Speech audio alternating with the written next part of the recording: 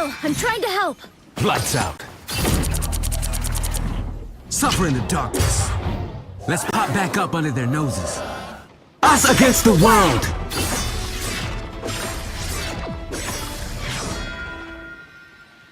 My time to shine.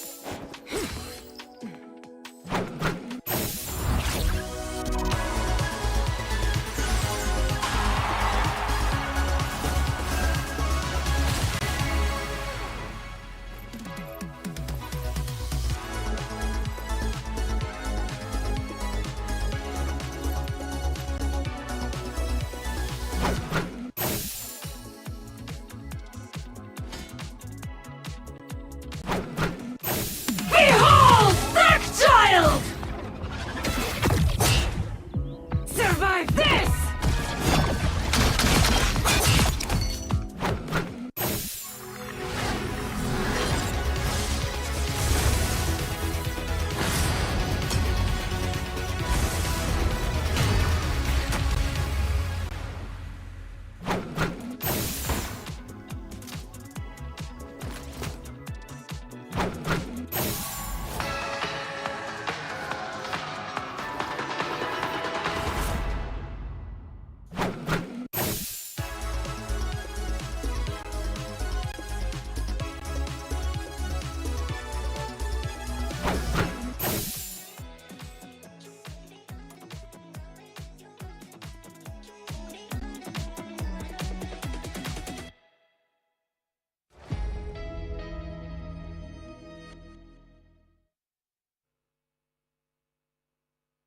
Danger never walks alone. A double the trouble with Cloak and Dagger's daring duo costume, first appearing in Marvel Rivals Infinity comic. You can rock this awesome Cloak and Dagger skin.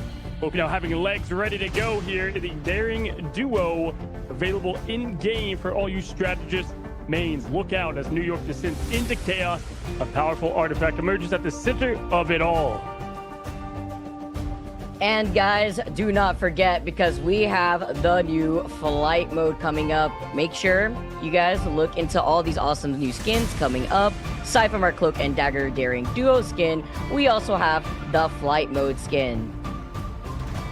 That's right, so make sure to check out Flight Mode World Tour. It's live right now, so you can actually earn a Name or See Samba costume just by completing the daily missions, or go premium to grab some really groovy looks for Star-Lord and Magic. So much great content. Amongst it, also, we're going to celebrate a legend, Captain America's Brett Hendry costume, inspired by, his ESU Sports Day, is also dropping tonight at 7 p.m. PT. It's all about bringing that A game to the server, which is exactly what our players and teams are about to do today and every day to follow. And so yes, once again, we're looking at our Cloak and Dagger Daring Duo costume in the game. We're ready to get this thing rolling as we look at our awesome promos of this incredible roster lineup. The flight mode, as Vicky pointed out. Look at that Namor. Reed Richards, come on now. He's matching the Invis costume we've seen in game as well. What are your thoughts on this, ladies?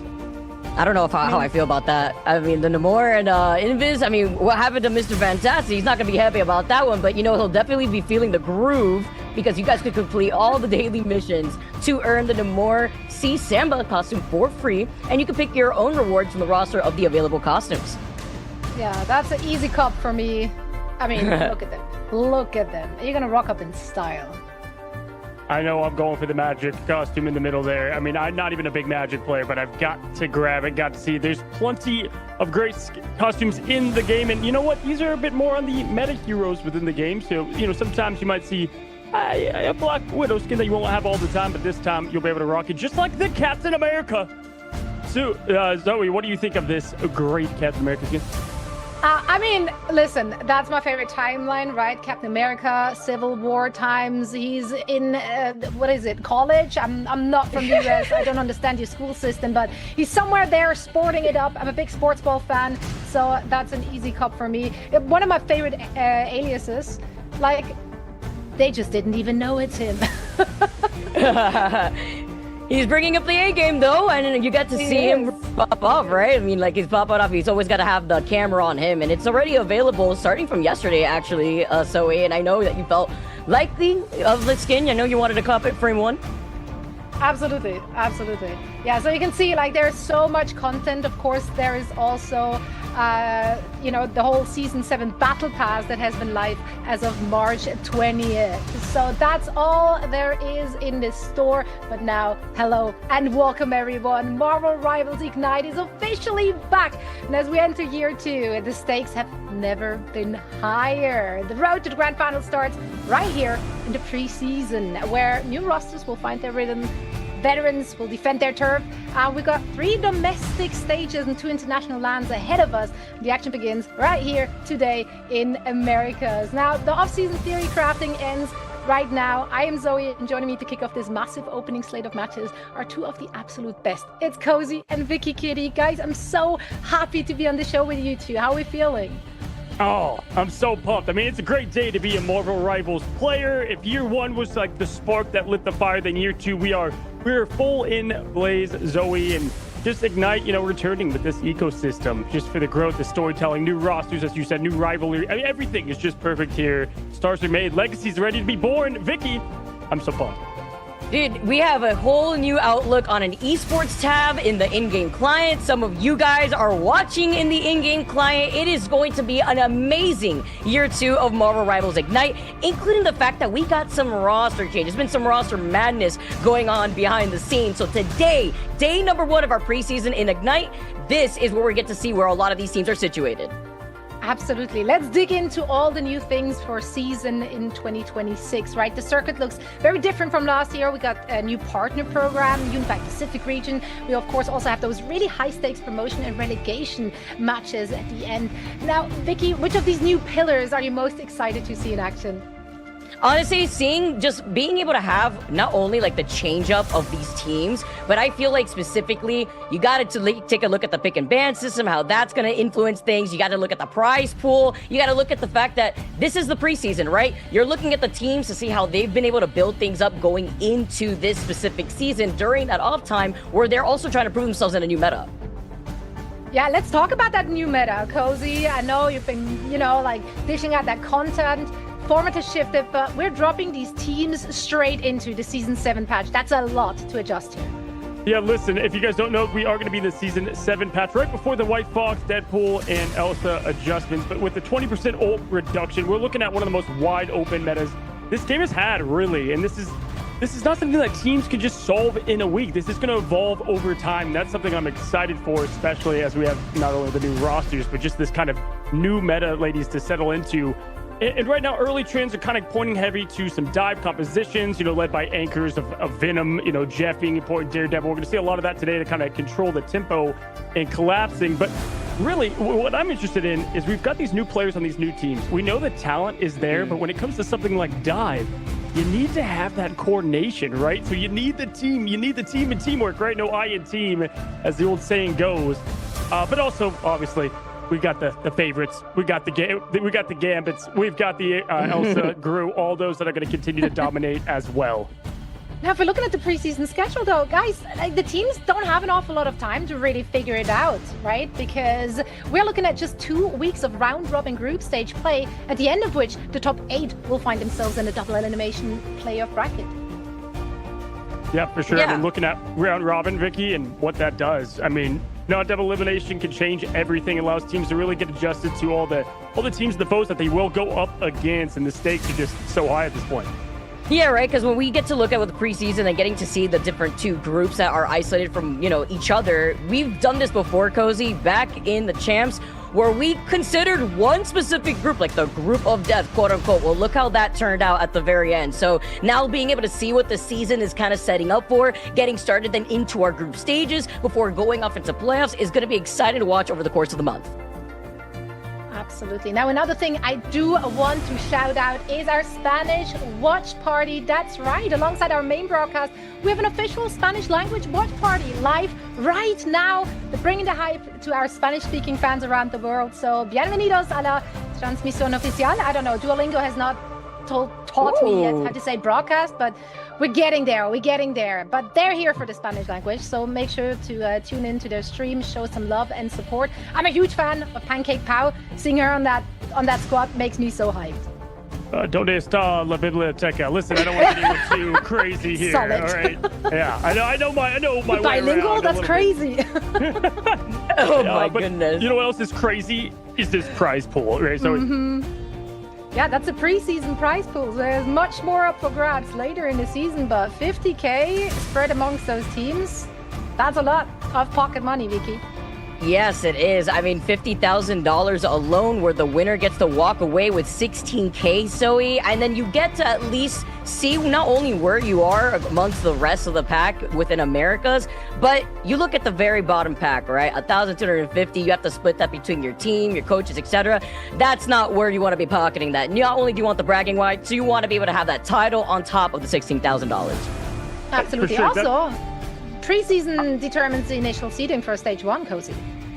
Yeah, I mean, that's huge. And I think looking at seeding is going to be massive for the preseason that we have here. And also with all these new partner teams, right? New rosters, like these players have kind of something to prove a little bit. And you're playing for much bigger orgs, obviously. So I always love, listen, total prize is great. That's a lot of costumes in game. It's great. However, for me, it's more about a little bit of the bragging rights, but also what you can bring to your org that just believed in you. And wow, I mean, we've got a map pool to set up today for some success. I'm excited. Do you see it too? I spy with my little eye. Shin Shibuya back in the mix. It's an OG convergence map. Actually, the first convergence map ever added to the game.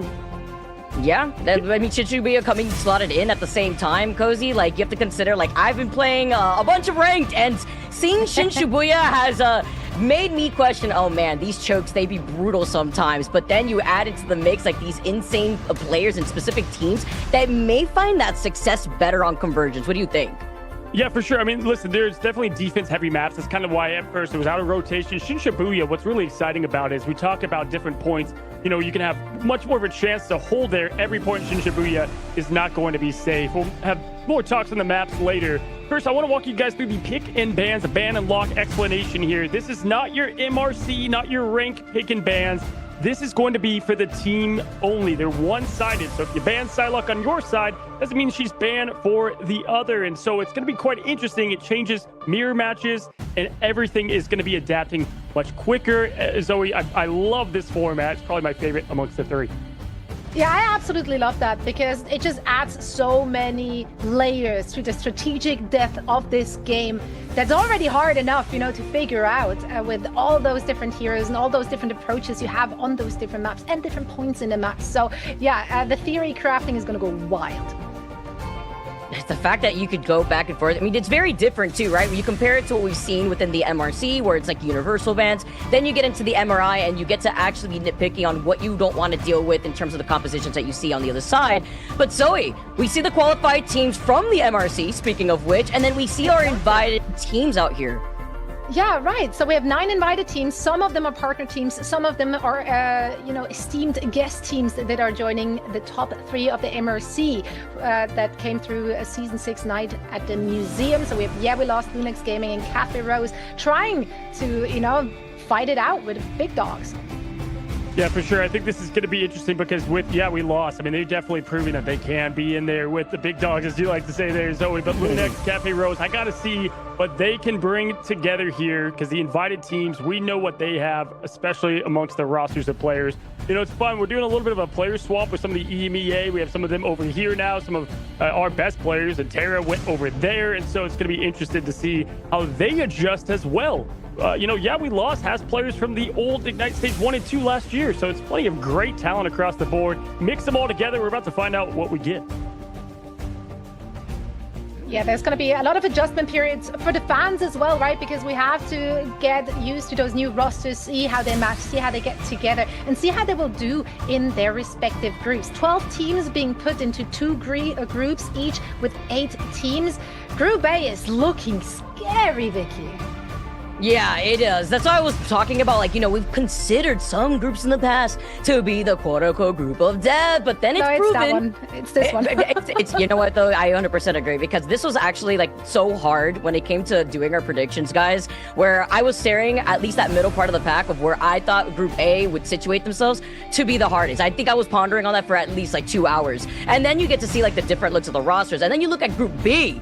I think a subject on everyone's mind, Cozy, has been Team Liquid Citadel.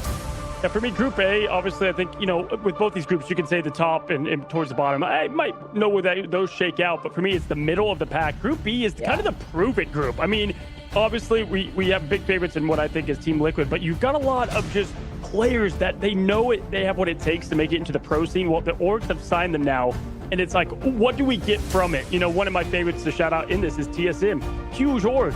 These players we know, they've fallen short before, but they're ready. They're ready to prove they have what it takes to an organized play, and they've got a group that they can do that in.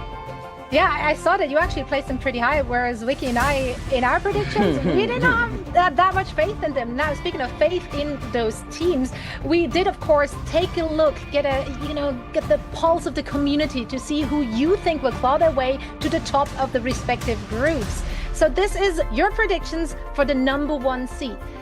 Honestly, no big surprise here. I think there is, of course, a toss-up between Sentinels, 100 Thieves. You can make good arguments for either. Yeah, I kind of think it's funny because it's from a game, right? So you have the people that are in tune with the esports side, which, hey, welcome in. We're excited to be in the new ecosystem in the game. I'm hoping more and more watch. These predictions might get more accurate as we move on. And then some's like, hey, you know what? I like the logo with the horse. That's what I'm going to pick. And this is where we kind of see it all come together. But yeah, I do think that this is pretty accurate, at least to what we expect as well. And you can see across the regions. And listen, what tells me that the most is EMEA Virtus Pro. Only 33% is going to be picking them as the top team over there, and they're obviously coming as the reigning champs. Yeah, can we talk about the focus, by the way, in EMEA as well? Like, the amount of people that were able to be solid on their votes, very close in that top 2 teams between Group A and Group B. And then you look across the board, too, even over to the Oceania side with Fury being at that 48.96%. It's all thanks to you guys at home who locked in your predictions. If you guys want your in-game rewards, well, this is how you get it done here. You got to see how right you were, though, by the end of the series and the tournament. Yeah, I think today we get a really good first look at how the strength of those teams match up against one another. This is the match schedule for the day. Which of those matches gets you the most excited and hyped? And all of them is the correct answer, Cozy.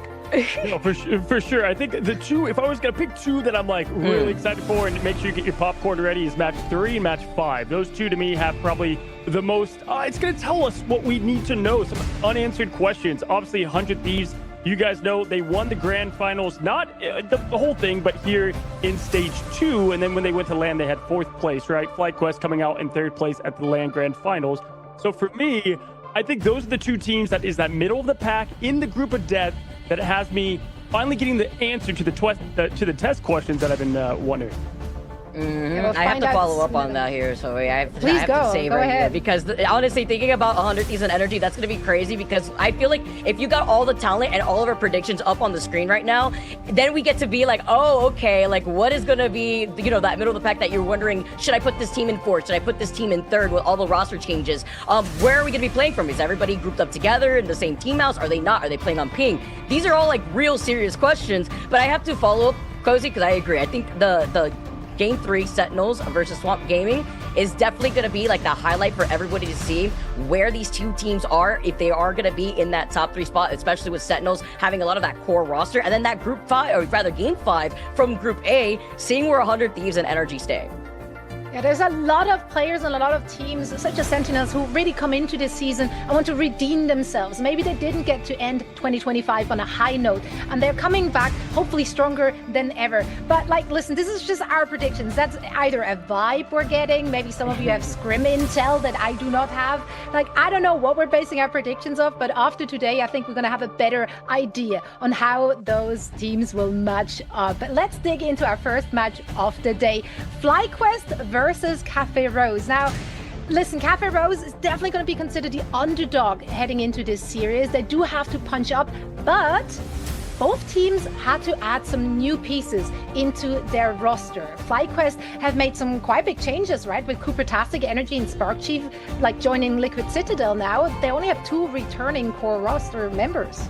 Absolutely. Going off of what was the 3rd place finish at the grand finals to now a pretty much a brand new team, right? Obviously, you've got Zealous and Vest. Those are 2, great, people to hold on to. And then this is where we kind of have some of our EMEA coming over here into the Americas scene with Melio and Kin. Excited to see what they do, coming from Citadel Gaming as well, right? And so seeing how you can blend all these, I think 2Z came from Chopped.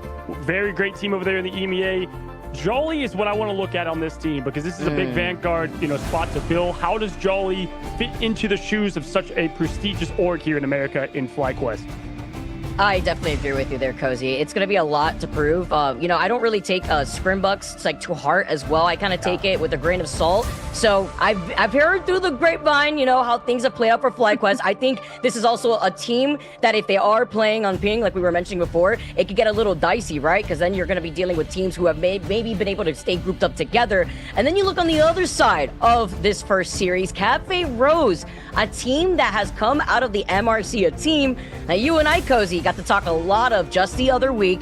Pro Builder, Lyric, Zhangji, No Binds, Pixel, Respected, Shocker, and Akurakai, who are all together, but, the core of Cafe Rose wasn't the same as the Cafe Rose who made it out of the MRC.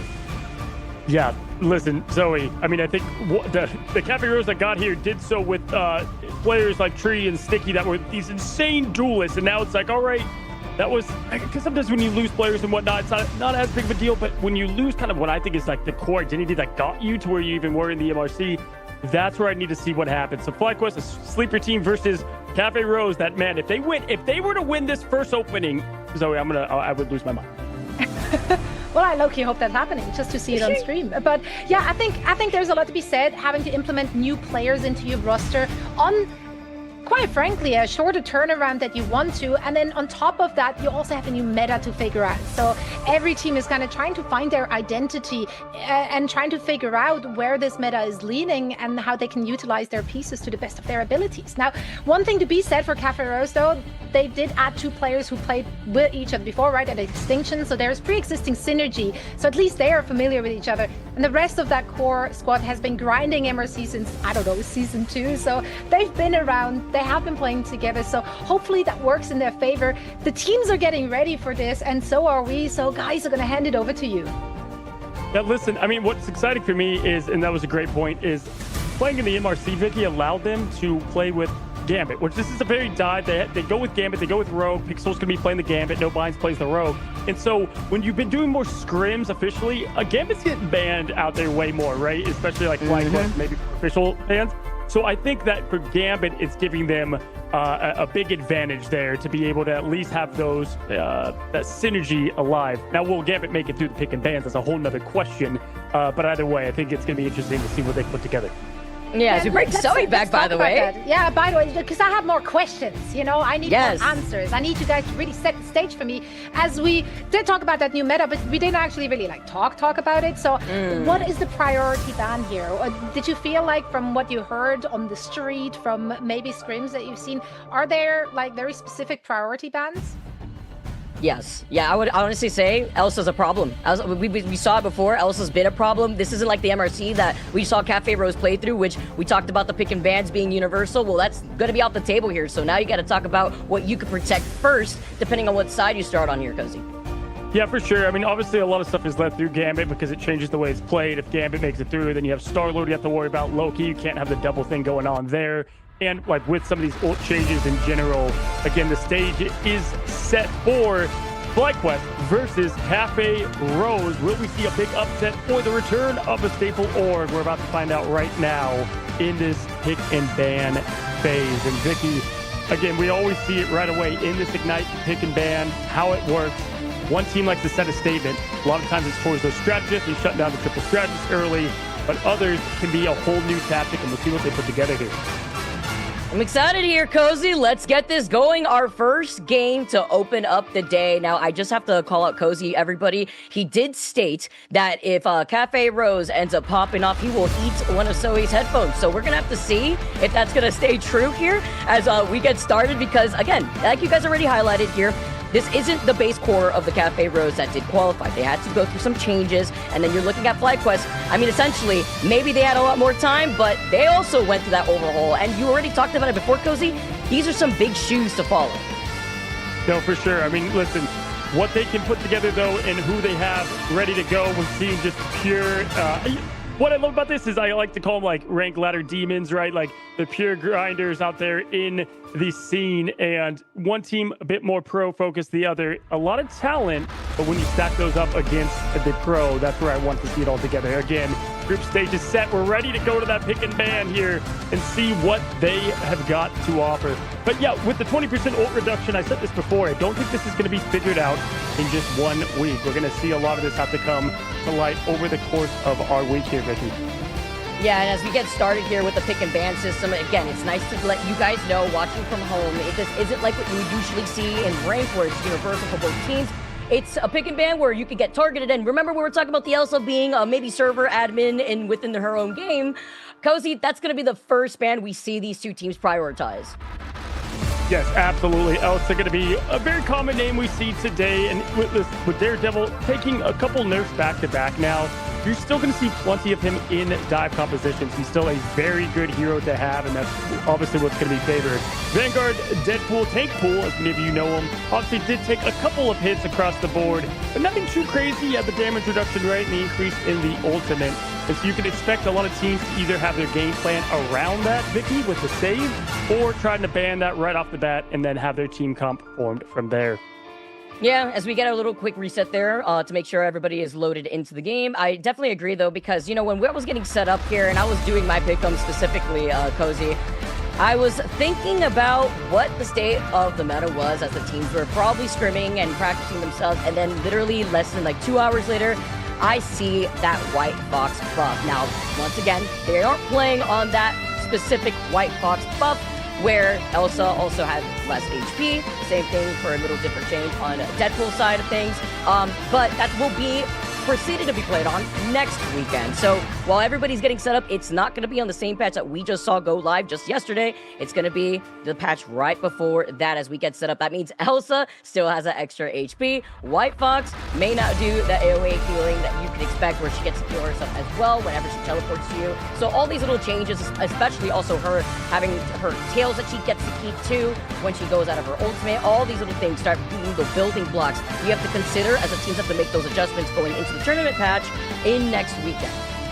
And no, guys, listen, we just want you to really take in these awesome team logos and just really get ready for the anticipation. That's why we're here, setting up the group stage. There's nothing like just teeing this thing off before we go into a day full of excitement. But yeah, we continue to talk about that meta. And listen, for those that play rank at a high level, you're going to see a lot of some of the same things you see there, but just more defined, more focused. And with dive, especially, you have these kind of ready-go comms where everybody jumps in at the same time. They're ready to roll, and that's the big difference. Even at high rank play, you can have maybe 3 players, 4 at the same track. When you have all 6 doing exactly their part, right? Do your job on your team, and you'll find success. Now, again, want to see how much triple strategist comes out of this. I know that was addressed there in the dev vision, but we still have plenty of that with Gambit, with Mantis, Loki kind of leading the helm. So I do expect a lot of that. But Vicky, can we talk about the Gamma God Hulk finding his way into more matches? Oh my goodness, can we not? Because Hulk has been on another level. I'm actually expecting to see the Hulk a lot more often. That goes hand in hand with the triple tank lineup that we've also been seeing. You have to consider like the fastball special, especially with so many of these different duelist players that excel so well on Wolverine to try to break through that triple Vanguard lineup. Now, as we get started, though, guys, I know you guys have really taken in our FlyQuest and Cafe Rose icons. As we get started in the pick commands, even with the reset, we still see the Elsa booted out, stuck in jail. There it is. We are here, and look at all these beautiful animated icons. I mean, already having the white box animated is absolutely insanity. The double Black Panther, I mean, I think that really speaks to, obviously, what the King of Wakanda is coming to. But with that, we have Elsa being banned both out front. That Vanguard tank pool is going to be protected on the side of FlyQuest. Both teams now going to make that a priority. Again, just such a staple anchor Vanguard to have. No Gambit being played on the ban side over to FlyQuest. And Daredevil's going to be their response. So with these new pick and bans, remember, these are one-sided towards the other team. And Vicky, this already makes things so interesting.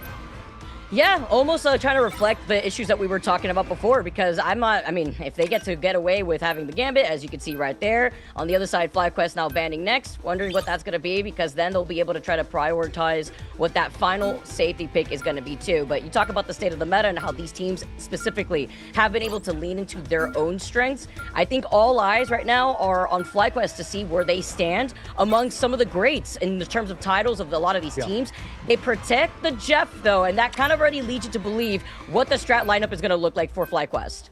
Yeah, you already seen it right there where you have the ban on Gambit and the save on Gambit. So this is what we expected. We just talked about that with Zoe, right? I said, I think Pixel and their team, they got to play Gambit in the MRC, and they're probably going to do that and try to thrive on that dive here. So we're seeing their game plan around it, and the response to it, obviously not having Loki is one way around it.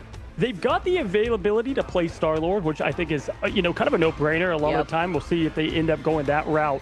Pro Builder hovering on that Moon Knight. And down below, our first look at FlyQuest and what this team has got put together here. Kin, the Jeff is exactly what you want. Jolly, we've seen what he did on Venom back in the day. We continue to see it here. That's showing a brand new look in the Deadpool, Vic. I like this, man. I mean, I was really excited to see how Vez was going to go into this specific season. A very passionate player who is here to prove that he is a mainstay of FlyQuest and a different look of this roster. But also, it's the inclusion of our two European players that you were talking about that has made their way over into the Americas. And all eyes to see how he's going to be able to do.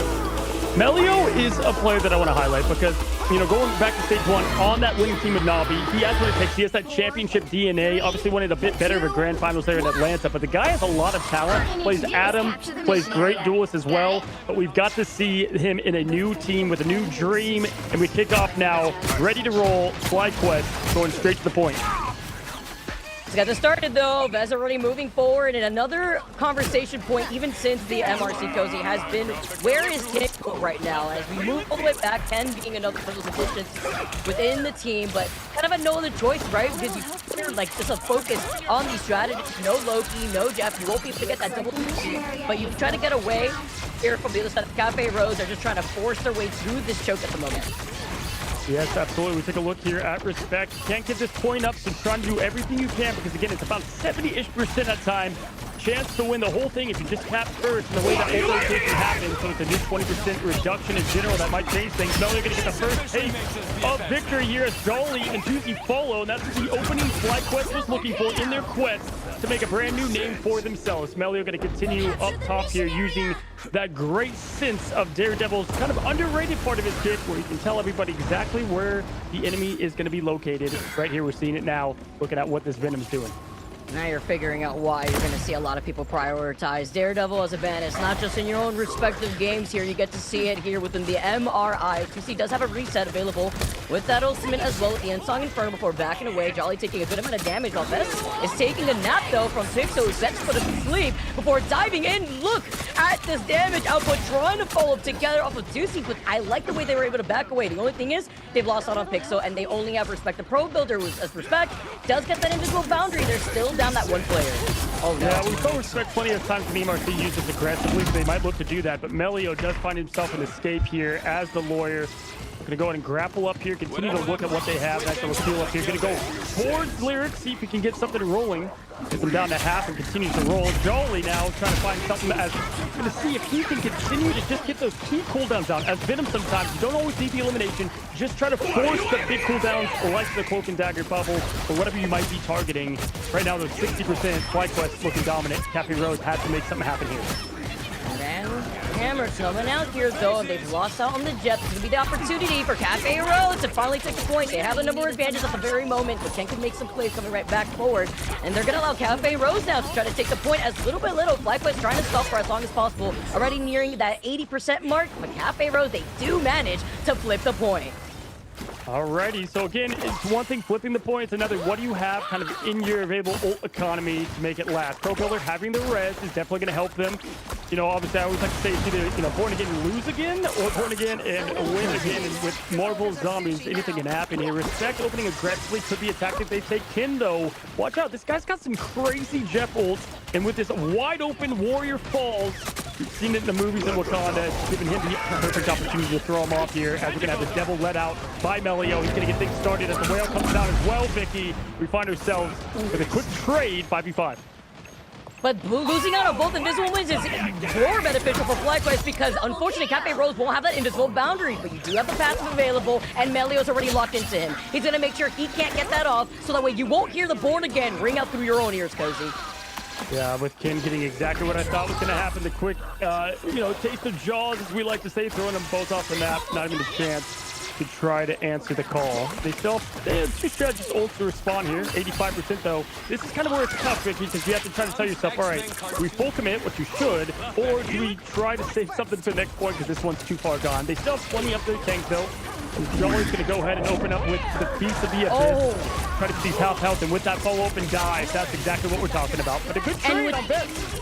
This, though, you have the anti, and you absolutely take that if you're FlyQuest. It's using to be able to find Lyric next, as Overtime is ticking away in favor for FlyQuest right now. Currently, Cafe Rose are desperately trying to portal back in to at least stall and try to get a reset, because Pro Builder still has that rest. He unleashes it, and respecting no points, they're now coming back. I was wondering, are they within the vicinity? But they are able to get it through the portal, and that's actually so big, because through the window, they can actually come into recontest and come right back. Yeah, just a sliver of overtime left and still was able to maintain their point presence. And just like that, they cap it back with that res we just talked about. One of those 20% ult reduction ultimates, Vicky, that get so much more value because it's so much tougher to wipe right after. But Melio does not care. Again, this guy has Pro Championship DNA. Finds now 3 to get rid of more than half the team. And FlyQuest adjusts very quickly. Now with the stomp and the finish, this is going to be all they need for this first point. Warrior Fall's going to go to the hands of FlyQuest as time ticks down. And no blind can't even touch to contest. Yeah, it's just a matter of time, right? I mean, you got that 3-minute cooldown basically with the Strange Portal. You've already utilized that. You've tried to throw everything in the basket, and you walk away with FlyQuest taking that first round. But Cafe Rose, I like the recontentions that we saw there. Remember, this is a team that had to make some adjustments kind of last minute. Come on. I just want to say this, guys. Cafe Rose, okay, have 2 new players on their team. On top of that, they had a tough time in the MRC towards the end of it, right? And so you're seeing this team that, if you look at how these teams rank up, had what I would say probably one of the toughest ways in pass. Not only that, they open up against someone like FlyQuest. And for them to even put the fight up they just did, I would definitely give them, you know, a quick tip of the cap. But either way, that is not going to get you a W. You got to bring it all together here. FlyQuest getting that first point, Vic. And on top of that, they've got Kin, they have Zelos to open up this first fight. Looking on the other side, no strategist ult to the name. Yes, they have the Phoenix. They've got the Insong Inferno. Not going to be enough, though, to make the difference between those 2 strategist ults. So FlyQuest looking very ready to take point 1 right back. It looks like they've been trying to force out so many staggers onto the triple strategists that we're seeing from Cafe Rose. It's pretty difficult if you're a respected Pixel, even when Pixel's forced to burn a sleep onto a lingering Jolly Venom, and it's not available to deal with Melio, who's been a problem. Melio with the communication, you're talking about that Daredevil passive, noting exactly where the positioning of Cafe Rose is before they try to dive down from the top. Can't be so sneaky when you have to deal with Daredevil on this side. And he opens up, letting the Devil out here. He dives right on top of Cafe Rose, and Respect gets jumped. There goes the triple strategist, and you do not have Born Again, so you won't be able to get your strategist back into this fight.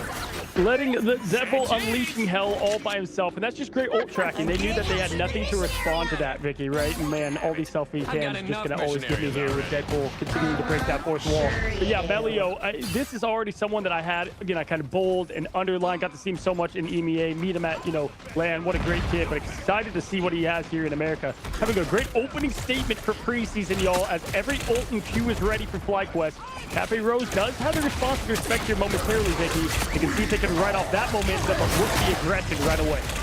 immediately, right? But is there going to be a follow-up is the question. Respect, I like it. He's going to be able to hold on to that invisible boundary, not going to get baited, so Jolly just end up just holding them back for now. FlyQuest just trying to stay grounded before diving right in. Pixel's going to be able to answer right back, though, with that Mantis ultimate, the Soul Resurgence before the Jeff waited for it. Gets the Mantis together. They're trying to focus out on the Jeff together, too, but then they get Dolphin on, and it's both supports that are getting caught out by Cafe Rose. But with a double jump, Respect comes right back around with the invisible boundaries.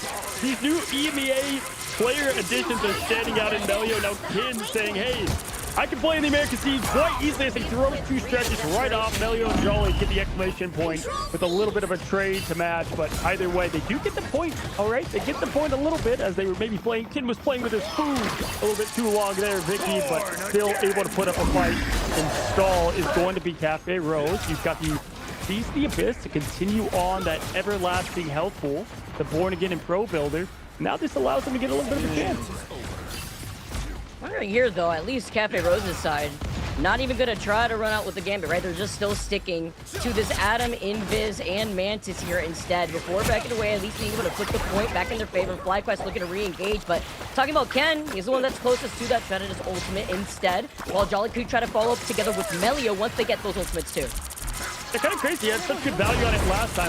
I'm able to capitalize on top of it. And it doesn't matter because Melio is just going to continue and just show why those nerfs weren't as big as you might think. Daredevil mains because he is back and ready for the action. He takes down one, followed by now no binds. That's the big pick on the sustain. Obviously that Venom able to keep things their way so long. But hey, you know what? This time they at least got the point back, Vicky, a little quicker. So now they're matched up to him a little tighter, and if they win this next fight with not as much ultimate, more neutral play, they might be able to snag this point.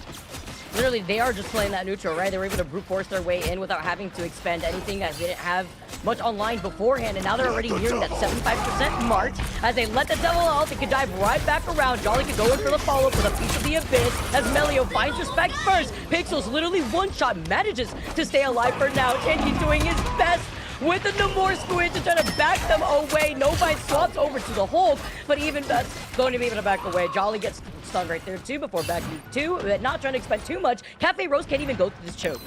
Yeah, I would have liked the rotation out there from Melio. Can punish you against other teams, but either way, they're going to have to find some answer to the Devil, whether that's going to be banning him in general, but they don't have an answer to the ult coming out from it. There's going to be the Strange Portal, though, from Pro Builder as they're going to try to body block. Do find their way in there a little bit, and they have the whale, so look out. The Horn of Proteus is going to be summoned, seeing if he can land the biggest one of their first starting career. And there it is, King going down, so they get one, Vicky. This is the start of the snowball. And they knew exactly that the Jeff was going to ult on top of the Mantis. I love the skill that came out from afterwards, but is it going to be enough if you find Zelos next? That's Jolly. They find both of the strats. No binds, he's got his passive, but he doesn't have the Karmic Resurrection here. So now you have FlyQuest still and the number advantage. Pro Builder already used up that portal before, but they still were able to at least hold back FlyQuest. I like this. This is actually huge for them. I mean, not great they're getting down right away, but either way, they have plenty of ults to use. And Zamji being that replacement of the duelist that we talked about is really stepping into the shoes. Kin goes down here, Lyric finds a big kick, and that's going to go in and open up the doorway. Respect goes, Pro Builder finds another. Hold on, folks. We might have ourselves a 1-to-1 if Cafe Rose can hold on. They continue to dump a good amount of ults. Pro Builder having the Yagamoto ready, Vicky. No binds, getting close. If no binds can survive this next fight and give him that resurrection, they very well might tie up this map. And this is the reason why Cafe Rose banned Gambit specifically against FlyQuest. Ken being stuck on the Jeff and being the first one isolated as Cafe Rose are nearing 95. FlyQuest looking to see if they can recontest with Jolly being on the Venom, but they have to touch right now as they force it with Jolly in that backside. Genji just call him out. Great, getting some great follows with these Namor Squids too, as well as Trident. And Lyric finds Vez. That's one out. I have a Komodo for Pro Builder. Is there going to be a follow-up here? As they get two, they get three, and it looks like Cafe Rose with that number advantage. As we see FlyQuest, they still have a portal. That's another thing. They could recontest with this portal, but with overtime ticking down and nobody on the points, Cafe Rose dealt too much, and they take that second round, Cozy. What? I mean, Vicky, my gosh, let's just all take a quick breath of fresh air and say, welcome to the America scene. 1-1. I don't think anyone had that on this first map written down on their board. I certainly didn't, but we just said it going in. If they could win that point back with a little bit of neutral or not committing too much, then they can maybe take the map ultimately. And for me, I just felt like FlyQuest kind of let their foot off the pedal a little bit there towards the end. Try to have to tighten things up again. This is a team full of talent. We haven't doubted that, but in this dive meta, really have to be playing as one. Looking at what they have, though, Vic, Cafe Rose, I almost don't. I don't know more. I did not like the res there at the end for Bro Bill. Don't think they needed it. Would have been great to have it in this first fight here. So now they're gonna have to go up against what is a bit tougher of an old economy going in FlyQuest's way, with Melio certain to open up with the devil. And I'm also curious too, Cody, because it's important, if Vez ended up coming out of the spawn room gates and had committed to a portal, because if he did after swapping out, they won't really have that for 3 minutes. They probably won't until the very end there, but we do see some teams sometimes try to make plays like that so they can get an advantageous points over on the high ground of this specific round. And as you mentioned too, not really ultimates online for them to work with, while FlyQuest do have some, but I feel like those ultimates were very staggered in that second to last fight especially. No, for sure. I've not seen them either have just an answer to Melio's ult, so we'll see where he takes his rotation. Jolly might rotate in. He's going to go into it right away. Again, there has not been a stop to it. Now they're having a great rotate back. You're going to have the Soul spawn to keep them alive through it, but there goes Vespa. Vest, we know what he can do for that FlyQuest team. One of the main staples coming back to be the anchor for the team. Respect pulling in there, going right away for the other Invis, but Zelos getting the best of that multiversal clash. Gonna have to be a reset here for Cafe Rose, right? Respect knowing that, just toss themselves right there onto the point. There was no stalling, considering that FlyQuest already had that point, as Jolly using a Feast of the Abyss on Ghost, it looks like here, and Cafe Rose are just able to try to walk over from this right side of the choke. Yeah, for sure. Lyric, hey, listen, they were able to get this point back pretty quickly last time, and that really helped them set up for success when they gave it 80% of that kind of gift. That was where they ended up losing. Pro Builder going to go fly up there with that new hover that you do get with the Soul Bond. He's going to get the pick on Jolly. Oh, that's one from the Golden God. Maybe not in the new life Living Side Dealer costume, but still able to get done to base skin with the Invis boundary coming up. Zancy playing Zelos, and this is exactly the trade you want. They have everyone they need. Best going to go in and get the even odds a bit on the Deadpool. But just like that, Cafe Rose should be able to retake this if they can get the pesky last hits out. But here we go, Jolly committing already to the portal. And can we talk about Shanty, by the way, being a huge highlight player for me, at least from Cafe Rose. The S'more is popping off. They found their grounding. They made sure that Melio is not the same threat that we saw in that first round. Zelos commits the invisible boundary, though. Cafe Rose, Respect still staying alive. Pro Builder is very close to having that karmic revival. All eyes on Pro Builder. If he's got that passive, he has it online now. Sandy's out of this fight, and with Pixel going out, you hear the Born Again rise again. He brings them both back together. Lyric will come right back around too, and it's gonna be another recontention here with no bites getting close to the Eye of Agamotto. Yeah, with FlyQuest though able to keep on this point and stay the stall, this is going to be very tough now for Cafe Rose. They really need to have that take on the last hit there. That could be the swan song for this first map. Either way, the Agamotto comes out. It's going to pay the ultimate price. Jolly going to go in and get the whip on Fine, taking him down quick with the melee. Here comes Respect, forced out a backup pin on the other side, just pressuring from both angles. Jolly gets Respect out of here, and one by one they fall. Cafe Rose, 99% overtime ticking. FlyQuest ready to go ahead and start this new era in year 2 where they left off year 1, dominant in America. And here we go, Vicky. It's looking like it. You bong on Pro Builder's forehead there with the end song Inferno. I'm here wondering, the backline of FlyQuest, they're in some trouble, but the split attention and the communication can still stay alive. He's got his ultimate available here, and with everybody stuck inside the invisible boundary, he activates the trigger. The It's Jeff Lyric going wild, by the way, here too. Clicking even more heads onto FlyQuest, and Melio does have the Daredevil ultimate too. May want to try to see if he has an opportunity to follow up with Jolly on getting an anti there. And Shanty, he spears the Jeff and makes some sushi, as FlyQuest now are down a player. Not the Shark stagger. Yeah, I mean, looking at what they have, again, this is... they're in a worse position, but they're in kind of the same field as they were last time. If they don't commit too much, Zanji, keep your eyes on him with the whale. What can they get pick-wise? Can they get a strategist out early? Or will Melio just go completely on Respect like last time and really shut down the dream for the first map win? Melio going to go ahead and rotate to the right. We can see him there behind on the balcony, it looks like. Going to find good rotation, though, from the team. Staying close together. Pro Builder at 80% Vicky. That's how they got it last time. Can he stay up and get that resurrection? Once again, Zanji gets the pick on 10. That's what we're looking for. And he needed some ammo. Sanji dropping the wheel. You talked about it before, Cozy, and a problem splitting the attention of FlyQuest. That shuts down the win condition, right? Melio needed Jolly's help to go in after letting the devil out. And as they fall and their plan falls apart, now Cafe Rose, they win another team fight. And look at the ultimates that will be online for that next fight. Just gonna say exactly what they needed, right? Because Pro Builder now has the res, and it doesn't matter what happens, the passive on board as well. Respect should be able to rotate into it. No bind can hit a huge Agamotto. This is legit how they just won map number 2 of this second point. I mean, as they're gonna go in early. Here's Beck, who's done so much for FlyQuest on this map so far. Jolly gonna go with the PC of this as well. They do find Respect early, gonna slow down that ult charge, but the Born again ready again. Pro Builder brings her right back to the fight. Pixel getting a Melio out of here, 87%. The portals are gonna be right 8% close to the cooldown on the side of FlyQuest as well.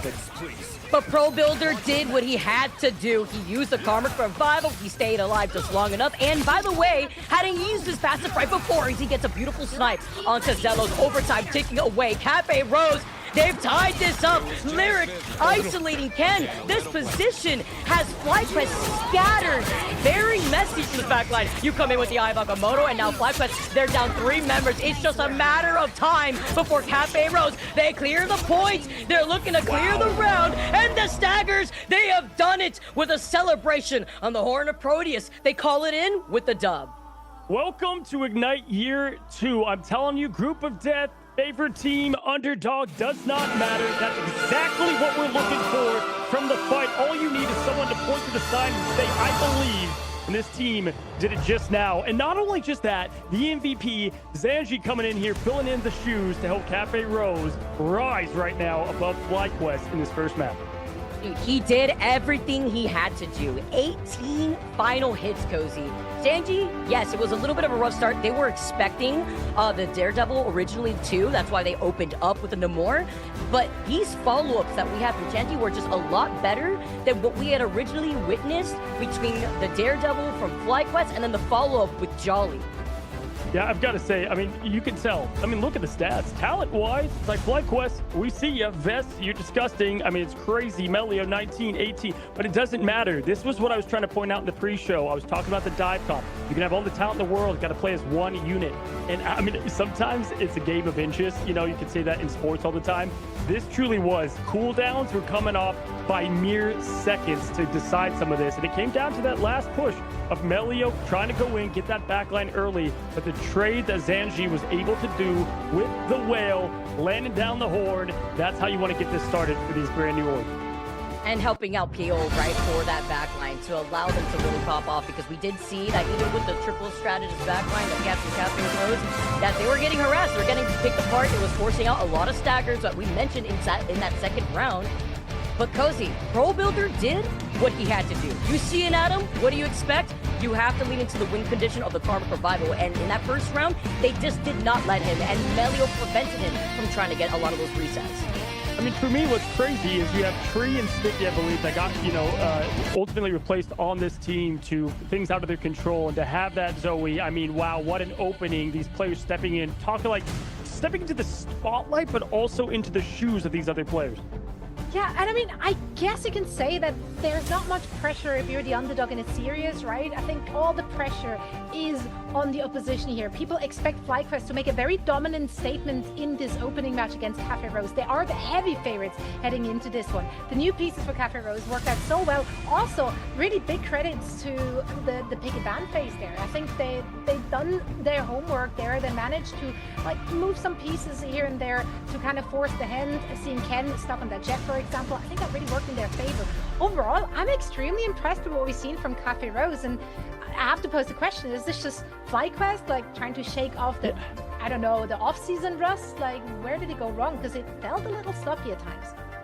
Vicky, if I may, I mean, for me, a couple of things to point out. I mean, first of all, this is the team coming in third, right? So they were in third in the MRC. They're playing against FlyQuest. I, for one, had FlyQuest, a team that I said could easily be the sleeper of this whole thing, but also I had them ranked, I believe, 5th in my predictions, because I need to see them play together. I need to see this team of all these talented players play as one. And that is one I felt like slipped out of their hands that they felt confident in. But also, you're right. I mean, this team, Vic, we just casted them in Cafe Rose. They're kind of hot. They come in from, playing a good amount as a unit, even with these 2 new additions, and that obviously aided them here. And they answered it for me too, because when I get to see that they had protected the Gambit, it's like we don't see that rolling out, and now I understand why, right? Because they knew that the dive was going to come. They had the Mantis for the stun. They had reset opportunities with the Adam Warlock. I think if you look at FlyQuest and you're wondering what's going on here, aside from, again, the unfortunate circumstance of this is what happens when you don't get to play out of LAN, right? But, having some players on ping, bringing in these new players too, and trying to find that synergy, there could be a little bit of miscommunication going on here. And I think it also trickles down as a main bold factor to the staggering of these ultimates and not being able to get these follow-ups that they're looking for to allow them to have that win condition. And it's Melio Go will enable him, and unfortunately we just didn't see that happen. Yeah, let's talk a little bit about Melio. I know, Cozy, you had your eyes on that player, and we know what he can do with that Daredevil. What do you expect to see in our second map? Yeah, for me, I mean, first of all, domination when you have Adam Warlock involved and it's not on one team, the other has it in their strategy, you would just have to play perfect, right? We saw that. Like, they would win and it didn't matter. They would get the pick and it didn't matter. So I think a little bit of that was not just pick and ban phase where a lot of this is said and done, but also just the strategy going in. Melio is going to be a problem for them. I think Daredevil probably will be addressed on this next pick and ban phase, Zoe, if I were to guess. But I need to see now all tied together in what team comps they're putting together, because we have seen them play individually well, but there's so many different comps that you can line up, especially in domination. But where teams get favored a bit more is out of that game mode, when it's not so much of a skirmish and there's more of that organized play. Given the players on that FlyQuest roster, because obviously losing the first map means that they now get to pick the second one. Which mode do you think they're going to take us to? Which map do you feel like actually would favor their style? Well, now you have Convoy and Convergence up, though, Cozy. I mean, I wanted to see your opinion here, but I'm thinking maybe FlyQuest want to try to lean into, like, a Convoy map. Yeah, for sure. Obviously, since it's a whole new team, it's going to be a lot different, right? But I bet if I were to guess, a lot of teams like to reset in Yggdrasil. We like to go there a lot. Sometimes they'll end up going to Midtown as well. Those are the 2 I would expect. I don't think we're going to go, right back to anything too out of their comfort zone.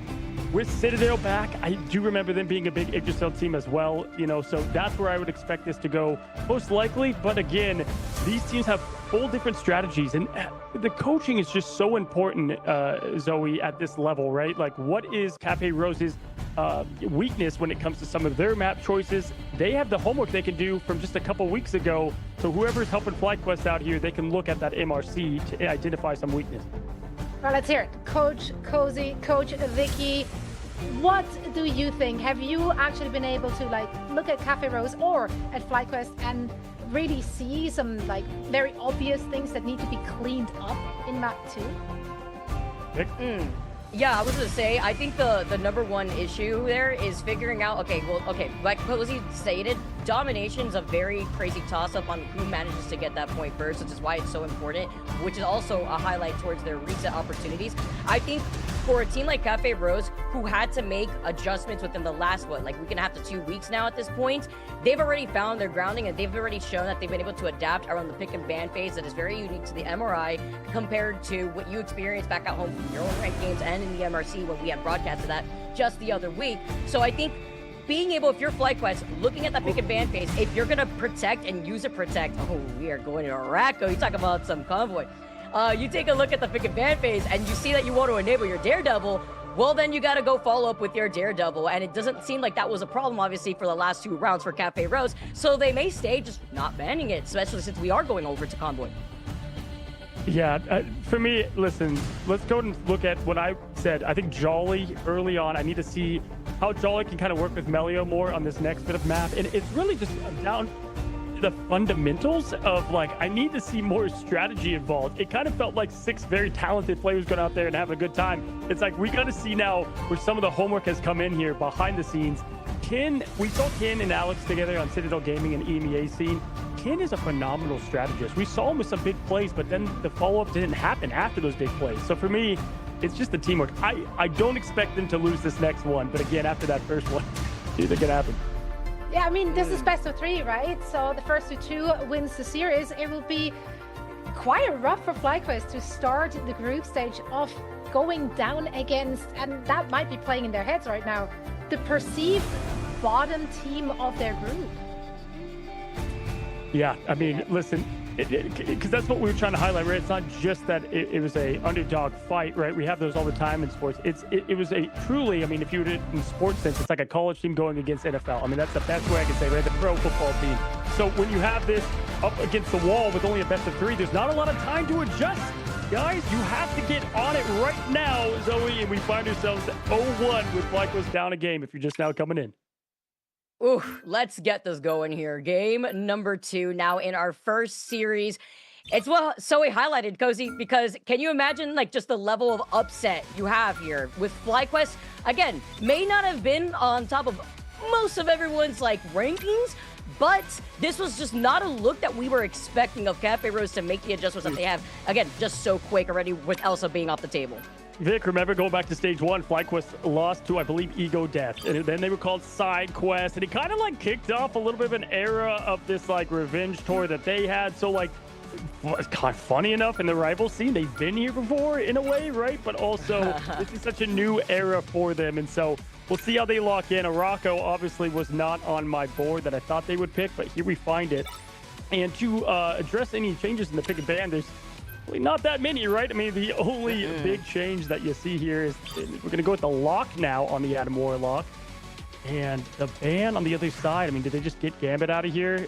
Because they saved it last time, but they didn't even use it.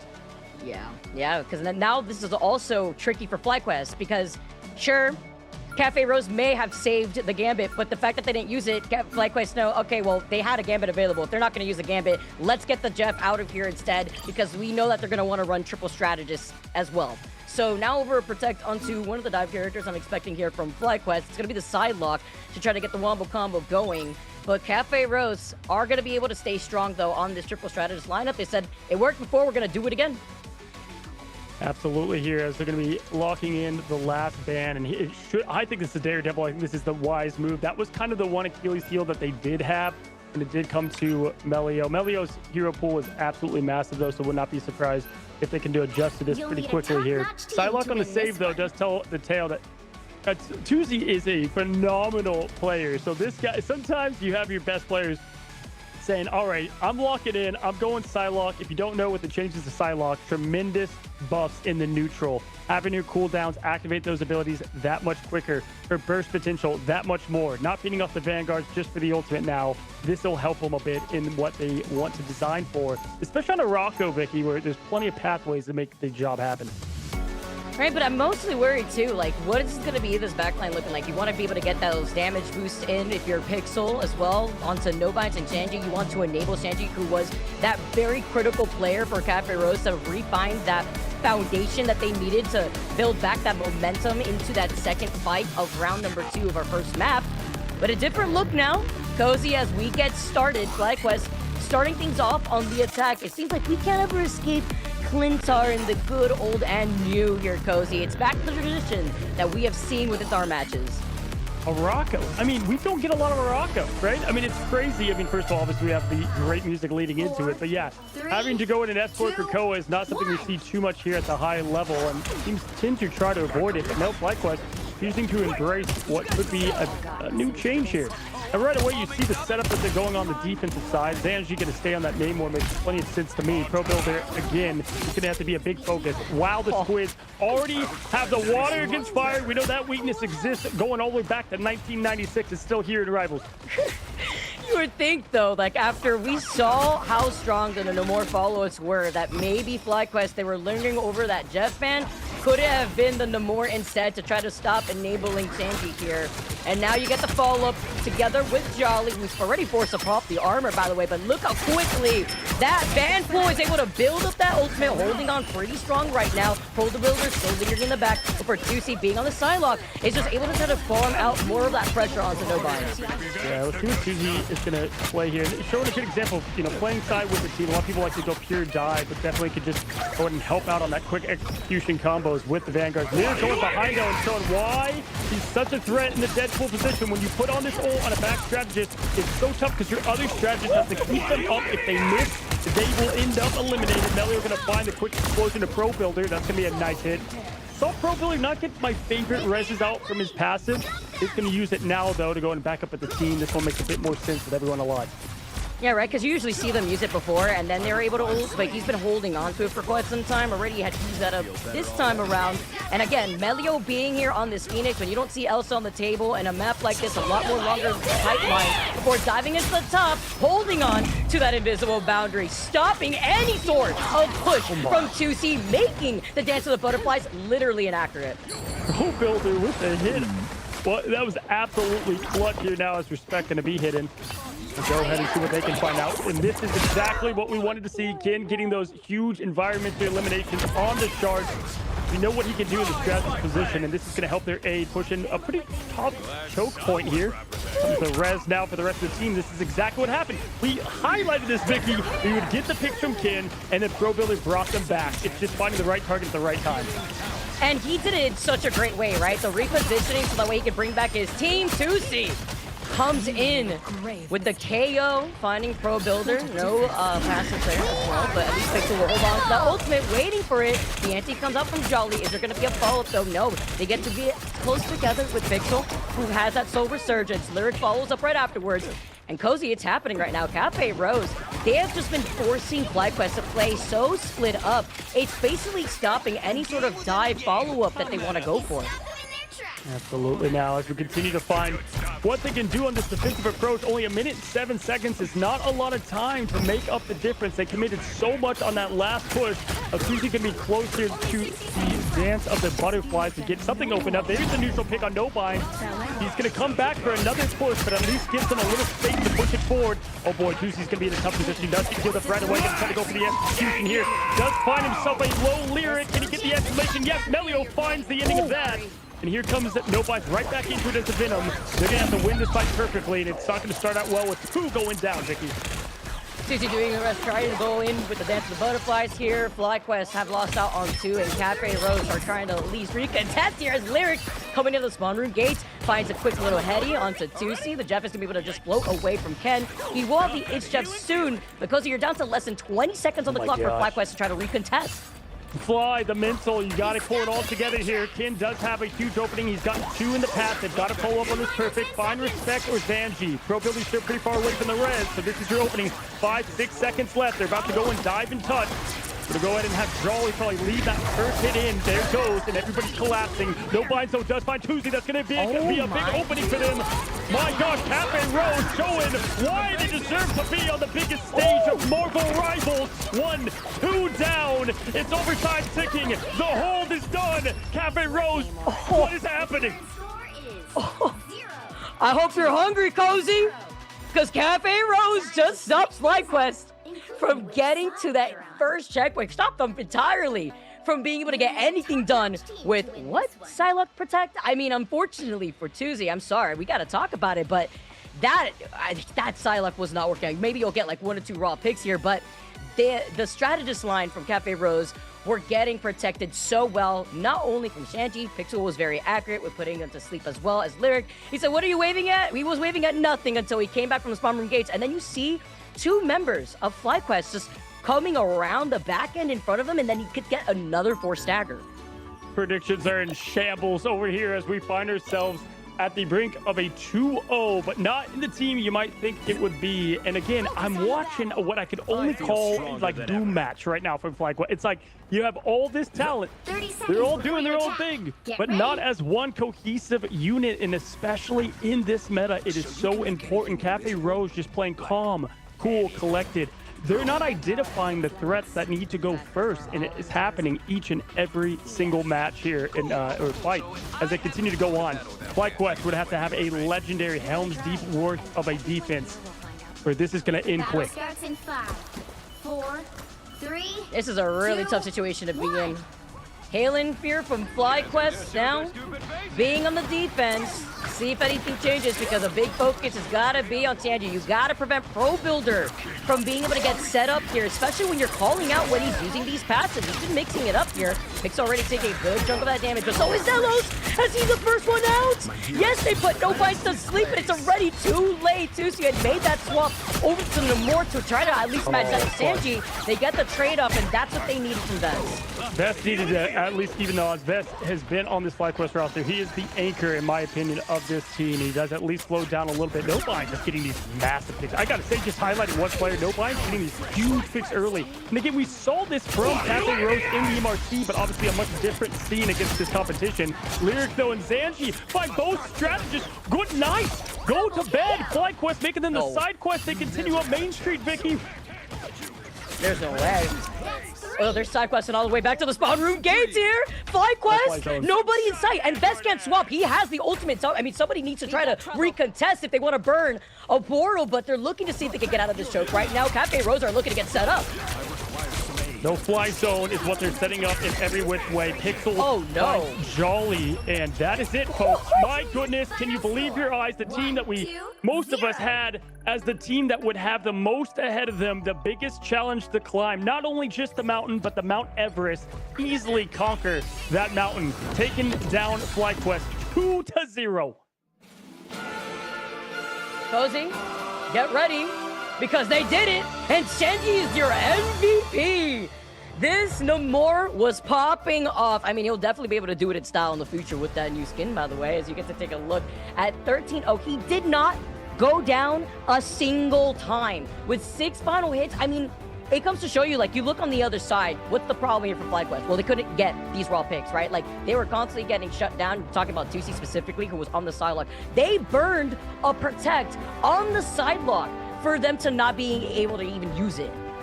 For me, this is the biggest opening. I think this is the storyline here. With Tree out and Sticky out, these are two players that play Spider-Man, Elsa. They're playing different comps altogether. Where the heck has Zanji been? Because they found this pickup, and I think a lot of us assumed that when they picked up 2 new players, you downgrade, right? Like, typically that happens. You've been playing with this team for so long, and you have to quickly fill. And that's why we all had them ranked where they were at. But not only that, let me paint this picture to all of you that are watching. Again, the Marvel Rival Championship Season 6 just happened. Cafe Rose lost to Lunex 3-1. Lunex lost to Yeah We Lost 4-0 in the quickest sweep we've ever seen. And so it put us with the expectations that Cafe Rose was going to have a mountain to climb ahead of them. And they did it just like that. Shocking, I would say, the Rivals world, especially esports world, on opening day. This is what I would not have any different, though, Cozy. Welcome, everybody, to the Americas region within the Marvel Rivals Ignite Day #1 preseason, because that is how you open up a stream, Zoe. It sure is. Yeah, all predictions in shambles. Literally. Like, just match 1, everything's up in flames. I am so here for this. Especially, like, just piggyback off what you just said, Cozy.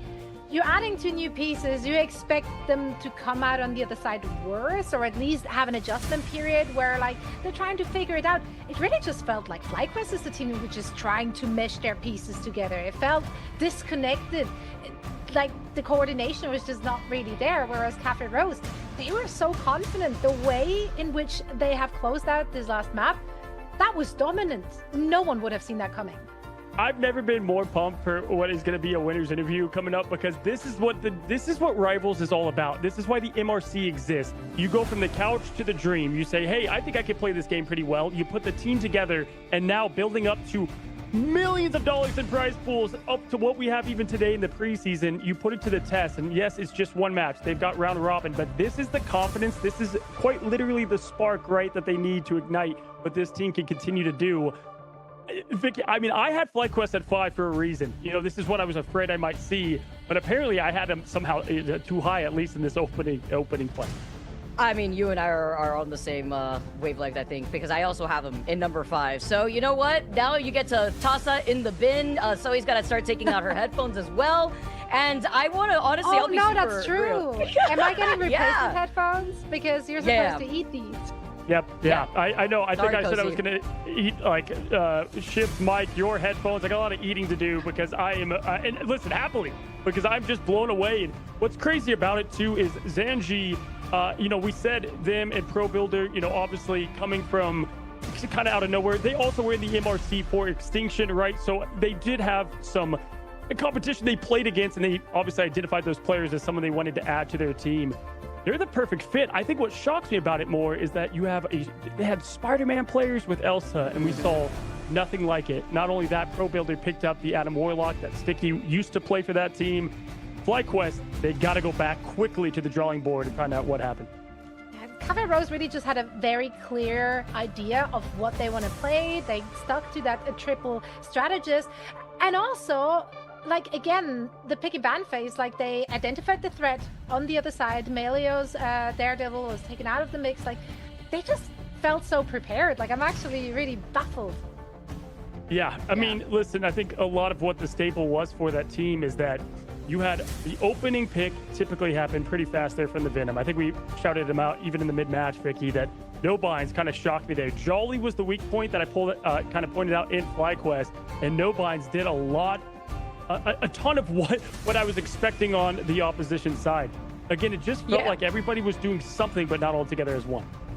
Yeah, because honestly, you look at the other side of the coin, Sanji was just him. He was just him. He was the one that was able to dictate and made sure that the Daredevil wasn't a problem. When they saw that there was going to be a Protect on the other side of the Daredevil, okay, you roll out with Namor.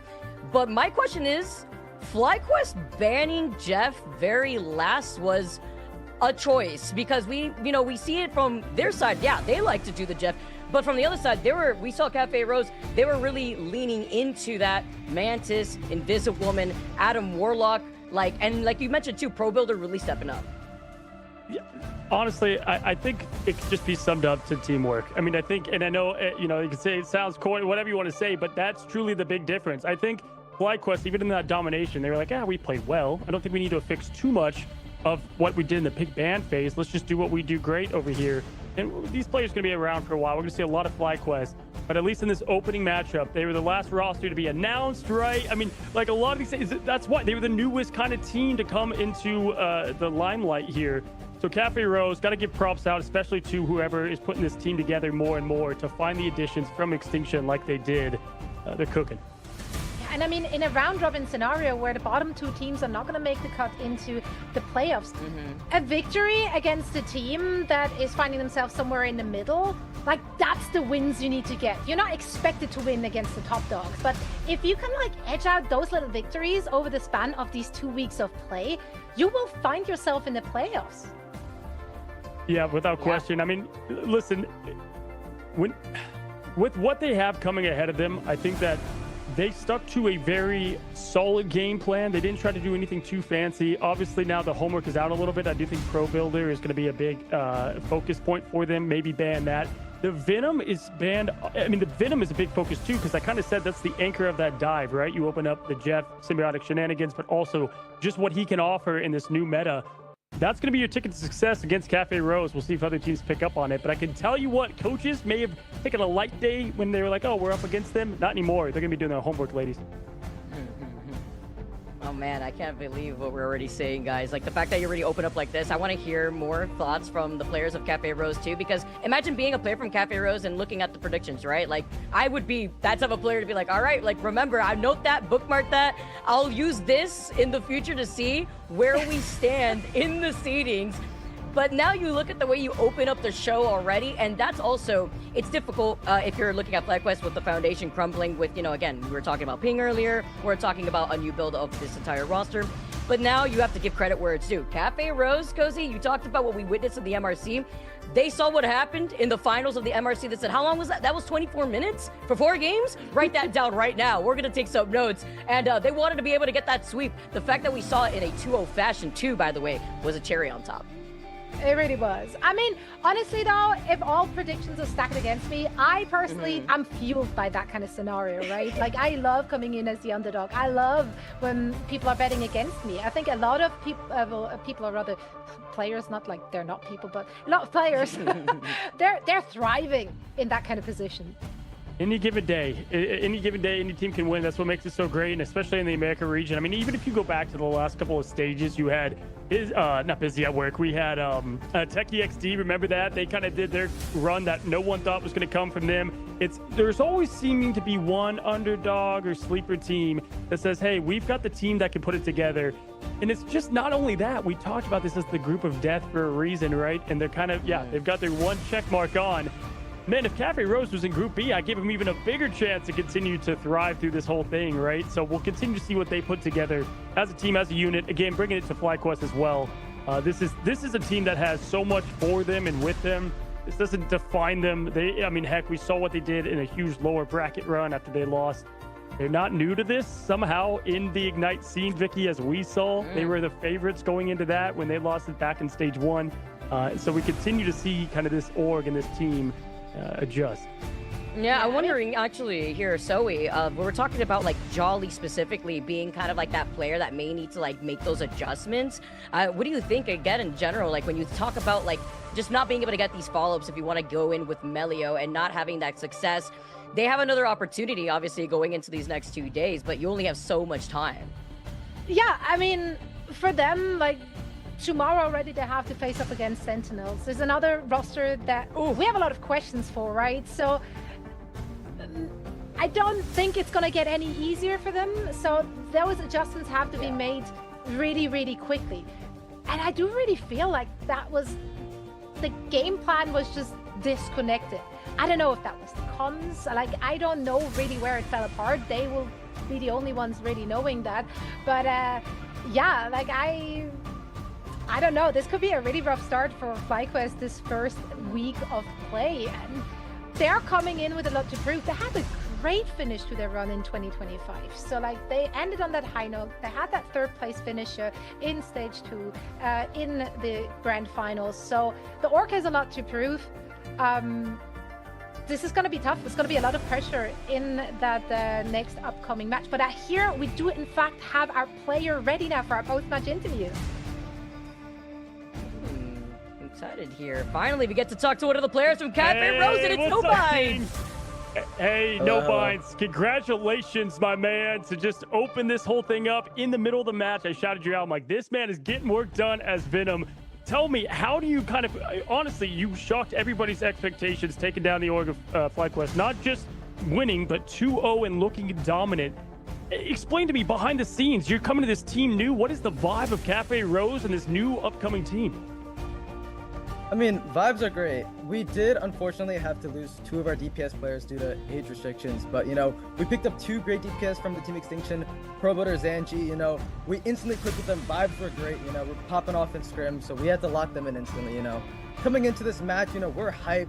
We're ready. We love being the underdogs. Like, it's such a great feeling when everyone's doubting you. You know, you're looking on Twitter, you're seeing, like, all the tier lists, like, oh, Cafe Rose, that's it, Cafe Rose. Yeah, that's what I'm saying. We're gonna go crazy. Yeah, no. I love that. Man. Dude, okay. I'm sorry, cuz I just gotta say, first off, I want to know where you're at, man. Like, what basement are you in right now? Are you okay? You safe? Blink if you need help. But I'm also gonna assume, like, yeah, right. Like, you guys got the strats. Listen, I'm kind of homeless, but like, you know, we're gonna make it out the mud. It's gonna be okay. You know, gonna make it through the Ignite scene. But yeah, no, I mean, strats going into it. You know, just run it down main. Just beat the other team. Only strats we got for real. Just beat the other team. Do you have a good idea of what to expect from the respective teams? You do have Swamp Gaming, I believe, coming up next. Have you been able to scrim against all of the teams yet? Like, what's your read? Where do you see you currently standing? We've been scrimming a lot of the Ignite teams, you know. We've been doing our thing, you know. Some teams winning, some teams losing. I think we have a really good chance against older teams, really. Like, I know we're still a big underdog team, but I really think, you know, if we just put our heads down, hustle and grind, you know, get our reps in, we can make stuff happen. I mean, you certainly are on the right trajectory. What a great statement opening match. Thank you so much for joining us for a quick chat, and best of luck in tomorrow's match. Of course. Thank you. I appreciate that. Pop off, King. That was awesome.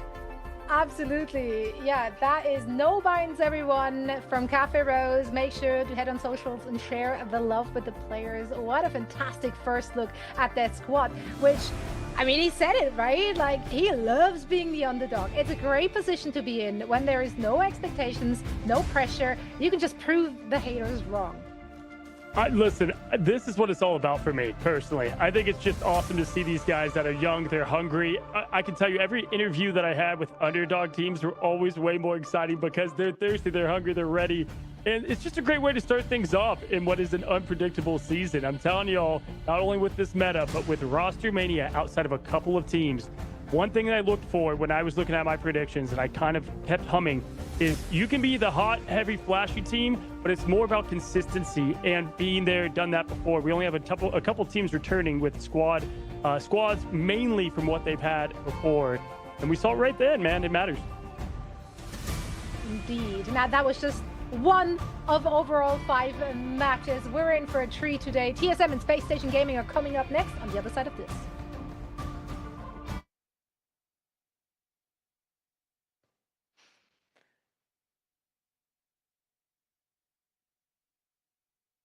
Good flow, guys. Good stuff.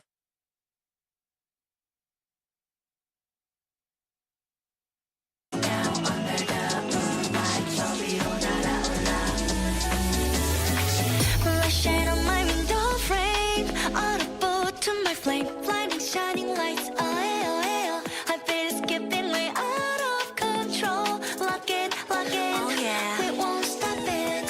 Flying high is our destiny, lighting up flaming stars. We're reaching out towards victory. 눈부신 꿈으로 차가운 심장을 쥐고 더 높이 날아가. They can't catch my vibe in my life. We're dancing on the moonlight. Turning up the heat, get it, oh. We're switching up the lip gloss, mixing up the crystals. All they want to know how we do it. Now it's time we switch to flight mode. Yeah, 차올라 내 눈빛 봐, 불부터 나 ready. Now 떨림이 번져가 입안 위로 올라타. 거침없이 난다, 겁없이 뛰어가 flight mode. Be breath free, shining, flying higher. Feel the spark of flight mode. 우리 하늘 위로 더 rise up. 사라져 fade away moonlight. Gonna burn the night out. Every time my heart's flight, we go higher, eyes wide, right through the starlights. 차가운 공기 속을 relax.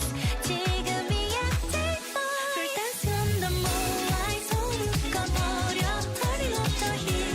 Get it, oh. We're switching up the lip gloss, mixing up the crystals. All they want to know how we do it. Now it's time we switch to flight mode. Wake up, feel it. This I'm switching to flight mode. Fly, burn up, 올라가. This I'm switching to flight mode. 올라가 계속 높이 fly away. 어둠 깨트려 이 무대는 우리의 게임. 자꾸만 넘어져도 울지마 괜찮아 일어나. 그 끝을 몰라서 run even 위로 flight mode. We're dancing on the moonlight. 손을 꺼버려. Turning up the heat. Get it, oh. We're switching up the lip gloss, mixing up the crystals. All they want to know how we do it. Now it's time we switch to flight mode. This I'm switching to flight mode. Burn up, This I'm switching to flight mode.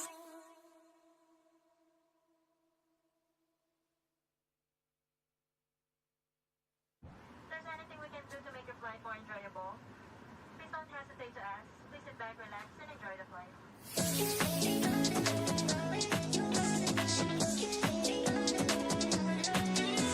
Just watch me now under the moonlight. 저 위로 날아올라.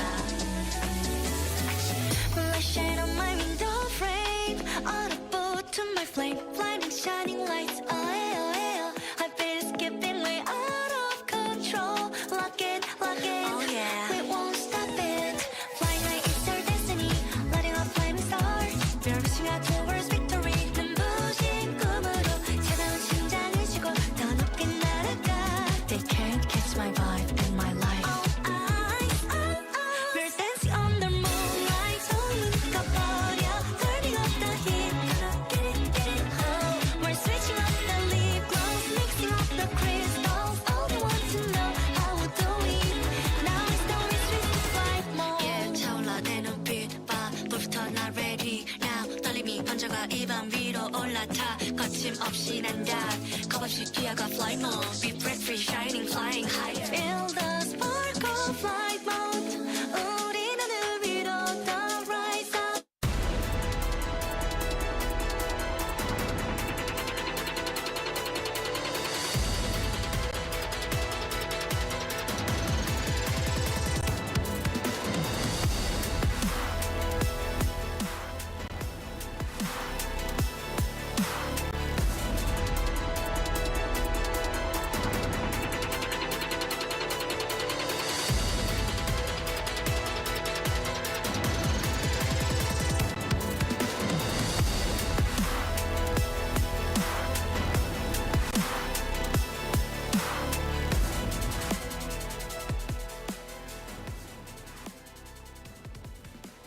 here's the preseason teams. If you don't know who is playing, and they obviously are separated into groups.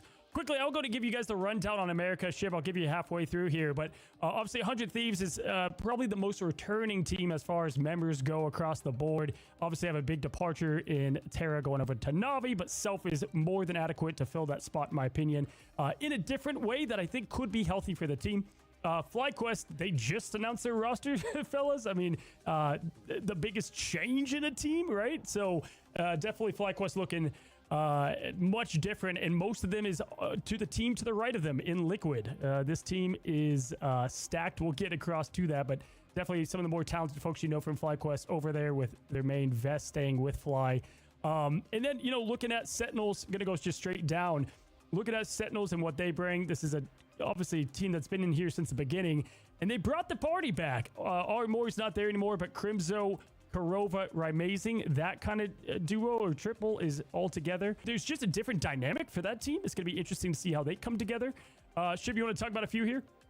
Yeah, so I mean, we'll jump out to that. I mean, Space Station Gaming, I mean, this is a team that, you know, obviously new to what we can see here in Ignite, but it's a lot of names you know. Blur, Doom, Fidel, Month. You've seen, obviously, speaking of Envy, talking about shipping them around a little bit. Nectar, they are disgusting, right? As a duelist, really play virtually everything. And then SJW, who's actually going to be a sub, a very similar duelist that we've seen across the board. So this team, it just has a lot of talent, but we have literally no idea how they play together. And I think that's going to be the big shock surprise. TSM, a brand new roster coming in, but we've seen these names together as a unit prior, right? So you've got Bedtime Story, Gale, Gilbert, Guru, Pizza Demon. All these guys have played together hit scan fashion for a very long time, and some of them are at the top of ladder right now.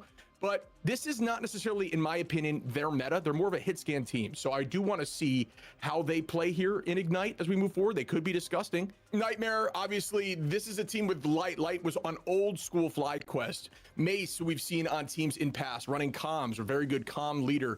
Monster, one of the strongest Hulks I've seen, but now definitely plays some of that Vanguard pool. You've got Vision, who is, you know, a dirty DPS, plays a lot of Namor, but now, you know, just that hit scan side is always available. And Smash as a substitute, who was on Dark Zero, one of the few controller duelists. It's something that I think is more of a unique selection, especially at the top level, but being able to do that, I have no idea how you're able to play at this level as a duelist on controller. So definitely got the talent there on Nightmare, and this is kind of their meta, right? They love this kind of more divey style of play. So I do think they have some potential, which, you know, just in comparison to a team like TSM, I think it's more different for them, right? No, for sure. All great points there. To wrap it up, we have Swamp Gaming. I think a heavy favorite coming into this. They're a little bit of nemesis from last year, but we have new strategists that are going to be a big upgrade for this team. So we're going to see a lot from them in the preseason and exactly who they can be in this new Ignite year. And then all those bottom teams, Cafe Rose, Lunex, and yeah, we lost, are all the teams from the MRC. I think Cafe Rose and Lunex will have a lot to prove, but it's Marvel rivals and anything can happen. And yeah, we lost. Yeah, we lost is looking like a team that even though they qualified from the MRC, they are dive heavy, and look out for them. So there's your quick recap of all the teams for America in the Ignite preseason.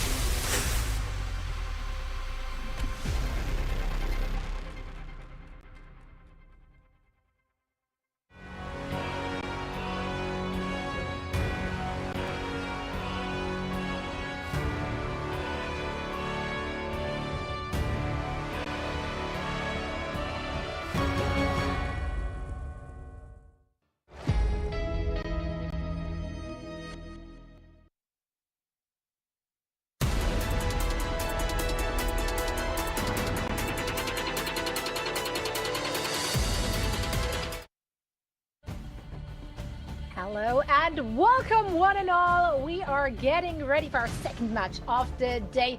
We started things off with a banger of a series with an upset. Cafe Rose coming on top over FlyQuest. I'm pretty sure all predictions are up in flames. Let's see if we can continue on this trajectory. TSM and Space Station Gaming are the next match. Now, this is the first foray into Marvel Rivals for both of these orgs that are very well known in esports. Now, the big question is, who put together a roster that can mingle with the top?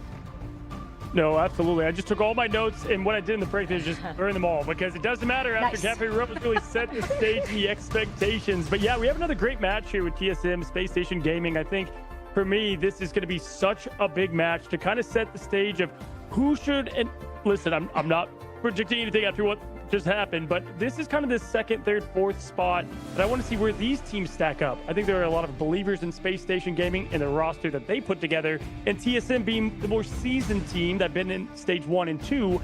What does that look like? Because if anything has told us from just the history of the one match, is the team with the more kind of synergy and that's been together has the upper leg. Vicky, this is a good one. Yeah. I think the big question too is, Cozy, if you look at TSM, a lot of people look at these individual players and you look at the history of what they've been able to roll out with, and you look at the meta. Is the flexibility there? That was always the question when we saw a lot of the former players of TSM that, were together on other teams before. But it's about the flexibility going into this current meta. Obviously, map is very, very important too. You take a look at Gale and Guru from that team specifically, how are they able to play to their strength, especially when it comes to the Angela that I'm probably expecting to see rolling out from that team. And then you look at Space Station Gaming, a team that I feel like everyone, where do you fit these two teams specifically, right? I'm on the same boat, by the way, where I had Space Station in that 4th place spot and TSM more in that 5th place spot, but I feel like TSM has a lot to prove, especially looking at a lot of the naysayers on the bottom end of things. I'm excited to see how this is going to go down, because it also depends on that backline too and how long they can stay alive with Dive being in the meta. Yeah, I mean, Cozy, you just give me the biggest grin there. I know you had TSM in your top 3. Like, you believe in this team. There's a lot of pre-existing synergy, of course. Former Rad Esports, Solaris. Like, the core has been together for a long time. Yeah, I feel like one of the few defenders of this team. I think obviously the group they're in does help them a lot. But listen, when they were Solaris way back in the day, they were looking great back then, had a tough draw. And this is a team that I think definitely have the talent, and they've proved to be able to play together. Not to mention, they've added Cal, who was with Envy, which is a great pick, especially with him playing the strategist role. You have Brady, who was with Curie in stage 2, Luminosity stage 1, and then all across the board, the rest of them have all been together, from Rad to Solaris. They've got the talent. They've been, quote unquote, the stream team is what people like to call them. But now, under TSM, you've got yourself the opportunity to play for an org. For Guru, he says on Twitter, it was his dream, right, org to have, and there it is. He's on the stage to show it. And what a great opponent to show that against in Space Station Gaming. This team's got a lot to show. Yeah, Space Station Gaming, Vicky, I gotta get your thoughts here, because a lot of the players that played together before, right? Necry's Doomed, Nectar, Vidal, they played in the Mega Monthly actually just recently as Intergalactic, and they came last, like far behind fellow NA teams like Lunex, and yeah, we lost. Yeah, that's why when I was talking about like the backline specifically, I have my eyes on like Fidel and Month specifically too being slotted in here, and seeing how like that's gonna work together in a team where you have some really strong points, right? I feel like the focus of this current meta is also like how the Vanguards are able to hold that front line. Of course, I know we saw it in EMEA, but like we could also see the fastball coming out. Maybe it depends on which of these teams feel comfortable rocking that composition. Yep. You have Blur too, right? If you have the Rogue coming out, you could expect these Gambit bans to keep going forward, because that's a huge problem to deal with, especially if you have Gambit, Star-Lord, Rogue, or insert Gambit, Rogue, and then Magneto. Yeah. Vic, let me just point this out. For those that don't know Space Station, right, you have Blur, Doomed, and then Fidel, all on Shroud X back in the day in Intergalactic. But Fidel, if you don't remember, he played for Chopper Mag, filled in as a sub, and did awesome. And so he shows me that he can jump into a new team and perform well. And then it's like Scrabble with all these old teams. You have Month with Envy on that back end. But this is the missing puzzle piece, Zoe. They have one of who I thought was the best duelist in the America region last year. They have the Thanos, as we like to call him, in Nectar. They could do anything. They're a very talented player to put this team all together. But then, what would you accredit the Mega Monthly performance? Like, that was literally just a month ago. Like, where did they fall short? Or did they maybe not take it as serious? Yeah, a little bit of both. I think, getting things together. I don't like to put too much stock into like one tournament, one scrim, but yeah, it's definitely not the opening they want. Maybe it's the ultimate bluff. Maybe this is all planned here for the beginning of the preseason. That's big brain stuff. Big brain plays. I see. So I love rebro. that. Love that theory. You're an apologist. I'm here for it. I like that. No, yeah. I mean, I'm always falling to recency bias. Like that's just kind of me. So yeah, it's easy to do as well, but I think a lot of teams also probably didn't want to like give away too much. Also, again, the recent patch changes have changed quite a bit for a lot of those teams. So yeah, we'll see what they bring to the table in today's match. Ideally, I hope this is going to be a close one. I hope they can take this to 3 maps. Sure. I would love to see them being more evenly stacked.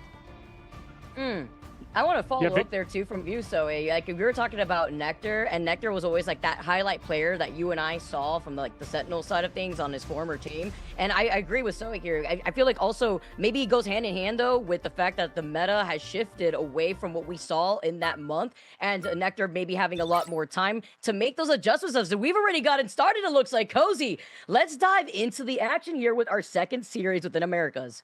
All right, both teams going with a different approach. TSM going to go ahead and get rid of the server admin and Elsa. Gambit on the other side. We see this now time and time again. We've got the ban right into the protect so that they can have the cards on their side. Believe in the heart of the cards is what they're trying to do in Space Station. But looking at what they want to go with next, Elsa being saved. So you have two very good, top of their class, top of their role heroes being both banned and saved. This is definitely going to make things interesting. Oh man, I mean, then you're looking at Space Station side. I mean, they don't want to have that Gambit come out. Imagine that here, all the damage output that we could be seeing from TSM side as they go on to ban the Van Pool. Okay, going on to the next protect though here, Cozy. I already like what I'm seeing though. It's been a really big focus, I think, as a highlight, and I think as people have made their adjustments to having triple ban within the respective rank game, as there's been a really big focus onto that strategist because, as you just saw in our last series, how strong still like the triple strategist is. No, for sure. And as we look at to what they're trying to pull together as their last game plan, I actually have to give my tip the cap to TSM. I like that they're going with the Loki save and with the Loki ban instead. With giving the Star-Lord up is going to be what was the last ban for them, but that save happening right before it is why it's so important to try to get that order of operations. I definitely think the tank pool was the right call 2 bans ago. But now giving access to what is one of the scariest combo of ults, especially on a map like this in Celestial Husk, is going to be a pretty tough thing to try to defend against here. We'll see as these teams lock in, Vicky. But who do you give the upper hand to for ban and pick? I mean, seeing the fact that you have Gambit and Star-Lord, that's the win condition right there for Space Station. It's going to be interesting to see how that's going to transcend here for both of these teams. Whereas TSM, they don't have the Gambit, right? But you have the Loki, you have the survivability if you end up copying out the Invisible Woman. And that's why you see the bans that you see right there. Within the moment that Space Station see that they wanted to protect the Loki, they would rather get rid of the Cloak and Dagger, whose ultimate lasts a lot longer than that Invisible Boundary, than, the Invisible Woman at that point. So they take that off because they're going to make sure that that's not going to last as long as they try to proceed with their win condition of that Star-Lord. Hey, good luck trying to have the Raging Royal flush when you have Gale on Elsa. I mean, that is all you need right there. I mean, the Galartrox is feared for a reason. I saw the favorite thing I saw the other day was like, describe the meta right now. And someone just said Galartrox. I mean, it's true. I mean, it's an absolute ult to be feared. And, Gale is one of those players we've seen a lot on Hawkeye, and he does so much work on that hero. Obviously, Hawkeye taking a lot of nerfs lately. Don't think we're going to see him as much in this scene. But being on Elsa, we're going to see now what they can put together. Guru going to open up with the Strange. Bedtime Story has been playing Star-Lord all the way back in Ignite 1, so we've seen what they can do there. And then we've got the Venom and the dive to follow. So we'll see as they jump right into point, trying to take it to the action. Gale not afraid here on the Monster Hunter. That is Elsa. Like Verity being able to take over onto that high ground position, trying to enable Gale to have the positional advantage. But Space Station playing right below it has a line of sight very nicely too. They're just going to stall out before the point gets unlocked in the next 3 seconds here. But a lot more of that neutral fight that you were able to expect. Gilbert Nato, taking a lot of that damage, is able to swing away and pop the extra armor.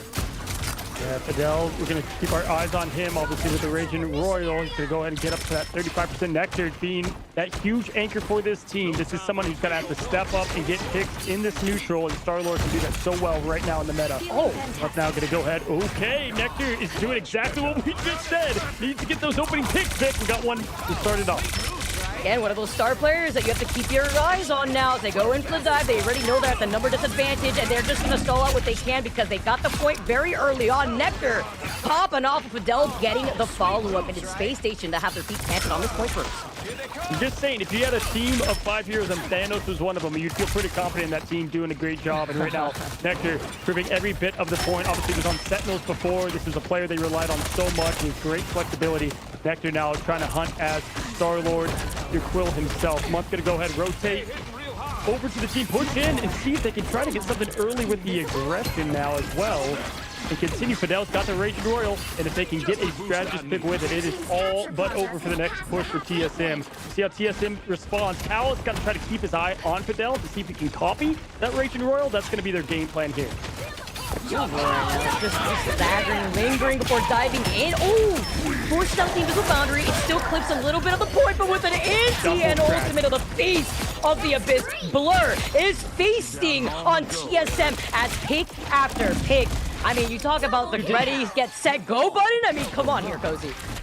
Did Cal even get to press Q? I'm pretty sure he had the copy and then instantly got eaten by the piece of the Abyss. That's as perfect as you get with the ready-go comp. Blur could not have done that to better perfection. This is a team that he's played with Doom, he's played with Fidel, he's played with his fellow teammates in Intergalactic, and we saw that team coming together as one, shutting down a huge hit there on Cal. Nectar gets another, and right now this is just feasting time for both Venom and the rest of Space Station. My goodness, Vic.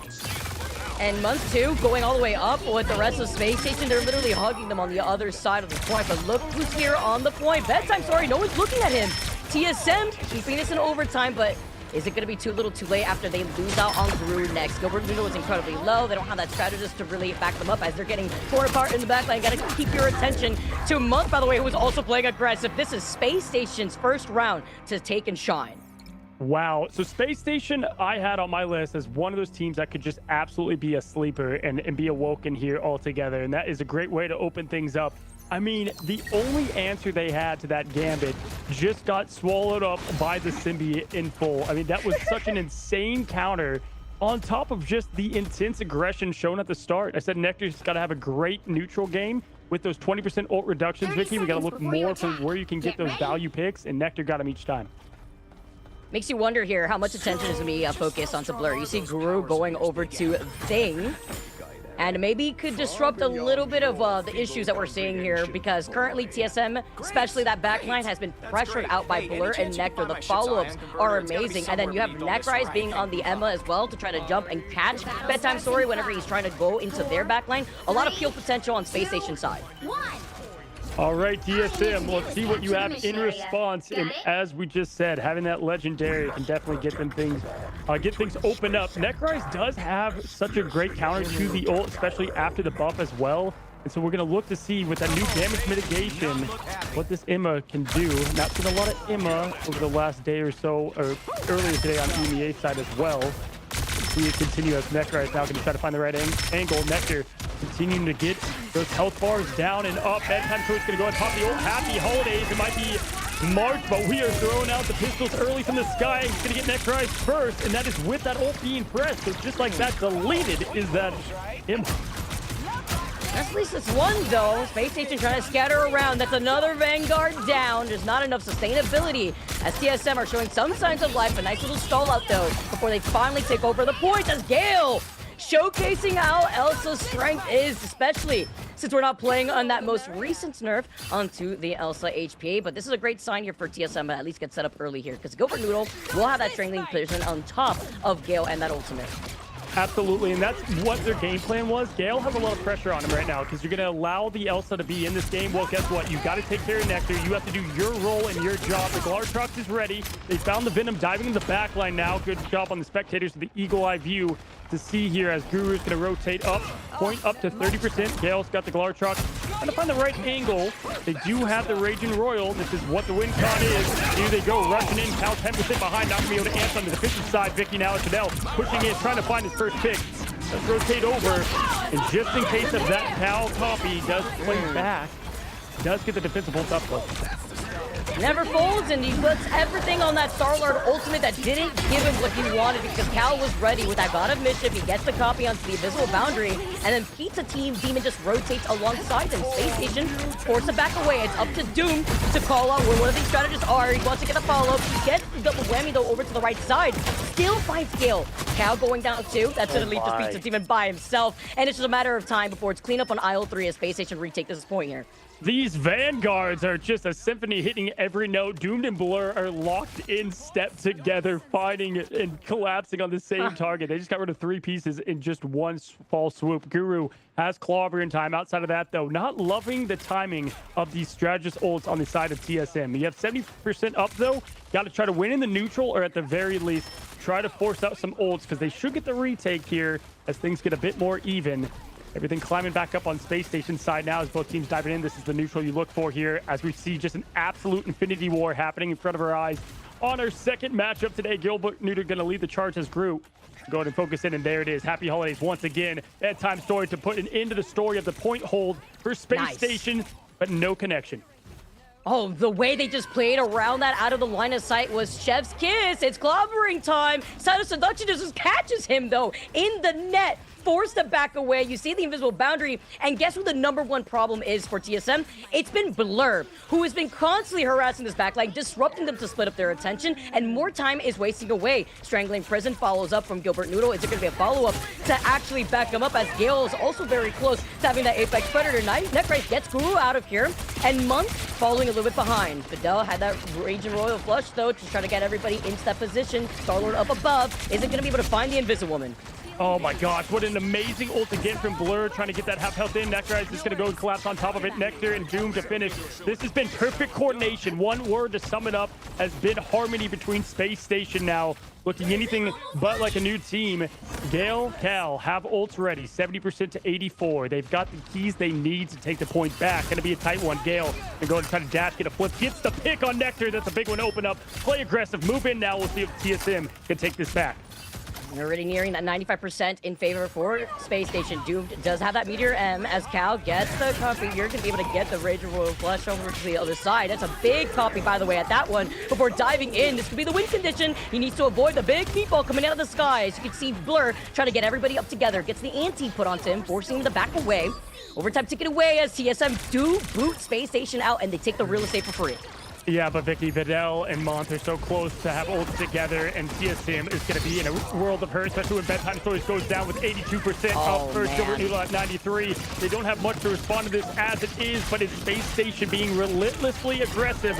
Nectar's going to go in and throw on the M ult. All eyes on the thighs now as they continue to farm each one off. Time is ticking up. They at least have the point ready. A little bit on the Gambit ult early, but this might be it.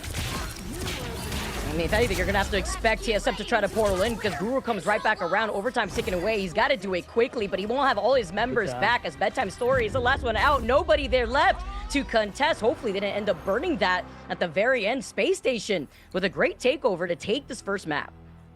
I mean, yeah, that was for everything. I mean, it's almost felt like that they had another chance to try to get that back, and it kind of felt like the ults were going that rotation. Bedtime Stories fallen early. I mean, the word was aggression, but the song was, as I said, coordination. They were able to play so well in these ready-go comms, and Fidel, who we highlighted early, played for a team not even in his region, stepped up so much to the plate, and did so today as well, leading that MVP charge. And look at this. Not only were they able to let him get away with it on Gambit, we got to see some beautiful follow-ups with Blur trying to negate that backline from the other side.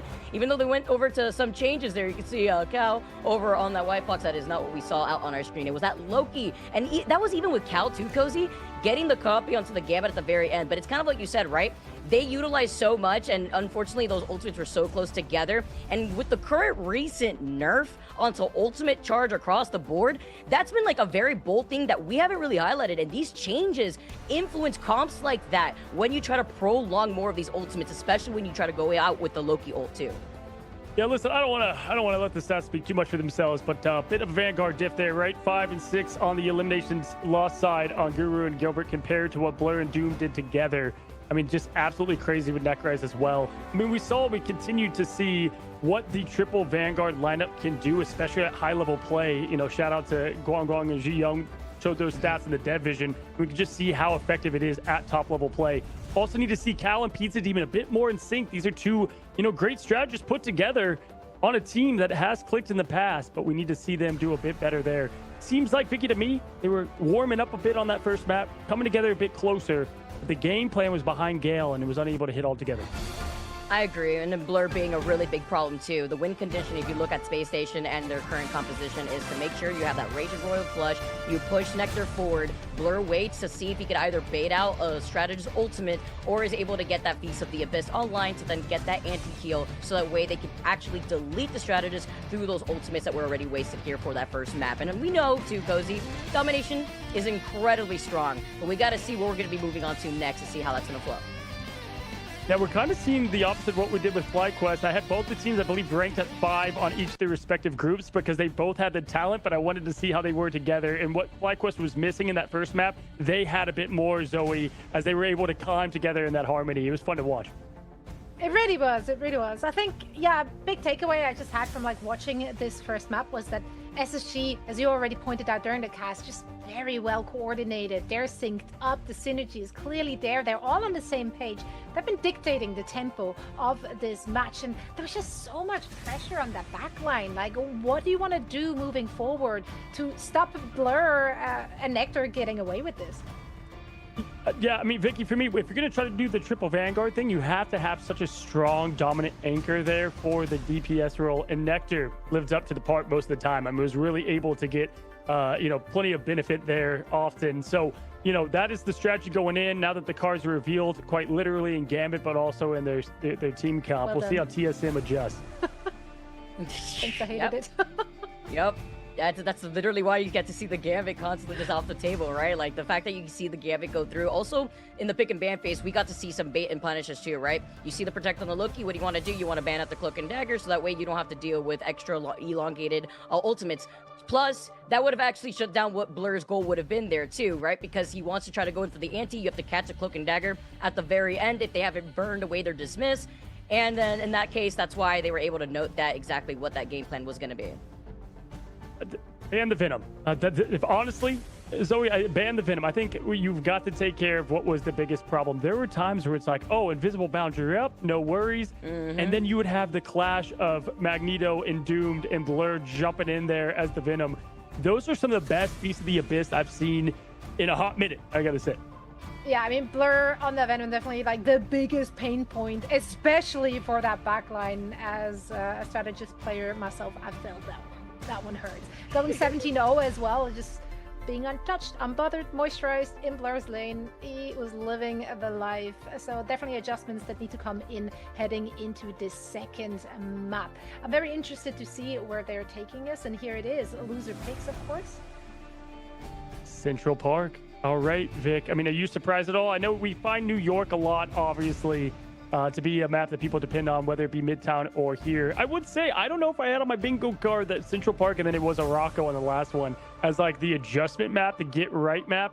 But TSM, obviously, they know what they like, and not only for themselves, but maybe against Space Station, and whether it be scrims or intel that they did have from the coach and all. But yeah, we got to see them lock together more, and this is a bit better of a map that they can find that success.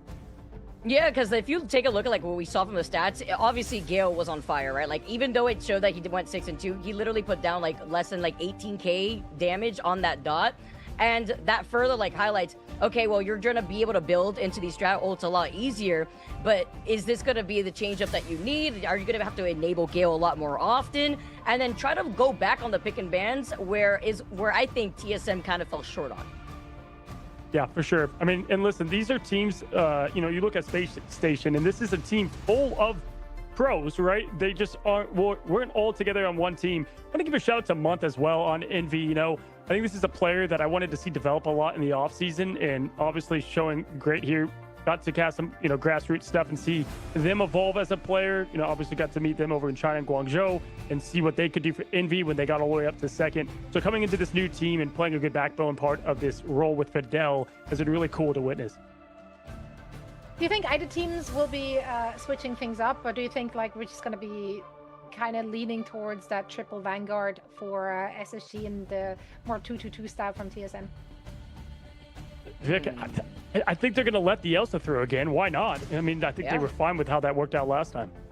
Yeah, I think if their focus is going to be very similar to what we saw in our last series in the pick and bans, I think if anything, just make sure that you do not enable the Elsa, especially if we see that even coming out. I don't think they're even afraid of that. On the other hand, I am expecting the triple Vanguard to really come out from Space Station. We're going to see how that works out because we know that these players are also flexible. We've seen that before, right, Cozy?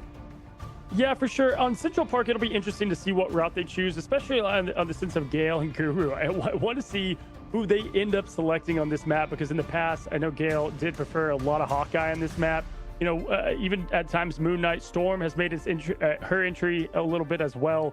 But it's going to be a different ball game for them as we find ourselves in just a complete new meta altogether. And that's what I think makes this so exciting.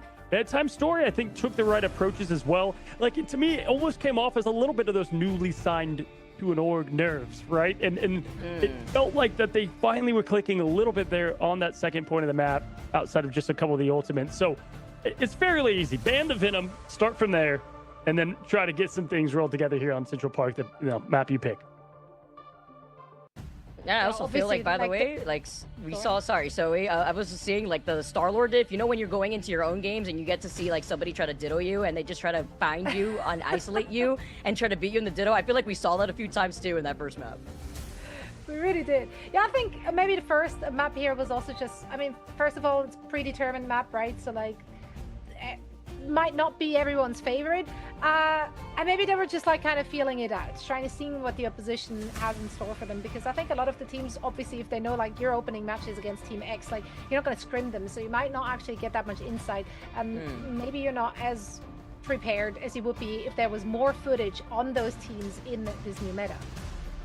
Yeah, I mean, listen, Central Park is ready. The teams know exactly what they want to do, and we'll see now if we get another 2-0 in what some would say they expected. Others would have, you know, their belief in TSM, cough, cough, myself, at least in this point. And this is what I wanted to see, though, is how it all comes together as one. They've been here before, though. Plenty of these teams, especially TSM, has had their backs against the wall. Been told the team that can't do it, right? But Space Station, wow, what you can do for your org to say, hey, we're here for the next year of Ignite, and we're ready to go. And looks like our teams are ready as well. Let's get this started here. We're moving on to our second map in our group stages, guys, as we take a look for the first time at Group B after we saw the action play out in our first series between our two teams in Group A. And we talked about it before, Cozy. We mentioned the pick and ban phase may have been where the TSM team may have fallen short on. And it's the Gambit off the table and said, all right, we ain't gonna have that, but guess what? That opens up for the Protect next as Space Station's on the attacking side, and they get to protect the Elsa. All right, with Gambit, yeah, both B and Ban, that definitely will change how this already opens up with the protection on Elsa on their side as well. They're like, okay, you guys played her, okay, but give us the server admin this time, and we'll show what you can do with the Monster Hunter herself. The Vanguard Protect on the Deadpool. This is just now going to offer a completely different flow and pace of the game that we just saw from Domination. There's the Elsa pick, the Elsa ban, so the strategy that we saw on the opposite side from TSM last going to light. But this next ban it's a very important ban if you were TSM here, looking at what the strength was of Space Station, which we've highlighted was the Venom. A bit early here to probably ban that Venom. They're going to go with the Deadpool Vanguard instead. Okay. Already expecting that from Space Station side, something that TSM get to protect from themselves. We get to see their next protect here. What are you going to try to lean into, right? Because you won't have the Elsa on your side, which was what was allowing you to pop off originally, right, Cozy? Because we got to see that from Gale already specifically, and you won't have that damage boost to really work into your favor as you do protect that Mantis, so you can expect that triple strategist to roll out. Yeah, the Mantis Protect is big here. I actually like the change that they're going to try to roll with, especially with the Mantis ban. Got to try to find where they can, you know, get themselves the edge, and that'll definitely be it. As far as, you know, not having the Elsa... Gale can play just about anything. I'm not too worried about him on the hit scan side of things. I mean, we've seen Punisher in the past and more. Invis Woman going to be saved there from Space Station. So for our last ban, looking at what you have available, Loki's no longer an option for Cal, so they'll have to adjust. This is exactly what I was hoping. Get that inverse Loki ban on their side is what they're looking like they're going to lock in. We have two very different team comps up together. TSM going to be more in the most likely triple strat approach. You'll need a top-notch Which team to win this one? I was waiting for it, Cozy. I already seeing these adjustments. So we talked about it, right? Right before we got into the series, like you're gonna have to see some of these changes. We were expecting it coming out into that pick and ban phase, basically like a whiplash of what we witnessed in our first map. And this is the adjustments that you need to make, especially in a best of 3 here. 2 out of 3 situation where TSM find themselves at a loss. Space Station already putting themselves in the driver's seat, and we get to see the Angela, maybe not from the side I was expecting, Cozy, but from Neckrise, who also has a sick Angela. And Cal on the Adam Warlock. Good old nod back to the Envy days. He did play plenty of Adam, and obviously duelist for that team, and so I was hoping that that's the route they went. Pizza Demon over on the Cloak and Dagger. That is where you're going to find the success. And we just saw, hey, you leave Adam Warlock available to one team. If they know exactly how to rotate and use the best res to their advantage, it is very tough to beat a team not once but twice, especially at this level of play, Vic. Can't wait to see where these teams situate themselves. It's just day number 1 in Americas. As we get rolled out, it's important to note how that pick and ban phase is always influenced too, based on which team is going to be starting on what side as we move on to Convergence. Central Park getting these different looks too of these different maps. Dude, I'm just saying, Space Station, this looks like a scary team right now. Daredevil, having the Elsa, the Venom, and Neckrise. I mean, this is the dive that's going to thrive right now in this meta.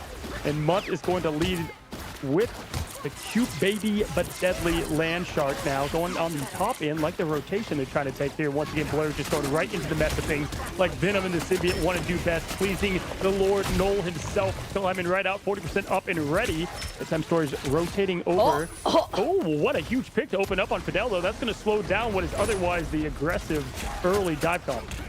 Oh, he domed him in the head like back-to-back, actually. Oh, no, that's my health pack. Unfortunate for the Angela to back away before being able to boost at least into Month's strat ultimate for trying to dive back in. But the problem still remains, it looks like, Cozy, where Blur has been the issue here. He keeps disrupting this backline, and not only that, you have to worry about Doom being on the Daredevil on top of Neckrise trying to shish kebab you. Yeah, for sure. I mean, that pickoff also just stops a lot of the momentum that they had and allows Pizza Demon to get closer to that hit. And there's Cal finding one. So these strategists, that's what you want. Your triple strat, you have all that survivability. But if you can get those key picks, it's going to allow you to survive something like Pizza Demon falling. Fidel's going to crash again. And right now, TSM is definitely finding themselves here in New York under the reign of Dracula, trying to get themselves back into this thing. Gilbert Noodle close on the ult. Gale going to follow with that combo, and look at every strategist ready to go nearly, with Cal coming last, but that's important. This is going to be up to the wire here if they're able to hold on. 2.5 minutes left, Vic. They know somebody's right behind him. It's a Daredevil. They try to go in for the dive 1-2 onto the strat back line, and with the Feast of the Abyss, then you have the third member in the chessboard, and that's going to be Neckrise following up together with Doomed and Blur. That's a lot of damage, and they only used up 2 of those, or whether one of those ultimates between Blur, whereas on the other side, TSM had used up those 2. And it happened like at the perfect time, Vicky, because they had their, oh my God, the portal with the cap doesn't matter. They were 5% or so from just having the full the gameplay just completely happen to their liking with the strategy. Oh my. But Space Station didn't give them an inch to breathe, and that's what you want to do with this comp. But perfect ult tracking and or just hits to get this thing rolling. Space Station still has everything too big. Dude, that physically hurt me to watch right there. That was so unfortunate right there too. Getting a bad spawn and like them capitalizing it wastes so much time, and it's so important, right, for this portion of the second checkpoint as he releases the Glortrox onto the strat. It's fine though. Great timing from that Soul Resurgence on the Mantis ultimate. Must then get the It's Jeff. Neckrise avoids here going into the back line up, looking down to help out Month, but at least Cal does have the passive. That's going to be the most important thing for TSM, because if he can get away with it, which he can't, it's going to be a full reset here for TSM. Oh my goodness, absolute lunchtime Month. Hello, did anyone notice the big ol' just 3-piece that just happened off the map from them? Full reset. At first, I'm like, oh wait, okay, are they just adjusting to get back together as a team? Nope, it's gonna be Month throwing them off quickly with the spit out. Cal does have that res still. They did use both the other strategists ult to your point, so they don't have a lot of a defensive effort. Doom gonna have the Devil out. Right now, a little bit of a neutral game. Cal, I would say, in the TSM team have a bit of an advantage with this resurrection. We'll see if he gets caught out of place, though, and out of pocket. Doom gonna go ahead, dive in, has the Devils ready to be let out. Here comes Vicky, finds one with that time Story, and continue to look for success, but good bubble there.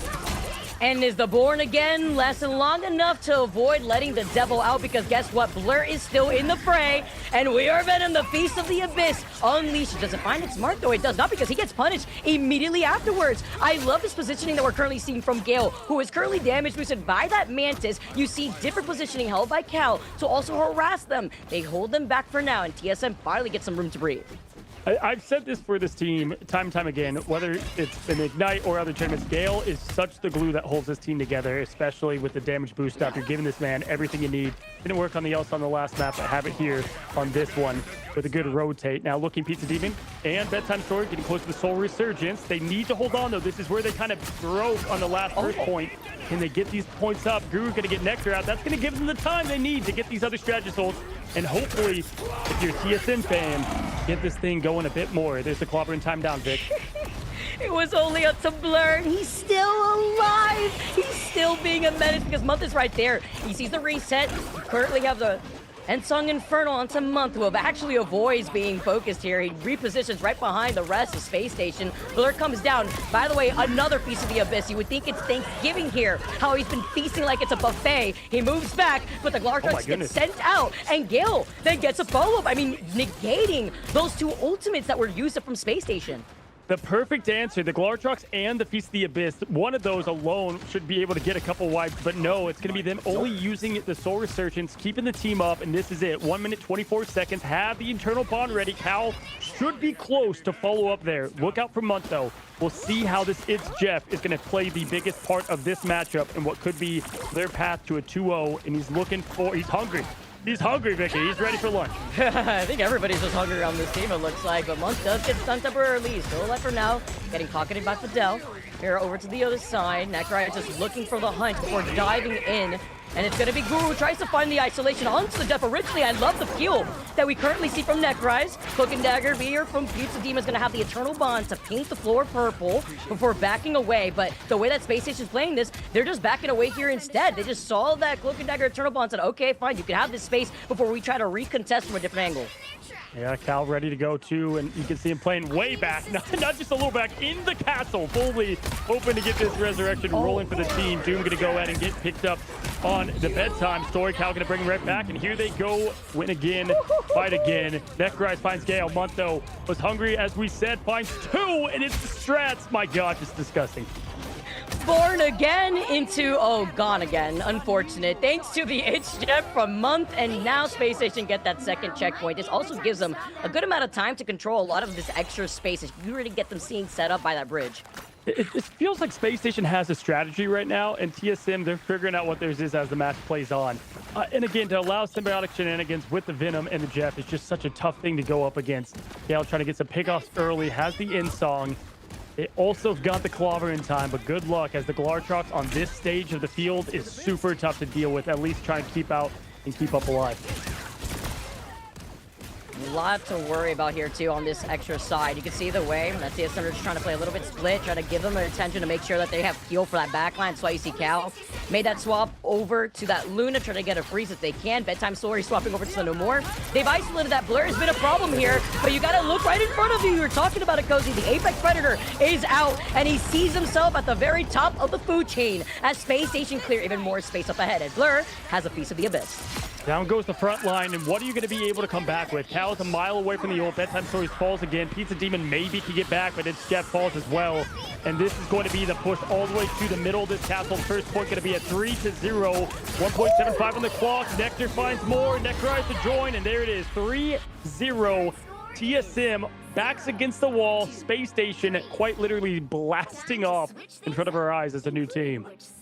Dude, if you're like TSM having to like track Space Station and the different angles that they're taking, you would get whiplash, because you got the Angela flying over to your backline, waiting to dive in together with Blur, and then they were having to worry about the dive opposition from Space Station. They made the adjustments very quickly, Cozy.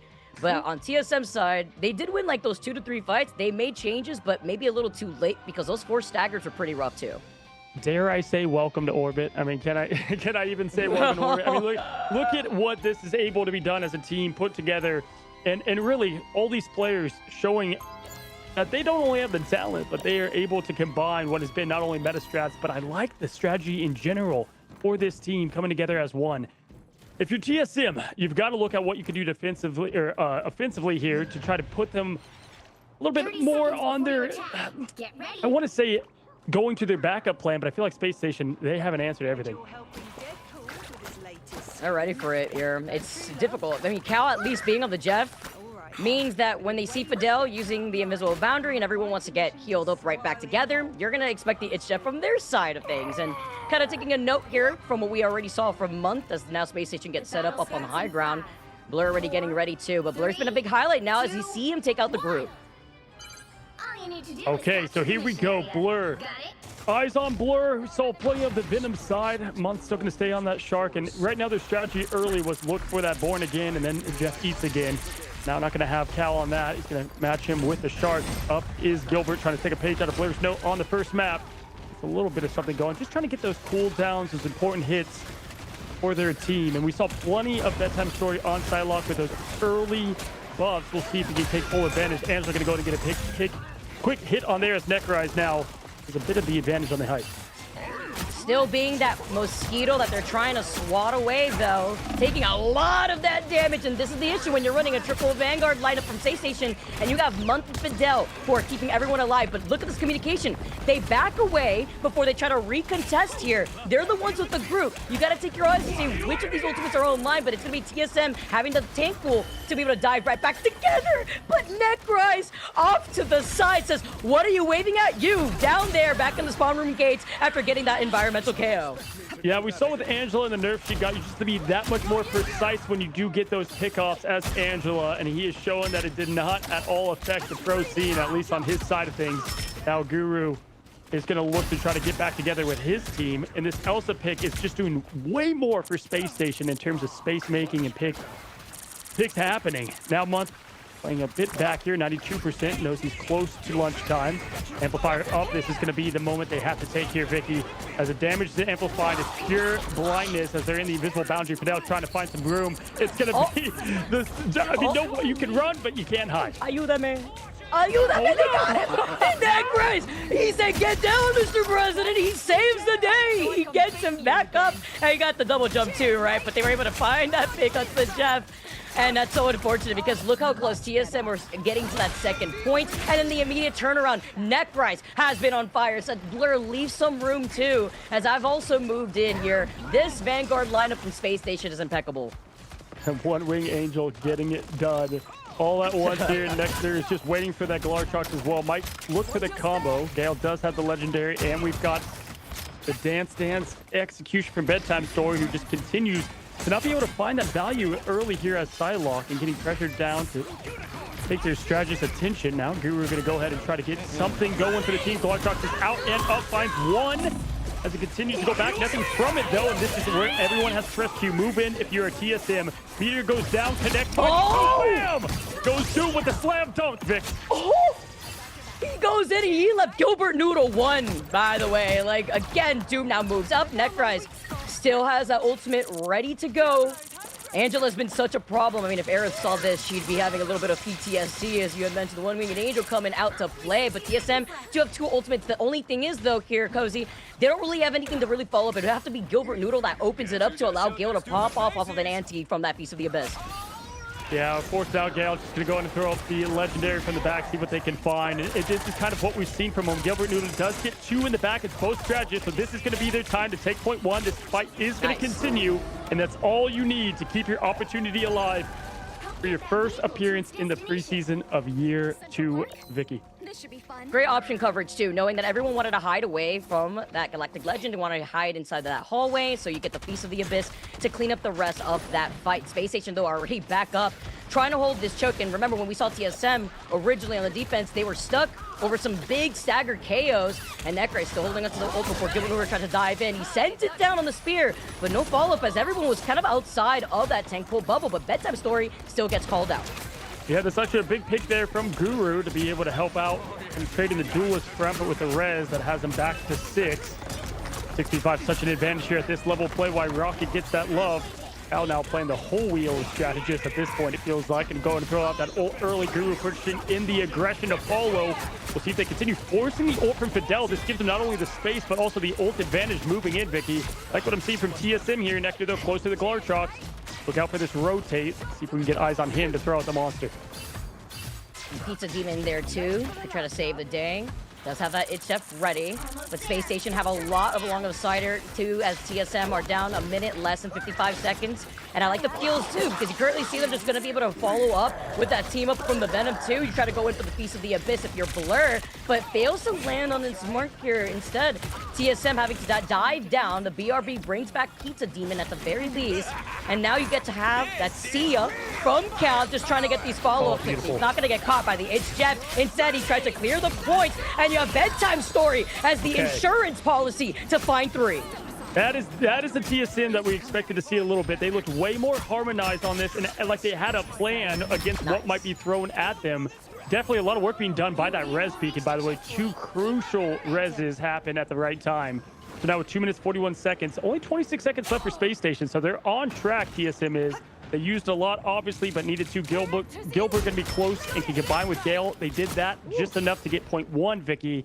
Let's see if they use that as their option here.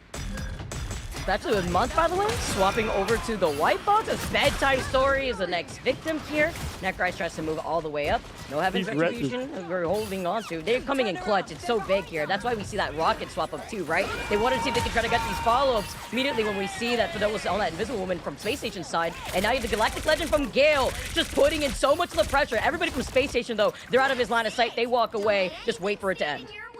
Yeah, we all know Venom.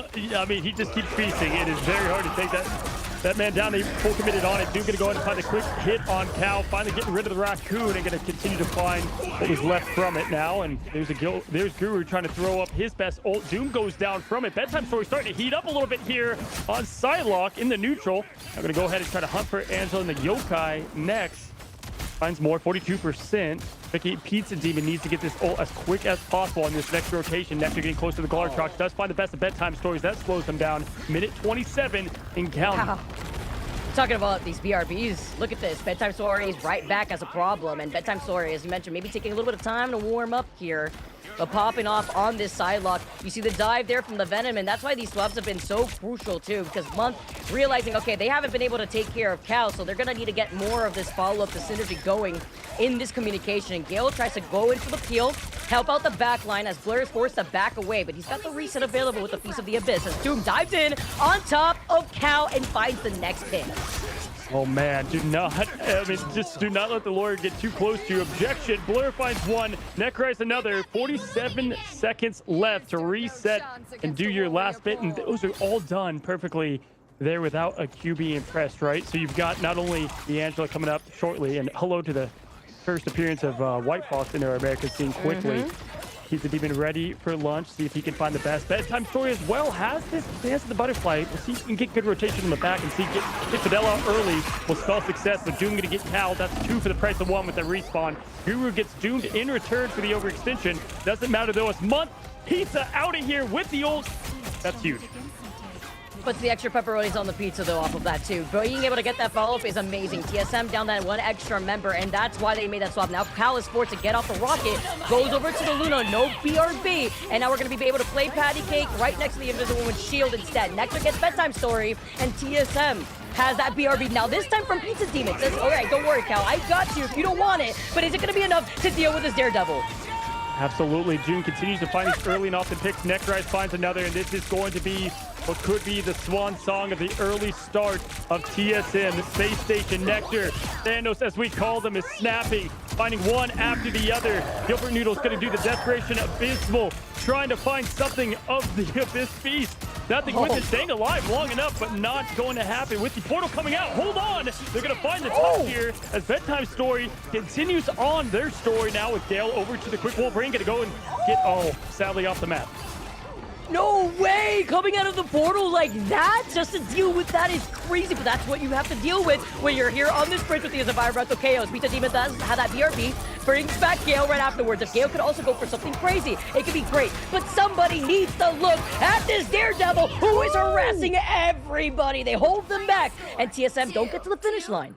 Houston, we have a problem, and it's Space Station coming to the America scene. What an absolute great start performance from them. TSM has to go back to some of their drawing board of strategy, and it is at the hands here of the MVP, Nectar getting all that value out of Elsa and what she can bring to the table. But it wasn't just that. I mean, Vic, they were just, again, picking up where they left off on map 1, singing in harmony and nailing every single note. Taking a look here across the board, anything you want to highlight outside of the obvious?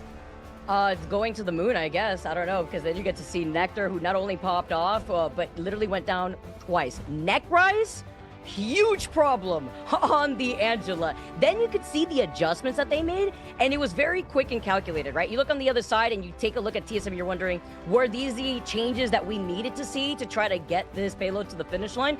Because the one thing that Space Station noted was Doom being on the Daredevil saw that Cal kept getting a lot more out of these BRBs. You called that out amazingly, Cozy. So they swap off. Cal getting maybe a little tilted here, says, all right, Pizza Demon, let's try this. We will run out with the Animal Crossing backline. Pizza Demon was schmoving a little bit, still got harassed by Doom, though, and it split a lot of that team focus fire up. Yeah, for sure. I mean, just survivability across the board, absolutely crazy in terms of Space Station. They use Doomed aggressively where they can because, they were able to get the trades off it. Only 2 eliminations for Nectar is absolutely wild. Like a 22.0 KD. Are you kidding me? Absolutely perfect numbers. And that's what I thought their ticket was. We talked about them.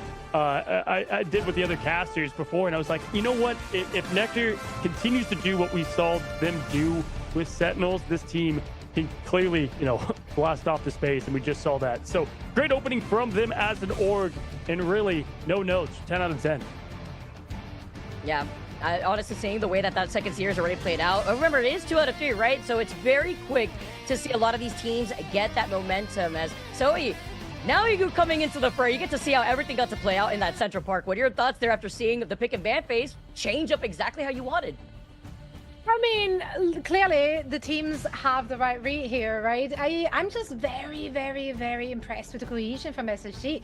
I think this is such a statement piece, and that's exactly what we need to see from them heading into tomorrow's match, which is going to be against Liquid Citadel, the top dog of their group, right? But if they can rock up with this kind of coordination, with this kind of pacing, and with just this kind of dominance, I don't know, that might be a lot closer than some people might expect.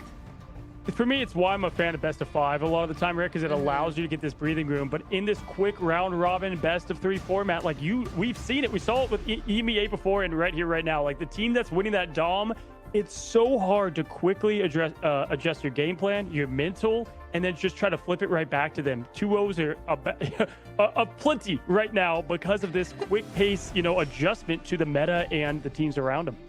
Yeah, I mean, but the adjustments were made, right? Just for TSM, especially like in the game itself, like those kind of adjustments always came just a little too late in the map, a little too late in the series where, at that point, SSG was already like snowballing so heavily. Yeah, I mean, Definitely listen, Vicky, what was the player that stood out the most for you from this SSG team? I mean, Nectar, right? You talked about it already before, because the thing is that you're so busy trying to focus on making sure that you're peeling for your backline. Guess who's just getting away with getting these free KOs? Looking down the lane where Elsa perched high on her tree, it's going to be Nectar being able to pop off basically for free, uncontested. Yeah, they had an incredible game, but also Necrise. That Angela was such a massive issue for TSM. Yeah, I mean, we saw the patch notes and people were like, is Angela, never dead, but different for sure. And how are those changes going to affect the pro scene, especially because we've seen tons of pros obviously love Angela and what they offer in the nicheness of the Vanguard category. But yeah, I mean, I'm a big fan of how they utilize the hero to the best success that they could. Looking back at what they could do better, I don't even know if I could say much. I mean, obviously, the game plan, I think, is a lot of what Nectar did on Star-Lord on the first map, Elsa on the other. So look at him as their main, look at them as their main point. But Nectar, they're tough to stop. We saw it with Sentinels, back last year. Yeah, and you know what? I also just saw, guys, I mean, like, you talked about the changes that we were expecting. Angela, how, now she gets a little bit more fluidity. Daredevil nerf where? Like, we get to still see like Daredevil just popping off and still harassing so much of this backline, but it's also about wasting time, right? Splitting that focus and trying to enable your other teammates to get into a better position, which was just basically like butter on toast when you have to look behind you and look at the Daredevil, but then guess what? An Elsa is able to get so much piercing damage. We saw a little bit of that movement too from Nectar earlier. Yeah, I think honestly with the changes and like the uncertainty in the meta, like those pick and ban phases are so crucial. They're going to be so interesting as the teams have to adapt map to map when they really see how much stronger some of those heroes still are despite the perceived nerfs. Also, we had White Fox appearance. Moth played White Fox. Initial thoughts here and how that slotted in? Yeah, before, if you guys don't know, you're just coming in watching, this is not the patch where White Fox got the buffs. This is kind of previous before that. So it was fun to see the quick change of like the dive nature of what they were trying to do to close up the point. That's probably why you see a quick adjustment there and how tight the corridors were for them. And speaking of White Fox as the new strategist, that's for TSM what I need to see cleaned up. The strategist play in general. I mean, it feels like we're back in the mid-season finals, guys. Jeff is just on top of the meta right now in this dive comp. Something that might seem puzzling to see as a ban, but I think is an important ban. I mean, it could definitely just really help the team. I mean, Cal, they were cooking with Adam in those Born Agains, but then they always had the answer. Month would just eat them up. Absolutely. Yeah, we're trying to get ready for our interview, and here they are, Nectar joining us for a quick chat. First, of course, congratulations. What a dominant first showing.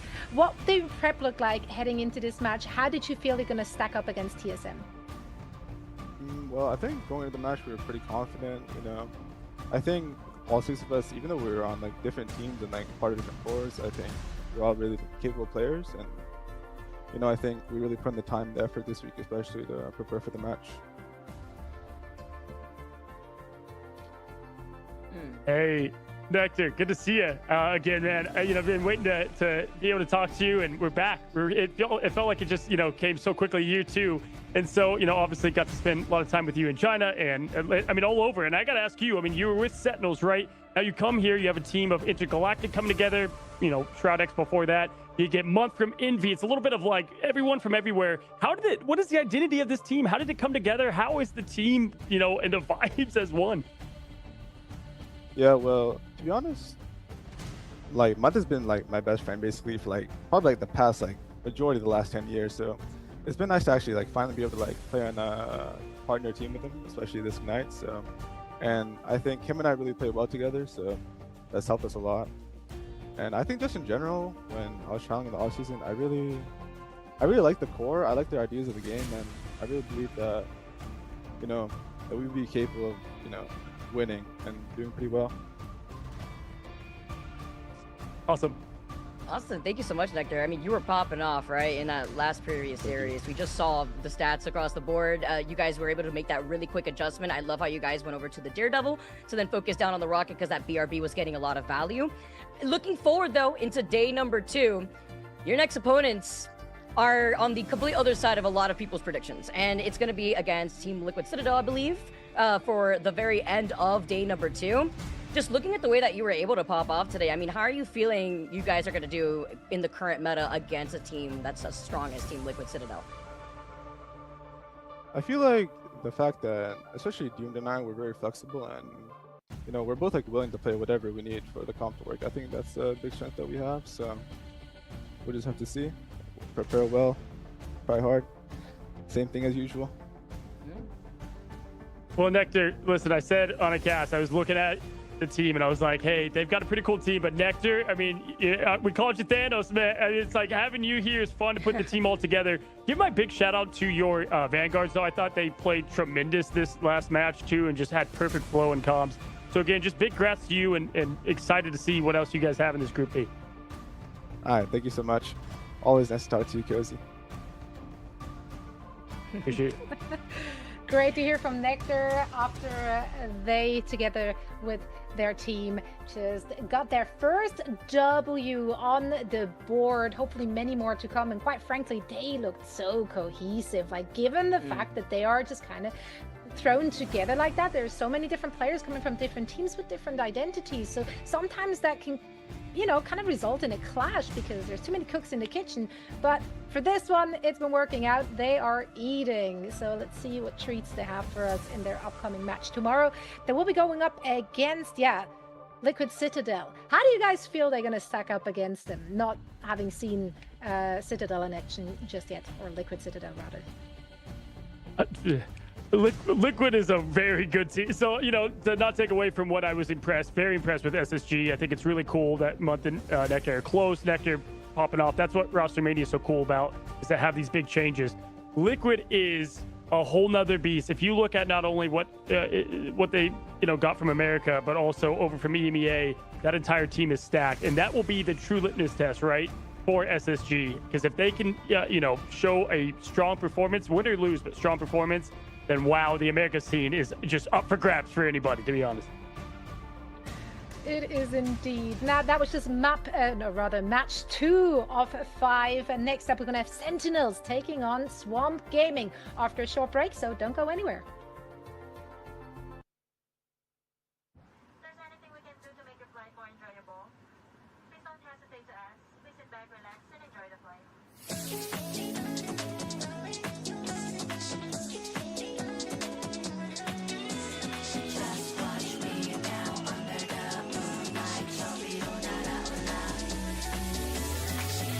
Shine on my window frame, audible to my flame, blinding shining lights. I feel skipping way out of control. Lock in, oh yeah. We won't stop it. Flying high is our destiny, lighting up flaming stars. We're reaching out towards victory. 눈부신 꿈으로 차가운 심장을 쉬고 더 높이 날아가.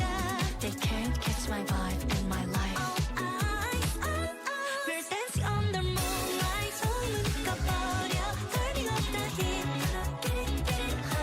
we're switching up the lip gloss, mixing up the crystals. All they want to know, how we do it.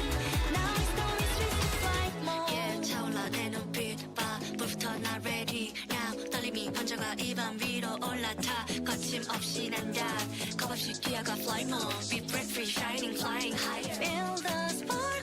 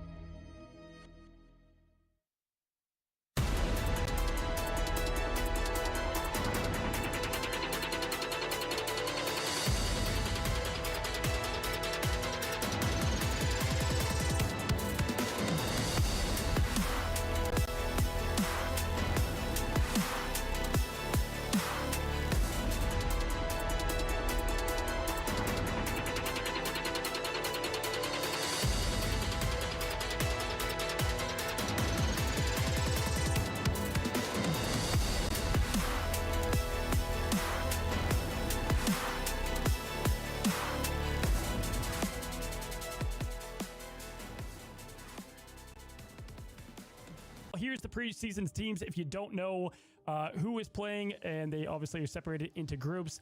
Quickly, I'll go to give you guys the rundown on America. Shiv, I'll give you halfway through here. But obviously, 100 Thieves is probably the most returning team as far as members go across the board. Obviously, I have a big departure in Terra going over to Navi, but Self is more than adequate to fill that spot, in my opinion, in a different way that I think could be healthy for the team.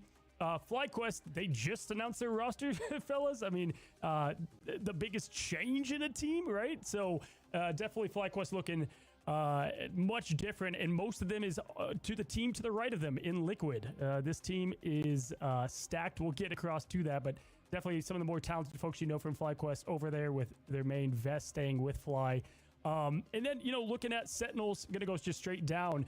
Looking at Sentinels and what they bring, this is obviously a team that's been in here since the beginning, and they brought the party back. Armore's not there anymore, but Crimzo, Karova, Rimazing, that kind of duo or triple is all together. There's just a different dynamic for that team. It's going to be interesting to see how they come together. Shiv, you want to talk about a few here?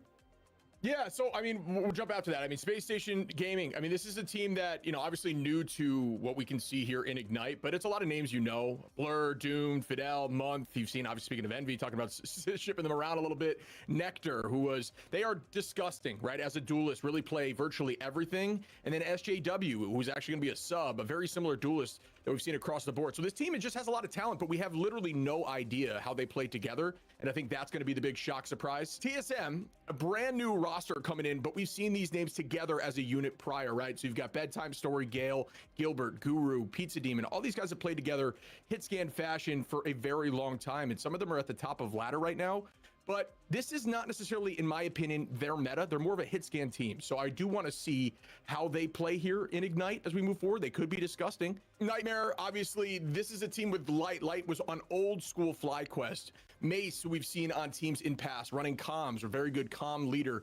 Monster, one of the strongest Hulks I've seen, but now definitely plays some of that Vanguard pool. You've got Vision, who is, you know, a dirty DPS, plays a lot of Namor, but now, you know, that just that hit scan side is always available. And Smash as a substitute, who was on Dark Zero, one of the few controller duelists. It's something that I think is more of a unique selection, especially at the top level, but being able to do that, I have no idea how you're able to play at this level as a duelist on controller. So definitely got the talent there on Nightmare, and this is kind of their meta, right? They love this kind of more divey style of play. So I do think they have some potential, which, you know, just in comparison to a team like TSM, I think it's more different for them, right? No, for sure. All great points there. To wrap it up, we have Swamp Gaming. I think a heavy favorite coming into this. They're a little bit of nemesis from last year, but we have new strategists that are going to be a big upgrade for this team. So we're going to see a lot from them in the preseason and exactly who they can be in this new Ignite year.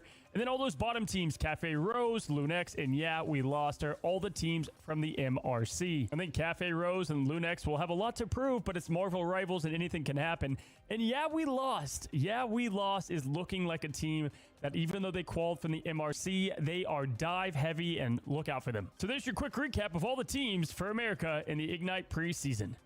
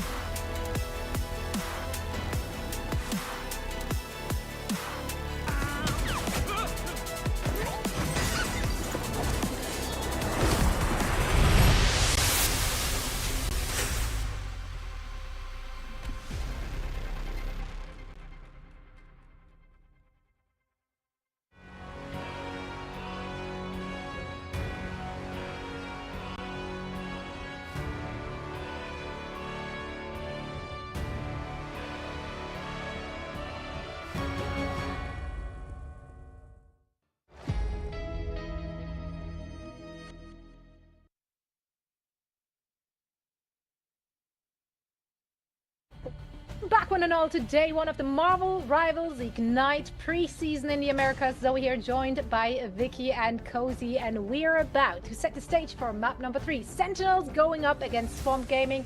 Now, Cozy, you have this one as your match of the day. Let's walk me through it. Why do you think this is going to be the Giga Banger? Well, for starters, the day didn't go anything of what I thought it was going to be, but it still is the match of the day, in my opinion. I think when you looked at Group A and the Group of Death, that 1 through 3 spot for a lot of people had 100 Thieves, Sentinels, and Swamp Gaming as those 3. We've heard a lot of things about Swamp Gaming being this not up and coming team. I would say the team that's doing well kind of in scrims and behind the scenes, but we know the storied past of Sentinels, 100 Thieves, and Sentinels, they're kind of back to their old form. Obviously, they don't have all the OG members, but you have Amazing Kurova back with Crimzo, and so will the kind of consistency win this one, or the hot and on fire Swamp Gaming? This one's going to tell us a lot about the America scene.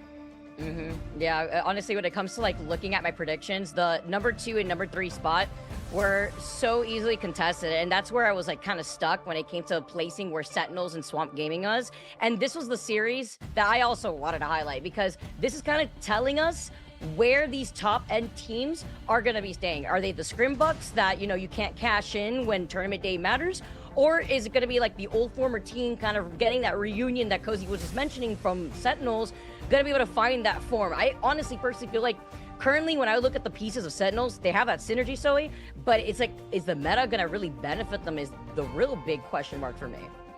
Yeah, I mean, they definitely had to go kind of back to the drawing board, because a lot of stuff that they played last year is not really going to work this time around. They also really fell short at the end of 2025. So, you know, they didn't make the grand final. A lot of people are then, of course, immediately questioning, like, the consistency. Like, are they really that good? Yes, they kicked things off, like, winning it all in stage 1, but then it was kind of downhill from there. Now, of course, Sen fans always stand, right? So, like, Sen City is always going to be behind them, so they will always pick them as the favorite, like, no matter where the meta is and how well or bad they're doing. Rob Moore definitely knows what he's doing. He knows when to sign a great team. I mean, but the GOAT, Aramori, the GOAT being gone, and a huge piece of that team, kind of the ult caller, ult tracker, and perfect timing as we look at the Sentinels team. Player I want to highlight, a lot of big shoes to fill. I've got 2 for you. Flamey, first of all, is going to be stepping into that role. Flamey, funny enough, came from Intergalactic and Shroud X, where we just saw all that success from Space Station. So that's the strategist back from them joining Sentinels. Obviously, we know Crimson does so well as that coach and player. Dongmin is so interesting of a pick here for me as that second Vanguard. I mean, Vicky, we've seen his storied past where there's been great moments and also some letdown. So I want to see what Dogman we've got now and what he's kind of gone up to be. And then you share as well. Team Carry was where they were last with stage 2, seen him in MRC. Good duelist player to complement Amazing, who might be the jack of all trades. I think Amazing is a great complement duelist to any duelist that he has on his team. And he picked Iron Man for a reason. This was his first love, and he's looking back a little bit. It's one conversation I will never forget having with Sentinels when we were Sentinels is what I mean, formerly Dark Zero, over in the back room here, Cozy, in Championship, was Amazing saying, what can I do to like force out the Iron Man? I would do anything. I love playing Iron Man, but it's extra funny too because it's true. Amazing's like a professional ditto. He could slot in to whatever you tell him to do, whether it be triple strategist, but now we take a look at Swamp Gaming and you talk about, all right, are the Scrim Bucks actually going to cash out right now? I really like this look from this team. First off, you have an amazing foundation already from a roster that has a lot of synergy together, but you look at that backline, and Day specifically is an insane Daredevil. The coach of Swamp Gaming was talking to me. He was telling me, like, easily, hands down, Day is probably going to be looked at because you can't target ban our Vanguards. Our Vanguards are just so flexible, but Days, if anything, being that problem, be the Daredevil that they want to focus on. He said that he thinks that Days is the best Daredevil right now in the region. Forky Dog and Valentina Eve, though, being integrated here into this team is also a very big foundation to the Strat backline, who know how to hold their own in a composition where you could sometimes expect a dive. Yeah, absolutely. Also, of course, they do have the same coach with Fox, right? So there is also that, I think, adjusting as a team to a new coach, that can really like flip things upside down. For them to have that pre-existing synergy, not just from Team Nemesis, but also from Rad Esports, not from Rad Esports, that's Forky Dog, but for them to have like that pre-existing synergy. I think this is really going to come into play. I also was just so excited to see Valentina finding a new home, right? Yeah. Because we've seen her along Chime and who else was on that team? Stinker, Chuckles, like on Dreamland. So it's great to see her back in the mix and back in action. I think they're going to make a really competent backline. Valentina is an awesome addition. I mean, coming from Dreamland, and it's fun to see her outside of that team. You know, she's played with a lot of them so long now, and just a rank demon as well, a ladder demon, if you will. Seen so much from what they're able to put together. And then, outside of that in Forky, you've got what was Team Nemesis, you know, and some of the core back in the day. And so the reason I bring them up is because Vicky and I, we had the luxury. It always kind of seemed like we were casting their biggest games. And they do so well in these matches, I feel like, that build up to the biggest spotlight. But I need to see them in the biggest of moments. And I feel like this is one of them. To prove yourself in this new scene, that's why I'm so excited to see these two Titans clash. Yeah, I'm honestly... I hope for a really close match. Vicky, if I'd ask you for a scoreline here, like, can they take it to map 3? Are we going to see one today? I think so. Yeah, I definitely think this is going to be a good one, guys. Get ready, strap them. Hopefully I don't just caster curse that. Of course, you just saw it too, a little preview on your screen. You know, it always happens, so it always ends up going on, and I know Cozy and I always have to apologize to the players because it wasn't us, but we are expecting a banger of a match for our very third game of the day in Americas, because now you have a team that had that cohesion, and then you look at a team who not only have brought these really strong backliners that you guys were just talking about, but you take a look at like the Scrimbucks, again, taking that with a grain of salt. Just the fact that they haven't lost, specifically Swamp Gaming, have not lost a scrim on this patch, even against some of the biggest Titans in the region. Like, they have been able to really pop off against 100 Thieves. I believe just yesterday they had Scrim 2 against 100 Thieves, and they didn't lose a single game. So we got to see how that transitions, where it counts going into this series in our tournament. Indeed. And as we talked about the meta here, right, Vicky, you said that the current meta might not really favor what we know from Sentinels. What adjustments do you expect to see from the individual players here, Cozy? Yeah, I mean, looking at what they have as a team, it's first of all just bringing in Crimzo with, you know, old friends, the original kind of OG Titans of the America region. I don't think we're going to see much Kurova on Adam Warlock, as much as we love to tote it up and ready to see it, especially on Domination. That's not sneaking through the cracks, right? I know Swamp Gaming knows what they're doing. I'm a competitive guy. I had Swamp Gaming as my third and Sentinels as my second, but it was back and forth, and I'm going to find out and get humbled here potentially as they close in. But yeah, we've got a good one, Zoe.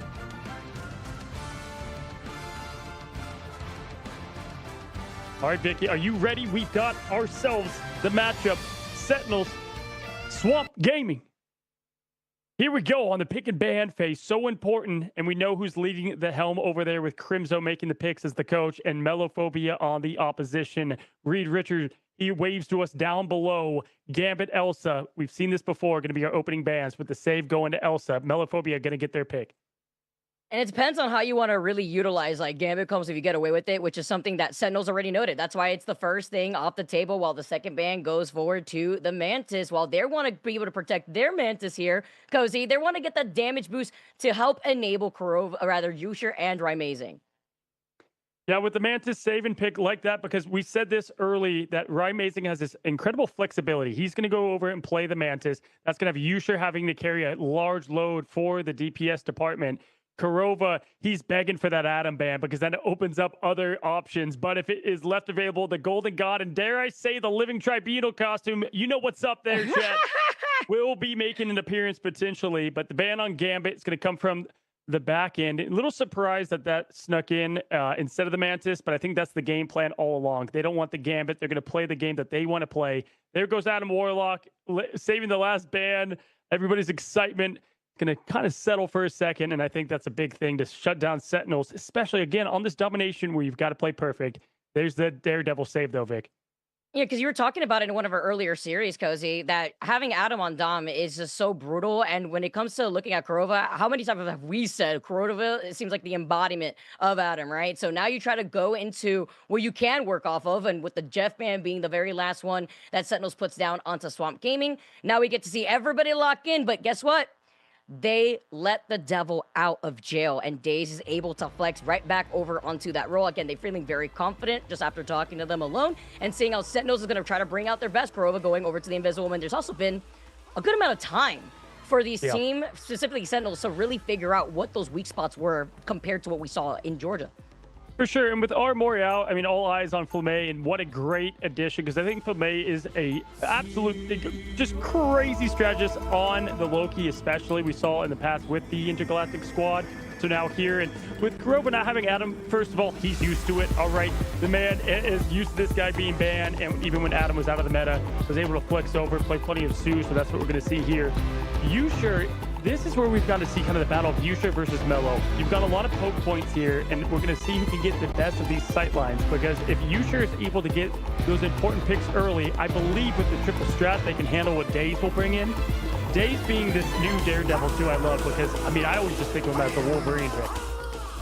He's letting instead of the claws out, he's just letting the dive in instead. The devil out. The devil in, literally, right? I say dive because it's like that PTSD, but then you also allow Mello to pop off.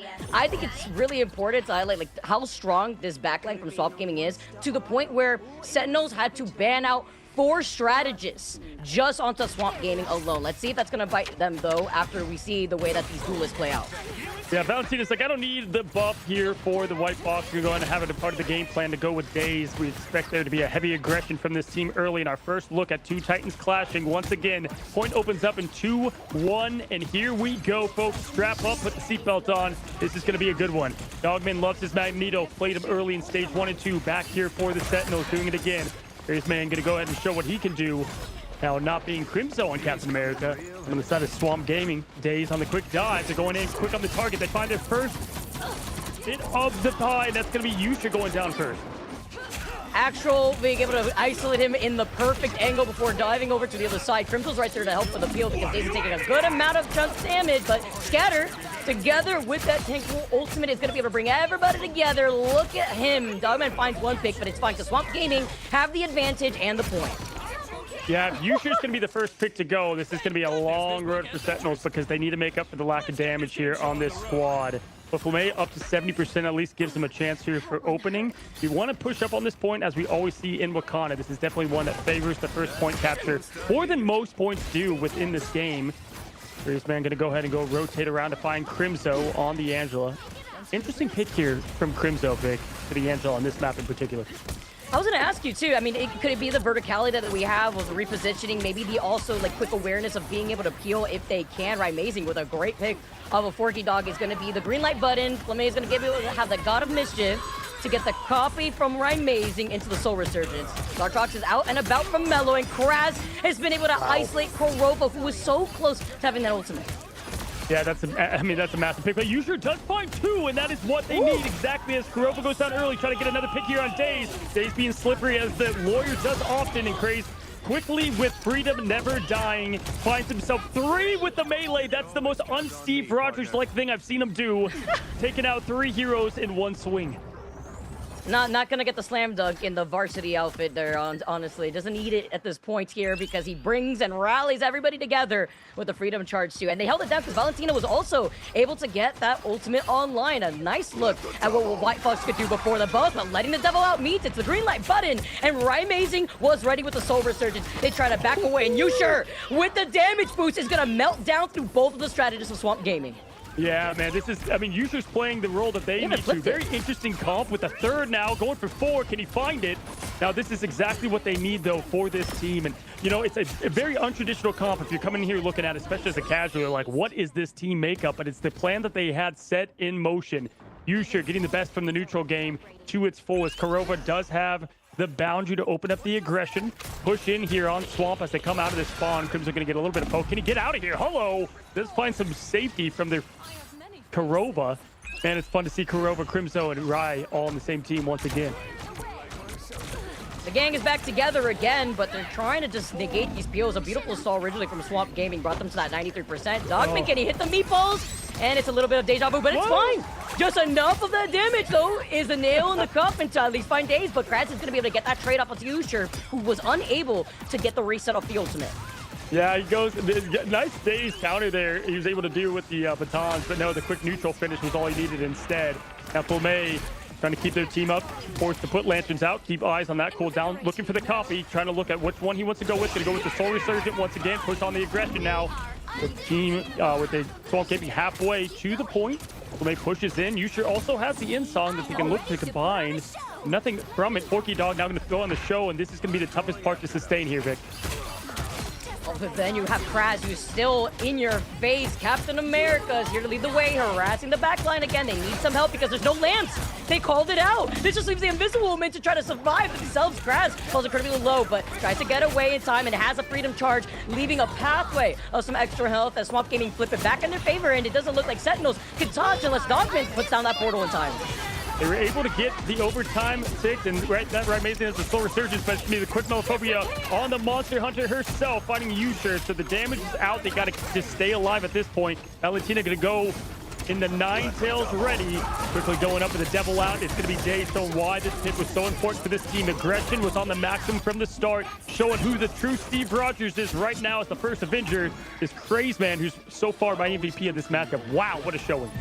And he's going to overwalk just a little bit to let everybody know there's nothing they could do after they burned out the portal. Just a little bit. Get yourself feeling and keep it going as we get into that second round.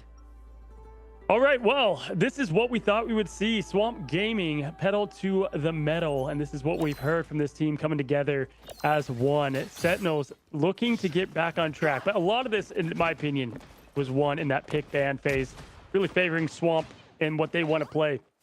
Sentinels, they picked this early, right? They had the Mantis save and ban. This is what they chose to go with. And there's a couple battles that could have gone, obviously, one small difference. But, man, there's just so much getting thrown at them, Vic, between Daze and Craze. And then on top of that, you got Mello, just constant there on the Elsa. That's what, like, this is something that Swamp Gaming was expecting almost, like, looking at Sentinels specifically, calling them, you know, they were expecting the triple strategist, and Swamp Gaming were able to answer that so well with Kraz harassing that backline. I mean, if I was one of those strategists, I would literally be crying, and it's 3 of them that they got to work with as we get a nice little cinematic pan view of our teams rolling out of the spawn room gates to be able to contest down in the hallway.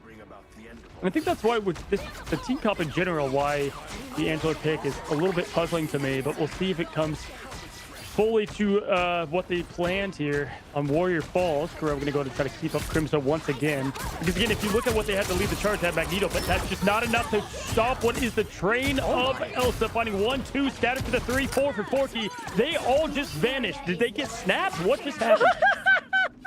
Mello just went crazy. That was just a straight neutral, but also you look at what Sentinels have, and something else that we need to pinpoint, when you are running the triple strategist, especially now with the ult nerfs, Cozy, it takes a lot longer to build up those ultimates, and they didn't have any defensive ultimates to withstand the onslaught of damage that they were met on the other side of Mello's weapon. Yeah, they're just playing the dive comp perfectly right now, right? I mean, no, they don't need to worry about any front line when there's something always in the back line as we're happening right now. Quick ult on Magneto. Down goes Dogman. They found the front line in the danger. Forky in that exclamation point, now throwing in. Let's see if they continue to find success now with a quick swap over. You're going to have to go on the bit of the anti-dive safety, but it's always better to be on the dive side, Vic. Better to not have to worry about that on your side is Crimzo. Already incredibly close. I have Retribution here. Mello, too, could unleash the Glartrox. And Flamme does have got a Mischief to at least keep them in this fight. Wait for Krova to get that ultimate online even faster, too, so that way they don't get desynced in terms of how long they want to keep the survivability. You're noticing, though, that it's been a huge problem to have to deal with Kraz and Daze on the Daredevil, so they made that swap over to that No More. Yeah, Usher making a quick swap change is important. They have every Q ready, but 60% and up. They really got to win this fight. Not committing everything all at once, but with Yusha getting that opening pick on Valentina, that's definitely going to open the floor, especially if you look at the ult charge. That was a big pick at the right time. The show is started from Luna. Soul Resurgence going to match the circle now as quickly Yusha flies up, throws Triton down. Dogman, can he land it? Throws it down, punches it down. Scattergon. Got him on the forehead right there, too. Forky Dog is going to be able to get some help together with Mello, who's in the back line, to help some heal just in case, because Crimso's also just trying to isolate that back line. You got the God of Mischief of Flamme, so that way they can get that Soul Resurgence, and they are finally able to flip the point in their favor for the first time of the second round. Yeah, and you have 2 left, right? So at least having Kuroba and the Whale is always going to help them a little bit. At least get this thing back up to 60 and beyond, but they've got a long way to go here. Down a first point here with 88% on the second. Flamme looking for their opportunity on where to set up as they're going to look to the top ramp. This is where we're going to see Swamp dive in. Valentina could lead the charge with the Ninetales, and there it is. We thought it was going to happen, and out comes a scary form and quickly pounded out from the box.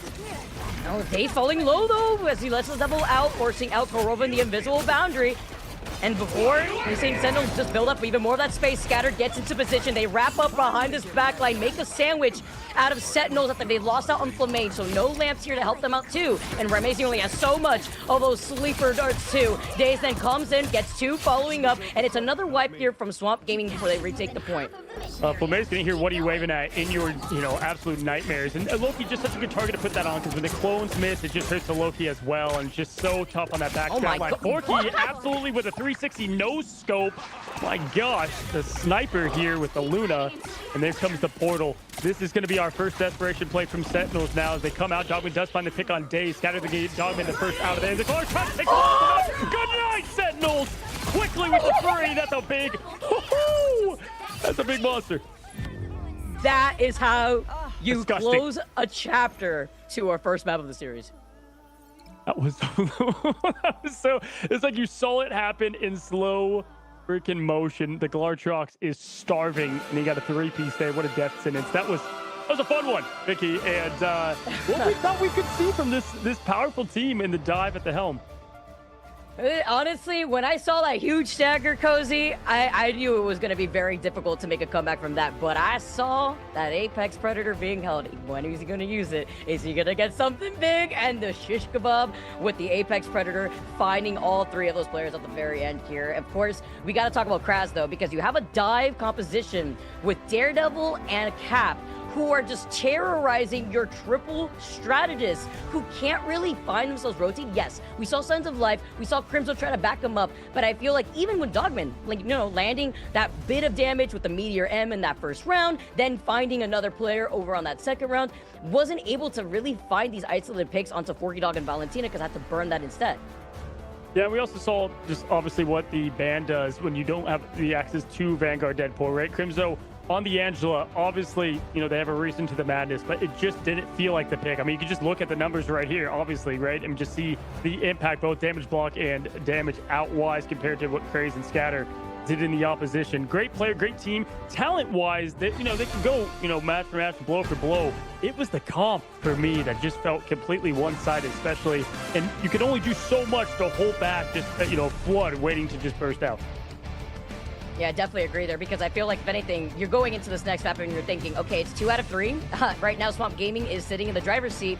Who is the biggest problem here? Because we pinpointed already Nectar and being able to see, rather on the other side, looking at what the Elsa was able to do as a problem, but then being able to have a Daredevil out to play, I mean, it's also splitting your attention where the Elsa's just getting away being on the top. Yeah, honestly, Scatter Genji Vanpool has been looking clean.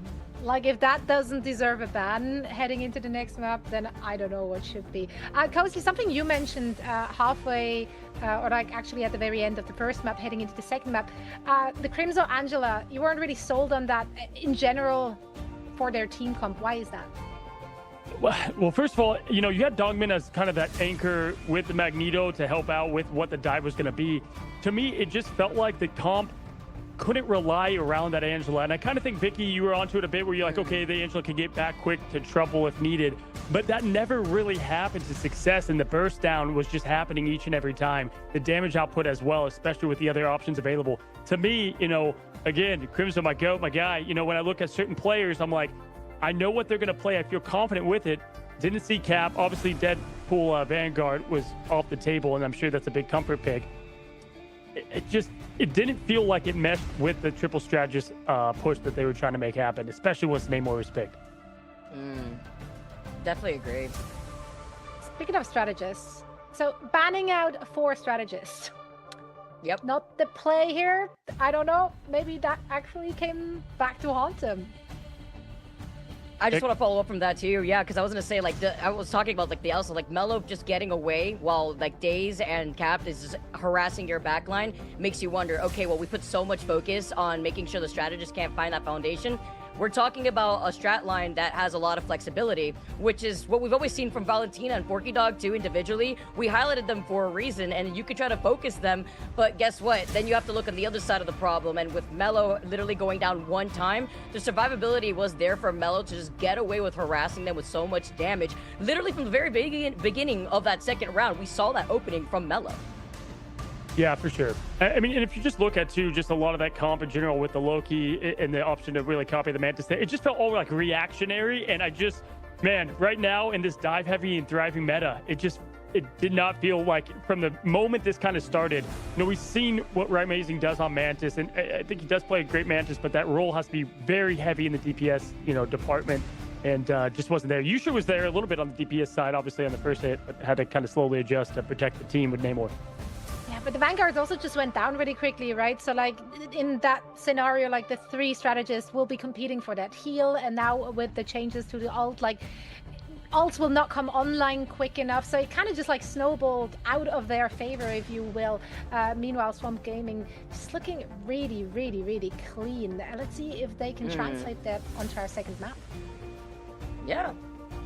We're going to be moving on to Midtown here, Cozy. And now as we move on to Convoy, I want to follow up from Soe's point because she makes a great point. It's true. We didn't get to see those strat ultimates online quick enough from Sentinels, and it goes back to what we were talking about before. You have the ultimate charger that hit everybody, but you also are splitting that charge across 3 different strategists that are delaying what 2 strats could have brought out. Yeah, no, for sure. I feel like, here's the thing. I feel like some game plans go very well against certain teams, right? Rye on Mantis, awesome stuff. Let's go and tuck that one away for now and try to swap things up because I know what Rye can play and the ability he brings in the duelist position. And so right now, at least in that pick ban or against Swamp Gaming, I think you have to kind of change your identity there with a quick triple strat and go back to the traditional 2-2-2, especially at the helm of what Crimso's going to bring. Ban-wise, want to ask you both of y'all, I mean, do you feel like there's priority of one particular ban? Because, I mean, there's a lot to chew off of. Just they won in many ways, I felt like.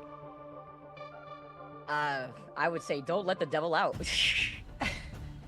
Yeah, it's difficult, right? Like when the whole game plan falls apart, then like what really, like, can you really focus on what your opposition did, or should you just like kind of focus on your own game plan and what you want to play? I think the Scatter Genji Vanpool was incredible, dominating. Like I'd probably take that out of the mix. Yeah, that's what I was going to say. I think the Mantis ban is fine, for sure, if that's the game to play. And there's always, when you let something in, there's going to be another strategy with it, but then test that against them. See if they can then bring that Mantis lineup, but at least get rid of the Deadpool Vanguard is what I would like to see, at least in this next hit. Obviously, the Gambit being, left on the table on one end, Elsa being picked, then banned right away. Maybe they swap that up and try to, ban the Elsa to start as well, because they had so many different ways to beat you, and giving that Elsa available is just another. I mean, we just saw it just won by itself at the end of that overtime with one press of the Q. Then you move on to, like, outside the pick and ban phase as well, Cozy, and you're thinking, okay, well, Crimso, I'm not too sure how that's going to work out if you're going to be on the Angela. You go 6 and 5, it's very unfortunate, but you can see that the peel was there despite them not running the triple strategist as we move on to our next map. Do indeed. Match point for Swamp Gaming. Can they bring it home? Let's find out. Alrighty, ladies and gentlemen, will we get our first 2-1 of the day? 1-1. We got to start there, and we find out in Midtown in New York Convoy. Right away, Elsa being banned from the top and Gambit to follow, so we can expect more of the same. They did swap how the first protect happens. So this next ban coming out from Swamp Gaming is going to be to the Loki, which we obviously saw Flamay play as best as they could on that last hit there. Elsa going to be saved yet again. Don't blame them on that front. This is where you want to see, in my opinion, the tank pool ban. If they go with Mantis again, they're going to stick with their game plan, is what it tells me. And they're deciding. They're talking right now, Vic. Seeing what they could roll out with, because I always see Sentinels, Cozy, and I'm always assuming that it's going to be like the triple strategist lineup that they're going to roll out with. It's almost guaranteed looking at they see it, and they do. They heard us through the grapevine. They knew already. They took the notes. They take out the Vanpool off the table. It was a huge problem. Love how Soe was able to call that out too, because Scatter, he went down like 3 times being on the tank pool, and he was able to also kind of be the exit person to catch anybody who's trying to get away from Kraz and Daze. Yeah, this at least slows them down a bit in their approach. Obviously, plenty more where that came from. Scatter has a whole arsenal of the dive Vanguards ready. The Luna being floated, that's definitely not going to be it. Potentially, we'll see if that's what they end up going with. Valentina, obviously, very great strategist that can adapt to just about anything. That's why they kind of went heavy on the bans earlier on that, but White Fox ended up being played just well. Love this pick, all right? This is what dive is their identity right now, Vicky. Get rid of one of the other big Vanguard threats. Noting too, like what Sentinels is expecting Swamp Gaming to roll out with because of the flexibility that the Vanguards have. But is it going to be enough is the question, because they could play a lot more than just the Venom. So we have to see who else could roll out, because I could expect the Hulk, but they protect the Rogue, which means we get the married couple team up.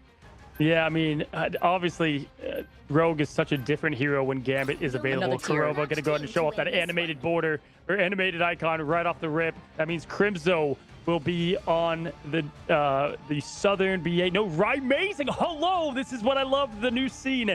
I've not got to see Rai play the Vanguard much. Rai can do just about anything for the team. Obviously, such a great duelist, but fun to now see him go from strategist to Vanguard, Vicky. He does it all. Again, we wouldn't call him at the beginning like a professional Ditto that could slot in. Crimzo just lingering to see what he's going to really play out with, because if you do want to go thing, you saw that they protected Daredevil. They have to stop Daze from being able to have these pop-up opportunities. And since they didn't ban out the Daredevil, you could expect a very similar case to what we saw from game number 1. Daze rolling out here on the Daredevil. Valentina showing that flexibility like you mentioned. Yeah, right away, I already like the Gambit with the with Yusher here. I think that's going to give them a bit more life. Crimzo on the thing going to Groot was definitely something I wanted to see, especially for this first opening. Already liking this lineup, triple Vanguard on the Sentinel side. So funny to see the evolution of meta, right? Used to be a lot of triple Vanguard holds on defense. Now we've got the offense approach coming. Plumé on the Shark rather than the Trickster. And the gates open up, Vicky. Let's see what we can do on offense here if your Sentinels to respond.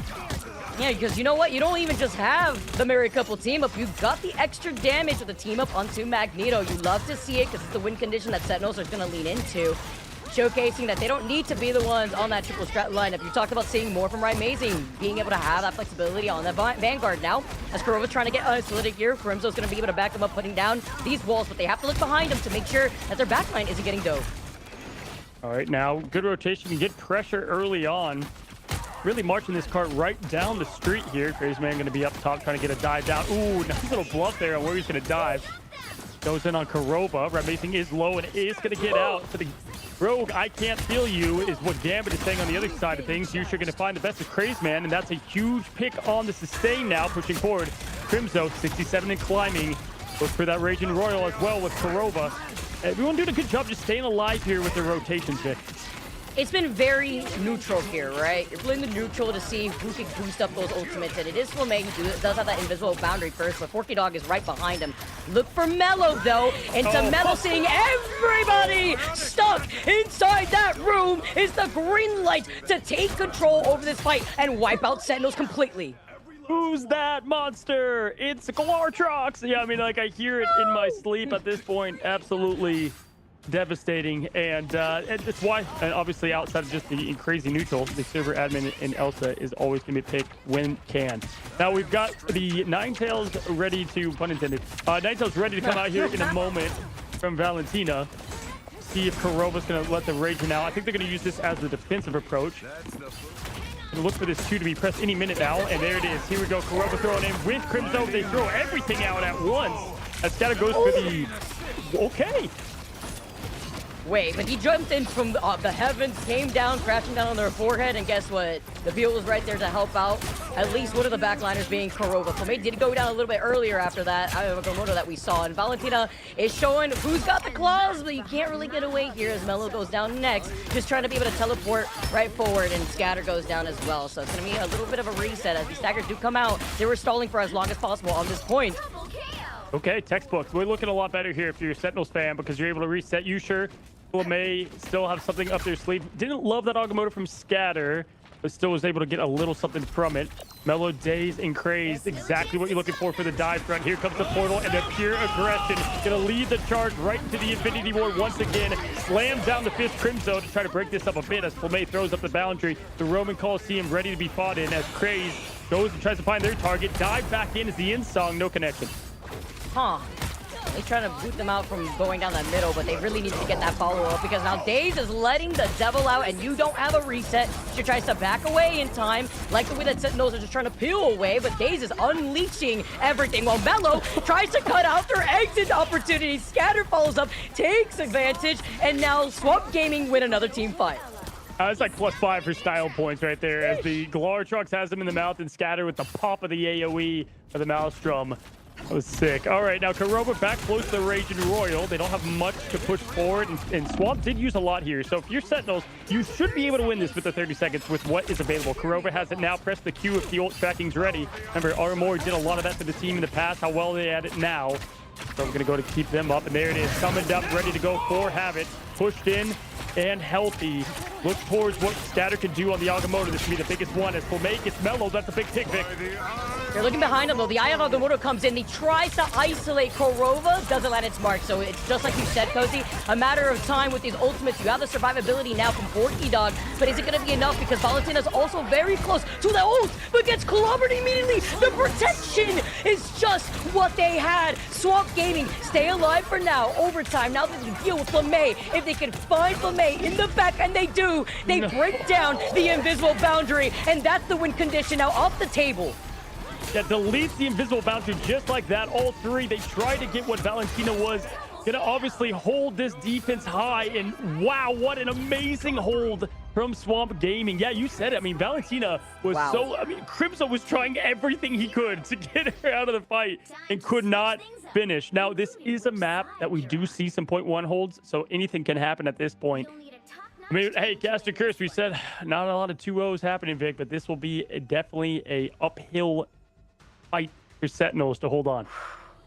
Looks like those scrimbucks are paying off overtime here, Cozy. The Kumiho has been unleashed, and the flexibility from Valentina, seeing the way that they had so much impact off the Apex Predator, Glartrox was eating double after that round. Yeah, again, I mean, this team, Sentinels especially, they've always played sometimes like unconventional stuff, right? With them being the leaders of the kind of triple res comp back in the day. Now you've got Ramazing on Rogue, and this is the gameplay. Once you go in through the pick ban phase and Gambit gets through, like, this is what they're going to stick with. It was singing Harmony for a little bit there, but they just could not answer the counters that came. But this is crazy. I mean, to watch, this is a lot of fun.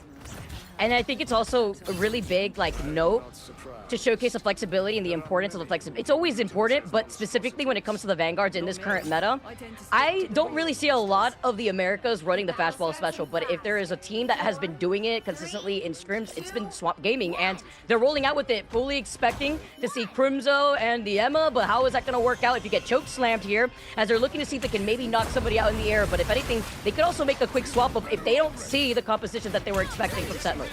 Yeah, Daze has evolved as a player a lot. I always thought of him as a Wolverine, as we continue to say, was a sub way long ago for Nemesis, and proved to get that starting spot, and boy, has he deserved it now, as Dogman is going to find a connection as Mother takes down the Gamma God and continued to push forward. There's the Wolverine. They want to continue to feast. I do like this defensive setup they've got. It's going to work for them a bit better on this side than the offensive side, but there's just so many ults to watch out for early. Mello at 42%. Glartrox is hungry and waiting, building up slowly. There's the punch, down goes Dave, and that second life passive to follow. It's a good opening start from Sentinels, Vic.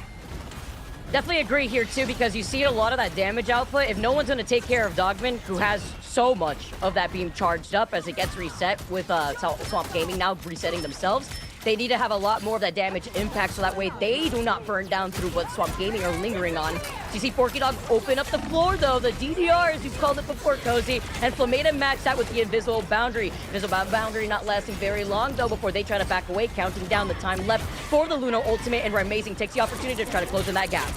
Yeah, Ramazing's going to go to use that team up to their advantage shortly off the cooldown. Now quickly with the diving, going to try to find the best value they can. 2 minutes, 31 seconds. There goes a couple as Crimzo finds Scatter. And good rotation on the ultimate side. Dogman obviously has the ult there. They've used a lot to kind of get this position, but they haven't even touched this card, Vic. Really hasn't moved much. Around a few inches here from the starting point of those spawn room gates. Daze, though, trying to get something. He finds the Emma. If it's up from the traditional kidnap, if that's the ultimate here. Porky Dog follows up to find that Emma. No sign of seduction in this fight, whereas Swamp Gaming, they have everything. It's clobbering time. Finds the isolation onto Luna. Valentina sharpening up her claws alongside Daze here, too, on the Wolverine. I mean, the kitties really are coming out. The Fox with the 3-piece just like that. Free buff as well. This is what... Listen, Nemesis signed... We're going to echo this. They signed these 2 strategists to go on with their team, right? Not Nemesis. Swamp Gaming, former Nemesis, got these 2 additional strategists, and we are seeing that come to light as they now just completely take care of the portal to stop another push, and this is now desperation mode for Sentinels. Fastball special no longer needed here. You got Kraz on thing instead. Flamme does have that invisible boundary, but someone's got to recontest right now. They're about to push it over to the finish line. No, Kurama being the only one there. Can't get there in time. Swamp Gaming dominating first series here against Sentinels in this first day. We said we were going to find out a lot about the America scene, and this is exactly why. What an absolute performance in showing from Swamp Gaming. Led from Forky Dog and Valentina in the back line. Absolutely tremendous play. Won them that first hold and continued on the second. We are seeing a team that is now becoming quick favorites in front of your eyes. And wow, another 2-0. Vic, I'm blown away. Can we talk about like 27.6k? Yes, Flamme did the same thing as well, but the damage output being very spread out within Swamp Gaming specifically. You have 6 finals for Mello, who only went down twice. Same thing for Scatter. They focus so hard on banning out the Van pool that now you have to consider just the flexibility that this Vanguard lineup of Swamp Gaming has. And you even look to the other side, Flamme was doing amazing too. I mean, you have 27.8k healing on the board, but it's really difficult when it comes to trying to play out maybe a different composition that you're not really used to going into against Swamp Gaming, who were expecting maybe if they're not going to run out with a triple strategist lineup, they felt way more confident in the double strategist lineup instead. I just didn't like the team comps from Sentinels. I mean, it's pretty as easy as that. I mean, both sides on both. Like, I kind of just had that okay, kind of question mark like both times from when they were locked in. And this is a team that can adjust well and they'll put in the practice, but definitely a showing that I know they wish they they'll get back as we open up here in year 2. But for Swamp Gaming side, Valentina has always just led such an incredible teams in rank, and obviously what she did in Dreamland last year, they qualified from the MRC and then did very well into stage 2.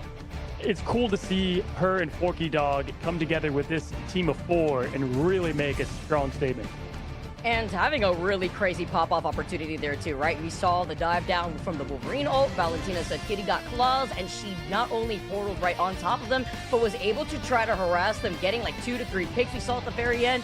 Chef's kiss performance from Swamp Gaming, and I think Cozy, that's a really good determining factor to see that upper half of that group of NA teams. And then you take a look, Zoe, at the different pick and bans. I want to like pair it what Cozy said, because I feel like aside from the different content we saw, I also wasn't the biggest fan, aside from the tank pool being banned out, of like the pick and ban phase 2 from Sentinels.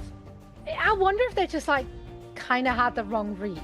Like, it just seemed like they weren't, like, it didn't really match up with what we know the opposition can play, because they do have so much flexibility. So maybe the focus was just on the wrong thing here. And I also just want to talk about Valentina again.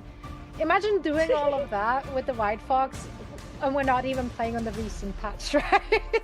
Like, yeah. This is going to be scary looking ahead. When I think Valentina, I always thought Invisible Woman too. Like, I'm like, oh yeah, Valentina and Invis go together. Like, I mean, come on, Vic, that's like what we saw so much from her as a player, but just to have that flexibility just shown to the highest level. And honestly, across the board, what I've seen, this team that we've been together now for stage after stage, Vic, I don't know about you, but it just feels like they are way more than one-dimensional. And Sentinels, I felt like this a little bit last year too. They go in with a game plan, and it's almost like they stick to it. Like, that's what we're doing for this matchup, and you have to be able to adjust on the fly. But in best of 3, that's tough. I agree. Yeah, because you literally have such limited time to make those adjustments, but I feel like it's very telegraphed, kind of like that black and white feel that you were talking about before, where you know what to expect, and teams are already doing their research, getting ready for their first series into the season. I also feel like just taking a look at the different pieces that have made their way onto Swamp Gaming, picking up some of the players that weren't in part of the core previous rosters that we have seen a lot of these players on before, became that foundation. I think we highlighted it perfectly. The strategists really helped showcase not only their flexibility, but look how worried Sentinels were to have focused so hard on that first game onto the strategist only with 4 bans onto strats. Yeah, I'd feel so flattered. If I were that backline, I'd be like, stop it, you. But yeah, I mean, rightfully so, right? If you even just looking at the very end there on that score card, like the sustainability for Swamp Gaming was kind of insane. Like they just would not crumble. They cannot die. They were so slippery. Like this composition works out so well for them. Like entirely their look, their style works out so well for them. Whereas for Sen, as you guys already said, like they do need to add a few more pages to the scrapbook.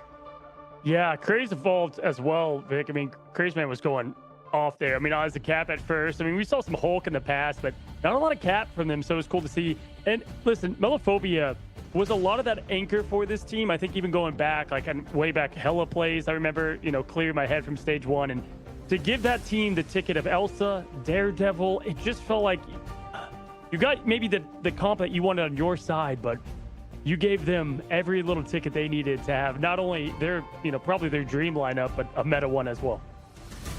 Yeah, there's only so many bans you get, by the way. Like, if you want to try to focus down on one role, I think it's trying to break down who the biggest problems were. And even though the stats, you could see the sustainability, if banning so many of these strats didn't work out for you, obviously make sure you prio Gambit because that's always like a must. But then you got to look at Elsa and what Melo was able to do. Yeah, and I believe we do have Melo joining us for a quick chat now as well. After that dominant performance, Melo. Whoa, hi! Surprise! It's us. Sorry, you surprised me. For a quick chat.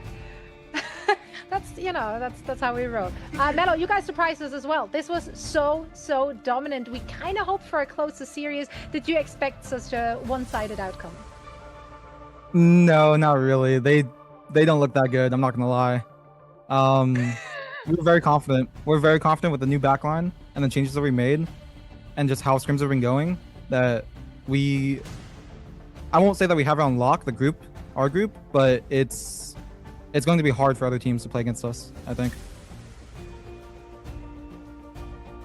For sure. Hey, Melophobia, we've been watching you guys for a while. It's always been fun to watch you. It's now been nearly a year of watching y'all do what you do great. Talk to me about the new additions on the strategist, right?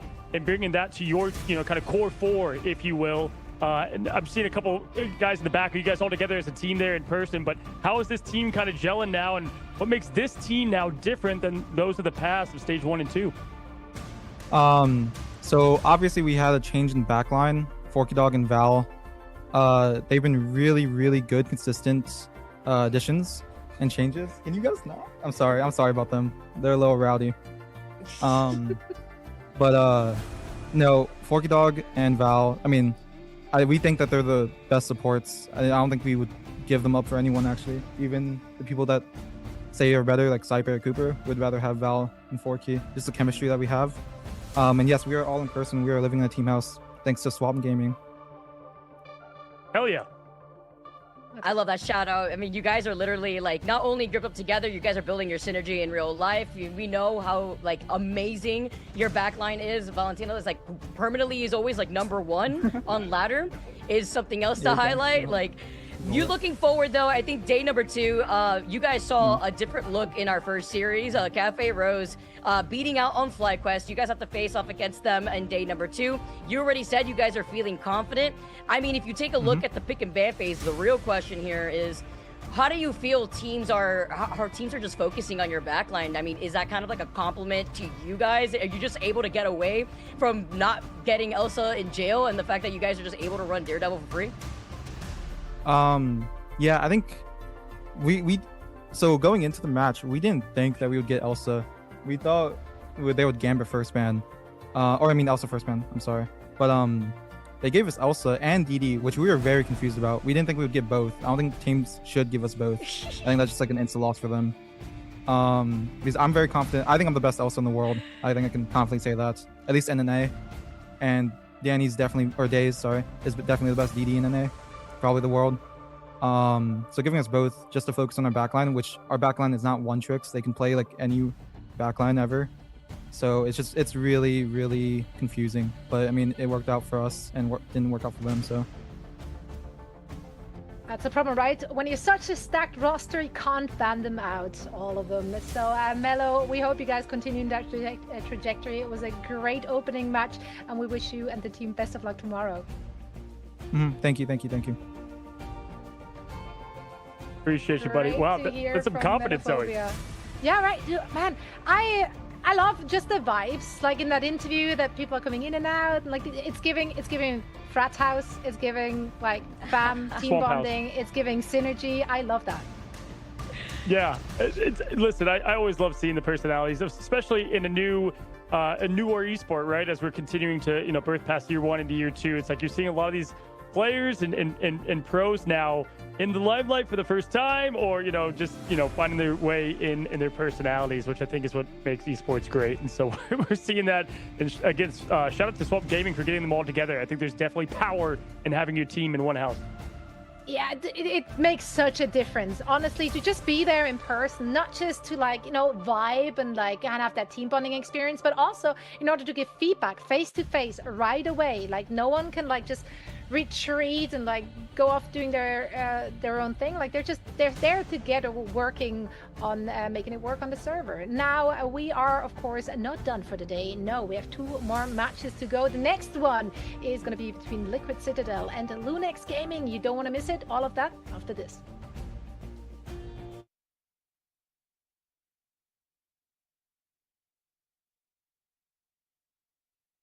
And enjoy the flight.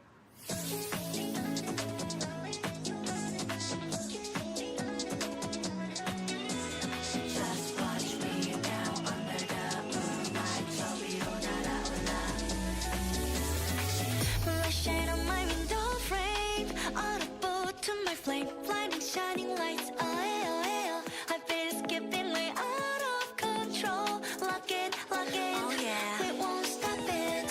Flying like it's our destiny, lighting up flaming stars. We're reaching out towards victory. 눈부신 꿈으로 차가운 심장을 쉬고 더 높이 날아가. They can't catch my vibe and my life. We're dancing on the moonlight.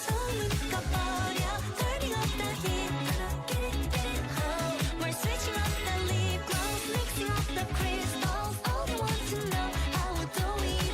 Now it's the switch to flight mode. Yeah, 차올라 내 눈빛 봐, 불부터 나 ready now. 떨림이 번져가 입안 위로 올라타. 거침없이 난 dive, 겁없이 뛰어가 flight mode. Be breath-free, shining, flying high. Feel the spark of flight mode. 우리 하늘 위로 더 rise up. 사라져 fade away moonlight. Gonna burn the night out. Every time my heart's flight, we go higher, eyes wide.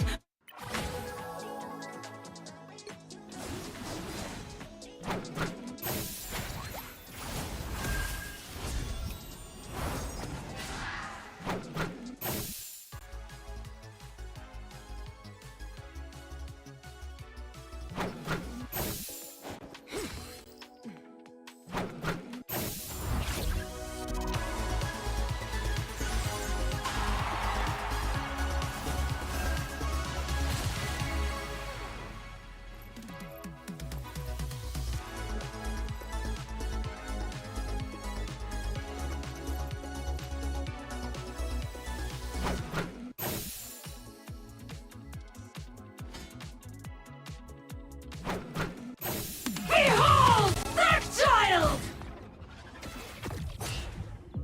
Survive this!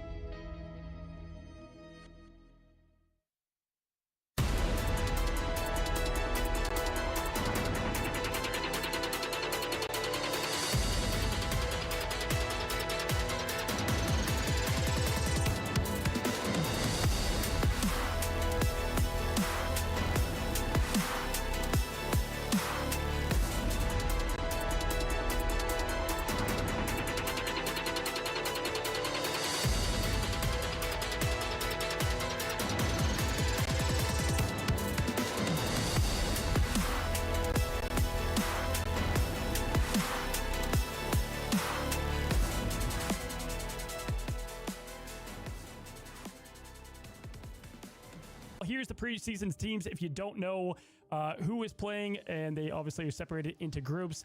Quickly, I'll go to give you guys the rundown on America. Shiv, I'll give you halfway through here, but obviously 100 Thieves is probably the most returning team as far as members go across the board. Obviously, have a big departure in Terra going over to Navi, but Self is more than adequate to fill that spot, in my opinion, in a different way that I think could be healthy for the team. FlyQuest, they just announced their roster, fellas. I mean, the biggest change in a team, right? So definitely FlyQuest looking much different, and most of them is to the team to the right of them in Liquid. This team is stacked. We'll get across to that, but definitely some of the more talented folks you know from FlyQuest over there with their main vest staying with Fly. And then, you know, looking at Sentinels, gonna go just straight down. Looking at Sentinels and what they bring, this is obviously a team that's been in here since the beginning, and they brought the party back. Armory's not there anymore, but Crimzo, Karova, Rymazing, that kind of duo or triple is all together. There's just a different dynamic for that team. It's going to be interesting to see how they come together. Shiv, you want to talk about a few here? Yeah, so I mean, we'll jump out to that. I mean, Space Station Gaming, I mean, this is a team that, you know, obviously new to what we can see here in Ignite, but it's a lot of names you know. Blur, Doom, Fidel, Month. You've seen, obviously, speaking of Envy, talking about shipping them around a little bit. Nectar, they are disgusting, right? As a duelist, really play virtually everything. And then SJW, who's actually going to be a sub, a very similar duelist that we've seen across the board. So this team, it just has a lot of talent, but we have literally no idea how they play together. And I think that's going to be the big shock surprise. TSM, a brand new roster coming in, but we've seen these names together as a unit prior, right? So you've got Bedtime Story, Gale, Gilbert, Guru, Pizza Demon. All these guys have played together hit scan fashion for a very long time, and some of them are at the top of ladder right now. But this is not necessarily, in my opinion, their meta. They're more of a hit scan team. So I do want to see how they play here in Ignite as we move forward. They could be disgusting. Nightmare, obviously, this is a team with Light. Light was on old school FlyQuest. Mace, who we've seen on teams in past, running comms, a very good comm leader.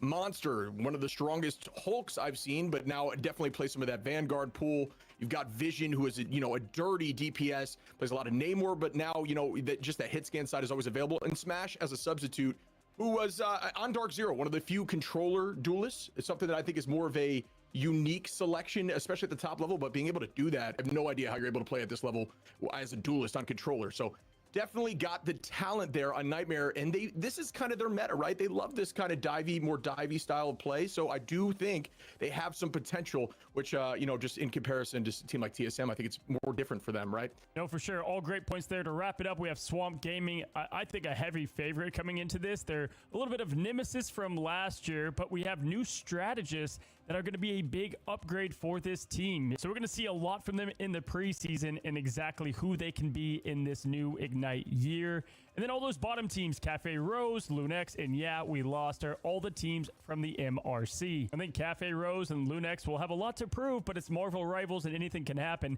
And Yeah, We Lost is looking like a team that even though they qualified from the MRC, they are dive heavy, and look out for them. So there's your quick recap of all the teams for America in the Ignite preseason.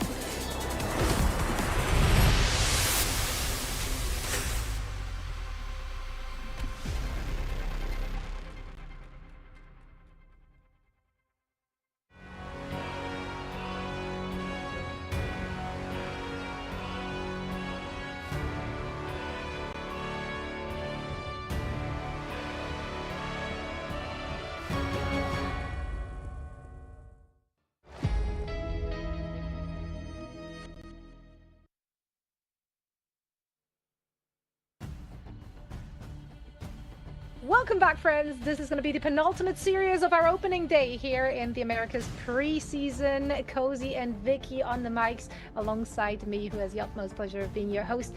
And I can't wait to get into this one. I think Liquid Citadel and Lunex Gaming might be a one-sided affair, but I think we can all agree that we're just excited to see Liquid Citadel in action after they've been like praised so highly. I mean, they kind of assembled like an America's Avengers team. Yeah, listen, you heard March Madness. It's Marvel Madness right now. I mean, we've had, big upsets already happen here. And I feel like I had this, match pretty well thought out. But anything can happen at this point. For me, especially with Liquid, listen, I'm going to say it spade to spade. EMEA, they've won the last 2 lands, right? And this feels like one of those teams like that has been formed to help get one for America. We're going to get our first taste of what this team looks like. yeah, it's our seriously, it's our in-game. And Vicky, so for me, I just casted so much Lunex with you, so I know exactly what this team has. They have a quick replacement on the team, but other than that, I know what they will bring to the table. But Liquid Citadel, I mean, this is going to be fun to see everyone come together. Yes, and if people were wondering, who is Team Liquid Citadel? Well, guys, let me introduce you to a huge titan of a team, because they've also brought in Polly, who was formerly part of Citadel, Sparkchief, Energy, Speedery, Nero, Cooper, all names that we've seen for so long now, Cozy. And then Gator's also coming back into fruition as the coach for this team. He found a home after Envy, when Thanos snapped, but now being able to find his own home here in Team Liquid Citadel. Yeah, and this is going to be such a great resource, honestly, for Polly and Sparkchief. Like, they have similar hero pools, but now they also have the guidance of Coach Gator, who has years and years and years of competitive experience in that particular role. If I could draft a team myself, I would almost come up with this exact team. Like, that's how stacked they are across each role. I mean, Pauly's one of my favorite vanguards across the game. Speedery from the Envy side and Nero were, in my opinion, like the 2 strongest players there to put them over on this team with Energy and Cooper. Fly's strongest members with Sparkchief as well. And then you got the family dynamic with Pauly and Pokey. Pokey there, coming in when needed. I mean, it's such a fun team put together as one. And yeah, Gator, I mean, he's been with Speedery, Nero before and knows how to coach teams at the highest level. Yeah, you literally get like FlyQuest, and then you get Envy, and then you find homes for both these teams, and this is how what you created, right? And then you look at the other side, and Cozy, you were just talking about it. We saw Lunex just the other week, a team that made it over to the grand finals, trying to figure out their own footing. Has there been enough time, though, in this meta to then rework what they had to do? Because that was a 24-minute or so final game that they do not want to repeat against a titan of a team. Absolutely. I mean, listen, like, they are the heavy underdog in this matchup, like, absolutely. But albeit a new team, they do have individual players that had a lot of experience last year already, right? On YFD, Intergalactic, Busy at Work. So last year, spread through America Stage 1 and 2. They were all over the place. They did gain experience. For sure. I mean, you just said it perfectly. It's like a team made of duos. You have 2 coming from YFP, you have 2 coming from Busy at Work, and those teams did struggle in the stages, but they have the pro experience at the very least. Not to mention, probably one of my favorite duos as of late, especially in the MRC world, was Iffy and Tones. Tones is a disgusting rogue, can play just absolutely top level for the Southern Brawler. And so for me, at least, Vicky, I was always highlighting that Vanguard lineup. And so to see them clash against Pauly and Sparkchief, we're going to see sparks fly. Oh, this is going to be insane. Like, I feel like that's been the topic, right? Like the Vanguards and the flexibility and what we could see depending on how that pick and ban phase plays out. And we are moving over to Krakoa, our first domination map of our 4th series of the day. Been interesting. I wonder how Lunex is going to approach that. I mean, we heard it earlier, right, from Cafe Rose, like, no pressure, being the underdog, actually the perfect place to be. They thrive in those situations. Do you feel like it's going to be the same for the Lunex players? For sure. I mean, listen, when you have nothing to lose, go out there and just have a good time. Like, if you already said you're going to lose, why even show up? You show up because of what we just saw from Cafe Rose, right? I mean, when your back's against the wall, you have just enough support to come out swinging. And that's why I love underdog stories. Now, I said I would eat your headphones if Cafe Rose won. Well, I don't even know what to offer at this point with Liquid because they're so stacked. But Lunex, go out there, be the team that we've continued to see them to be. And again, anything can happen, especially is always starting out in domination. Yeah, this is going to be an uphill battle for our underdogs. A great first look at this super team. Our expectation for the this team, though, are extremely high. So that can, of course, also add some pressure onto those players, Vicky. Yeah, I agree too, because you talk about like players that have already had experience. They understand what it is to be under pressure, but for this to be your first matchup, it's pretty rough, but it's also a statement maker, right? It is 2 out of 3, so you have less time to make that adaptation, but you take this here and you try to see, okay, well, where's our strength here? You were talking about the Vanguard lineup. I know Logan is also a very great strategist too, seeing how that's going to work out with their back line against a team that could really dismantle them, with Dive being the big highlight of the current meta composition. And Logan actually playing against his teammate there. Aren't he and Spark Chief and him are on Northwood University, aren't they? I believe they are. I believe so, yeah. And yeah. You know, for me, what's cool is I feel like this team, the heartbeat behind Lunex, if you don't know them, I think a lot of people are familiar with the players of Liquid and like what makes that team up. Look to Regis. If Regis gets access to Elsa, like we just saw on this side of Swamp Gaming, then this thing can get crazy pretty fast. All right, let's see if the Titans can roll out of the gate strong, or Lunex is going to make an upset. Alrighty, Vicky. And listen, Vic, we saw this with Cafe Rose and their ticket to success. They had the Gambit, and they used the Gambit to their advantage because they practice it. And whenever you've got a little bit of, chaos, you might as well go all in. And just like that, they're not going to be able to. It's bad. Never mind. All right. Remember what we heard in some of our interviews, right? Like the Elsa being that problem. Well, guess what? Lunex being on the other side will be able to protect that for themselves, whereas Citadel will not be able to roll out with that. They banned the Mantis next because they don't want to damage Busa Elsa to just get away with whatever she can get away with from the high ground, especially since we are going to Krakoa. So you have a lot more of that high to low ground disparity, a lot of different off angles. Seeing what this next protect is going to be, the first protect for Liquid Citadel is going to be the Gambit. So that's definitely the one upper hand here, that you have a much more flexibility in running. If you want to do Gambit, Rogue, Magneto, what are you going to ban next? Because you kind of force the rock, paper, scissors of, okay, we see Gambit. Do we want to ban out the Rogue or Magneto? Or Star-Lord? Yeah, for sure. Yeah, no, it's a great point. I think Star-Lord and or Loki should be the next. Probably Loki to be the next up. It has to be the priority ban here for them, and then they can get away with Star-Lord later on. Having the Elsa, though, I said that would be a big ticket for them with Regis that they can follow. So Loki's going to be banned. You just cannot, it would just be over before it started, right? You can't give double the fold against that team. So we'll see that get banned out as I am completely out of my mind, and it goes to Rogue. Okay, well, at this point, you save Star-Lord, you save Loki? This is already interesting. Okay, it's Daredevil. I quit. This is going to be a fun one. The Daredevil is saved. Okay, well, remember those nerves? I'm not too sure about those because the devil has been let out way too many times within this first day of Americas as they hover over the cat. Okay, well, that means that at least from the other side, you still have the Gambit. It looks like maybe here, rather from Liquid Citadel, they have the Gambit saved here, but they had to use up that one mana on the Rogue, which means you only have so much to work with before we see this last protect for the Lunex. No, this is saying, hey, we know how good Paulie and Spark Chief are, and we have to attack their best of the best. I mean, obviously, the cap is all there for Paulie. I always want to see it. It's like Kurova's Adam. Like, I'm dying to see it. We never get to see it. And so we're seeing a lot of target player-specific bans on that team. That's why it's a bit out of the norm. But then what you do is you open up any option for this team, and look how perfectly open the dive is. Energy on the Star-Lord with the Gambit, paired up with Speedery on the Devil, Venom in the animated glory coming from Spark Chief.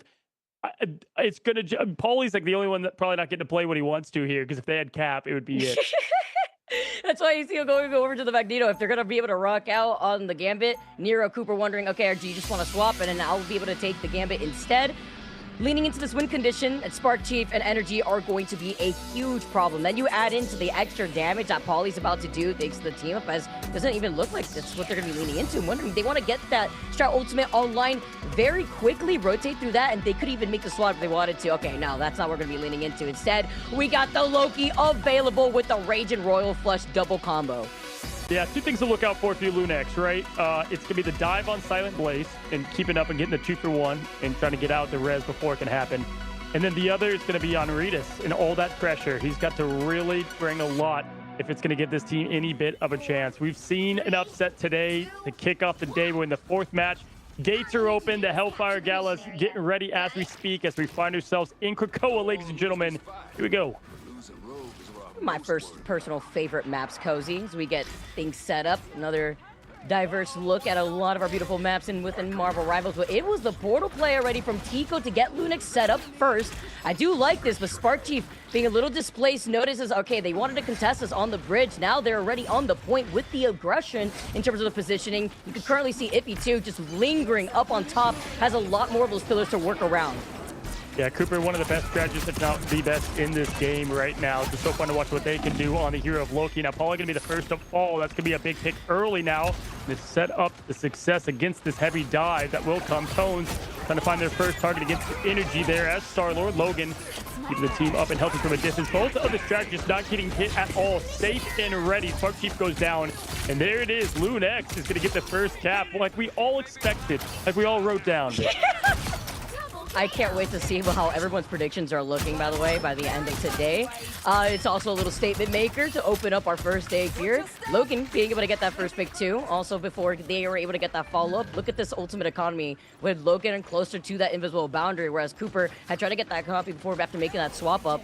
And now is sticking to that Loki and Gambit still here, looking like he's already close to 80% on that God of Mischief. Yeah, only 20% and up, right? So they can push in quickly with this comp. Spark Chief going to the Groot. To change some things up here now quickly as you have the Speedery diving in. Will he have his team join him? Nothing yet. Gonna allow the other team to get things sucked up. This is a huge large shot fighting 1 now 2. That's gonna be a quick into Speedery, and it could be Ollie finding himself out of this as the Gambit ult goes on live from Cooper, and just like that, able to flip the monster on its heels, Vic. And he double jumped all the way to the top before finding that dive onto the back line. Just a Magneto with his extra shoes really tied up. And the Eye of Agamotto comes in, finds 3. Huge! Needs the follow-up though, as Nero has a Raging Royal Flush. Beerberg is going to be able to actually help them out from the back line, but then you have a huge anti onto Tico and Ippy. They're forced to back away. It's Logan who's the first to get called out. Lunix is trying to play this very spread out, but it is Liquid Citadel who have way more bodies here. Nice trades, but Silent Blaze is still alive from Lunix. The fact that they have the point is the only good thing going for them right now for Liquid, because if they didn't have the point here and they did all the resources they had, it was going to be really rough, you know, sledding to just kept this sustain fest on. Vic, that's what gave this fight in this map a chance for them as they continue to push on now as the time ticks up. The Devils let up on Speedery. He continues to find success. Energy going to capitalize with it, and there it is, yet another stagger. So if you are Lunex, reset fully here. Come back together. The point is, at this point, you know, lost. Get back together and don't let any more staggers happen, but they can't get away. Tones goes down as well, and now another. Definitely agree, because then now you had the stall opportunity just for Liquid Citadel to increase their aggression here on the point. They're nearing 60% now as Energy's coming right back around. Lunex, though, have to look to utilize Redis and that Apex Predator as well as if he's got that Heaven's Retribution to follow up as a wombo combo.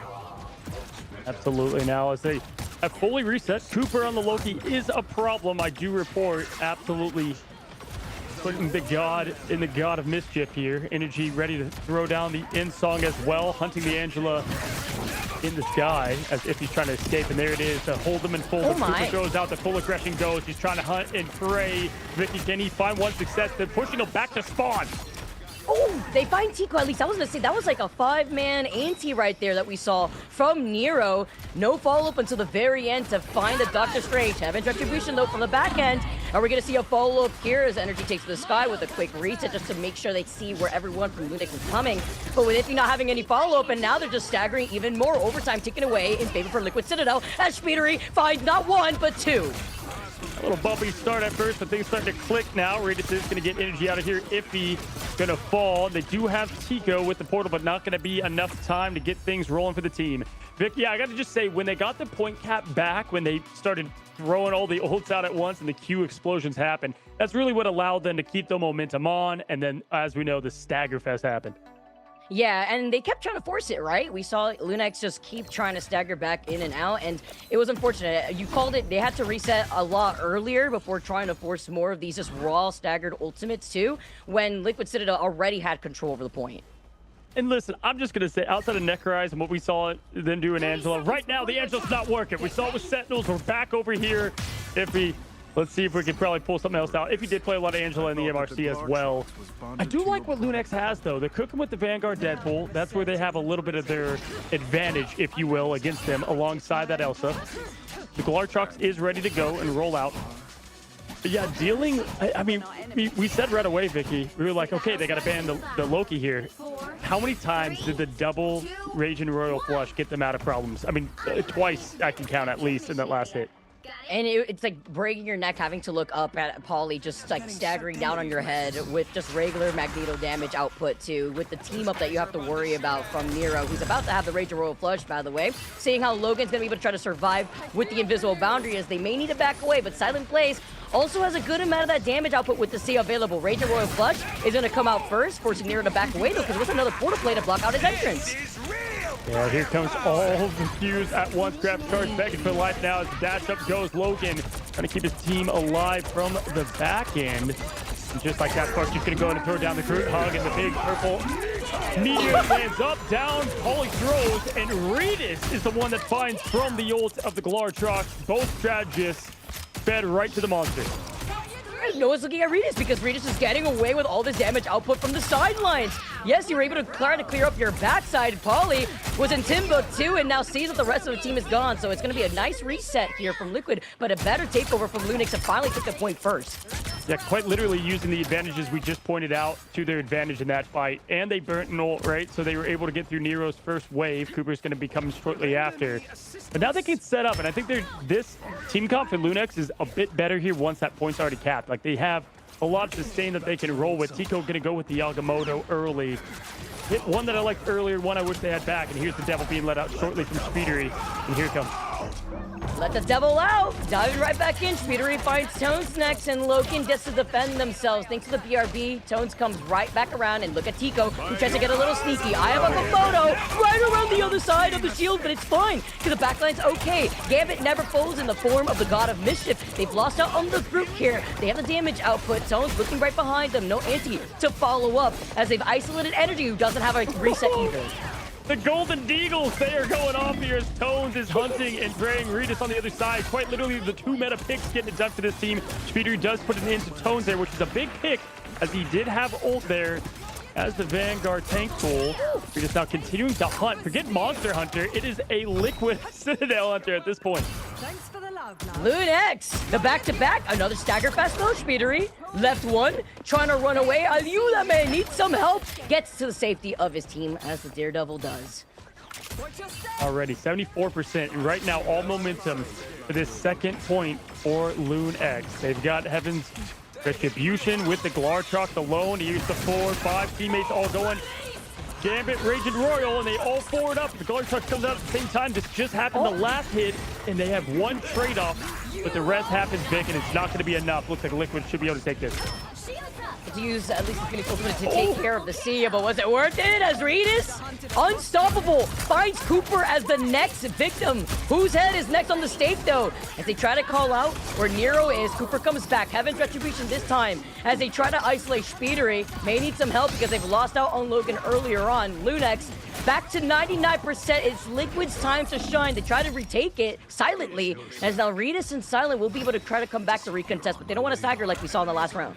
Man, fun to see Speedery back into this thing, huh, Vicky? I mean, yes. The fly over there in Envy now on the ground, showing what they can do on the Devil, who wasn't even, barely available for them back in last year's Ignite. Tone's going to go to throw out the ult early now. Liquid fully has to hold this thing if they don't want to drop even a point, which I know is their expectation against this team. Lunix, though, at the hands of Regis, getting it done. Throwing out the Unicorn. I choose you, as Tones says it best. Good rotations. Devil let up behind, though. Lots of rotation they have to do themselves. And Envy finds himself. That's the trailer for Season 3. Season 4. It's the dunk on the head. The dunk real quick. Let the Devil wear. I mean, he's back over at the spawn room gates. Regis is on fire this game. Cooper got a mission into the Rage and Royal Flush. We see them trying to dive in. They got the big jump. Smart Chief takes so much damage. He's still alive. And now Regis sends everybody off the map. The Apex Predator proves why they are at the top of the food chain after finding Speedery and Pauly. I mean, just handling just constant Royal Flushes has been actually a sight to behold here from Lunix. 99% to the 63 now. They're doing their job. Look at Regis just one by one, finding his prey. Tones with the follow-up of the Deagles as well. Going from D tier up to C shortly on the ult. And there it is, 99 and ticking down. Last desperation, Pauly gonna go ahead and try to get the point meter in. Up, down, doesn't matter, as the big C is in the way. And this is gonna be their last fight for the chance to hold them. Lunix, do you have it? Yes, you do! Wow. the shield onto the Sia too, just in case, just to make sure it's a bold statement too. We got a banger on our hands as Lunex proves why they're still in this. Talk about using the resources you have available to get the dubs, right? I mean, this is absolutely at the hands of the Glartrox. I mean, you see, constant purple cards are just flying around Liquid, but they always have the right positioning in the answer. And if you're Liquid right now, you're doing the right coordination. It's about getting the right targets at the right time. Iffy with that massive pick early on Speedery too was disgusting. If you look at the ult economy, pretty close, but obviously you've got the Agamotto that should give them a bit of a heads up against what Energy has on their side. So I actually like Lunex here, potentially 0.1. I mean, Regis is just getting away, literally, with anything, right? Like, no one from Liquid Citadel has been able to pinpoint Regis. It looks like Regis is in Cirque du Soleil, and he's just been dancing around all these different rogues, playing on the outskirts of that last round's point. Let's see how they can do, because now you have a lot more verticality. You have the ability to try to hide behind the waterfall before getting onto the point, and you have a lot more open sidelines to try to contest a lot of these strategists that want to back away, maybe even go to the health pack that's over to the right side of the cliff. It's just so cool. We pointed this out before we went in. Regis on Elsa was what I was looking for, Vicky, and we saw what it did in the MRC, but how would it stack up against not only the pros, but one of the best teams in America, if not the best, right? And we're seeing it right here. You've got to control the Monster Hunter, and Regis is on the loose at the moment, folks. Buckle up. As I said, this could be a good one. Regis now with a quick dash. You can barely steer. That aim is deadly. Paulie now going to go ahead and try to get some sustain on this point, not giving it to him right away. Tone's already with that ult now. Pressure on Max. Where's the Invisible? The Invisible is still alive! You're nothing. Take it to the skies. Logan has the Invisible boundary, though. The Eye of Agamotto hitting Ghost, while Paulie is able to find Iffy, who was trying to harass their backline. But this forces Lunex to now allow themselves to plant their feet on the point first. Very similar look to what we saw in that last round for round number 2. This Agamotto's been wildly placed. And Tones, one of the big things you guys have to highlight is, yes, one of the big things about Tank Pool is the snowballing that can be done in Domination. Already upgraded to the max, those Golden Deagles ready. And that is just going to give that much more momentum towards Lunex. There's the Gambit ult. Tico going to find energy from this. Paulie finds Tones. They have to get themselves this point back if they want Liquid not to get upset here. Speeder is just climbing the trees. Who said Rocket's mobility is dead? Look at that. Look at that animal go. He is dipping and diving. Liquid Citadel retake this point, and they have some ultimates to work with too. Nero has that survivability. I do think it's important to highlight how they decided to get off of that low-key pick. They really didn't feel like they needed to utilize those lamps instead. They just need help with the peeling. But then nice takeover. My eyes, though, are currently on Regis, who has been a problem. Yeah, they definitely have to play Find the Regis right now if they want to continue. Nero now out of the Loki. Out of the Gambit. Cooper's going to take over the Gambit. Nero over to the Invis with the boundary ready to roll. This should allow them to sustain the point plenty. And we'll see how they choose to push in. They know exactly where Regis is. Trust me, if it's not from the gunshots, it's from everything else coming from that direction. Here comes Logan, though, pushing in with Speedery. Now going to put the pressure on the opposition. This is going to be close as they fight in the invisible boundary, Vic. Great repositioning from Logan, too, to get right on top of that broken tree trunk, too. Take it to the skies. The Meteor M from Paulie. Can he find his mark? A selling place finally does get called out, which means that there is no help on the peeling side from the strategist. They need the assistance. It's up to Regis to back away now, noting that they don't really have that sustainability, but it doesn't matter, though. Lunex may not even need a sustainability because guess what? The damage output has been there, but now Speedery gets to walk up for free. 60% already on the point in favor for Liquid. Yeah, Tico's going to go and do a legendary. No Regis way. finds Speedery, and wow, it's like he lets Regis go, right? And I thought Speedery's target rotation was actually very good there, Vic. But you left him alive, and Regis just 1v1'd it himself, and the point take back. I mean, that's how crazy this hero can be, and especially at the hands of a talented player that we're becoming to see right in front of our eyes. Regis is Timothy, literally. Like, we got to see these stats at the end of the game because this is absolutely insane. Liquid Citadel do have answers, though, up their sleeve. Cooper, Raging Royal Flush, ready to go together with Energy. That's going to be the Get Ready Go button into the Galactic Legend, but may not even need it depending if the Invisible Boundary comes out. As it does, Legendary needs help. The follow-up right afterwards, and that's going to be the team takeover for Liquid Citadel. Yeah, I mean, biggest thing there is they were able to pop Logan's Visible Boundary as well, and I thought that was actually a good play by them, but it was perfect communication from Liquid, all diving at the same time. Speedery turning the eyes as well over to the boundary. They used a bit to get it, 76% end up. Remember, it's 1-1 per team. Winner's going to take this first map. Will we get an upset, Vic? It's coming down to the wire. Iffy at 98% on the opposition side. Still a lot of ult climbing for Liquid. This is the most hype game we've gotten all day here. Tones moving up. They bursted his bubble though. Iffy's though coming in from the other side. Heaven's Retribution ready to go. As Liquid Citadel are nearing 99%. They got to recontest here on the point. Big ante onto Logan. Can we see a follow-up as it's Energy who finds Tones? No ultimate available for the Van Pool here. And with overtime ticking away, Luna's get a little bit more aggressive, but Iffy gets taken out. The BRB comes in clutch from Silent Blaze, but is it going to be enough? As Paulie gets the back-to-back. Regis cannot do more to Liquid Citadel. They defend their throne to take game number 1. Becky! That was so close. It was Too close. definitely towards the end. I mean, listen, I thought, obviously, first of all, shout out to Paulie putting it into his own hands at the end there, getting 3 on the neutral. Kind of disgusting. I mean, Glartrox, I choose you. I thought that was going to come out a little bit quicker. I think Regis was trying to find that perfect opening, which was the answer to what they did at the end each time.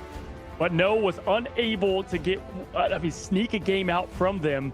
But Lunex said, we will be anything but an easy match here. Taking a look at the stats, he said he can't wait to see Regis. There it is, 18 finals. But on the opposition, Cooper farms MVPs like nobody else.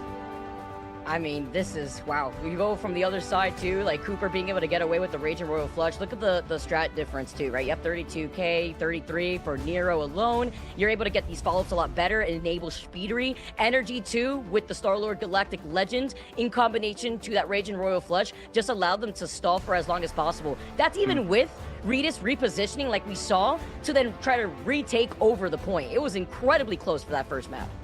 Yeah, for sure. You know, I think there's definitely a lot that they can clean up here. We're kind of seeing this team come together in front of our eyes. And I think adjust to the bans. You know, the bans are, I think, a bit trickier than we all thought there, especially on Liquid's side. Really, Tank Pool allowed Tones to do what they do best. I mean, look at those stats on this side. Absolutely was a monster on what they pulled together for Lunex. But yeah, altogether, I think that was what we expected in some cases, but for Speedery, I think on the Devil, that's what really allowed them to kind of kick open the gates and get picks when needed. Yeah, and then you take a look at Spark Chief too. You talk about maybe like some of the weaker holes in this foundation for Liquid. I feel like we've seen Spark Chief pop off way more, right? You want to be able to get way more done with the ante that's provided from the Feast of the Abyss.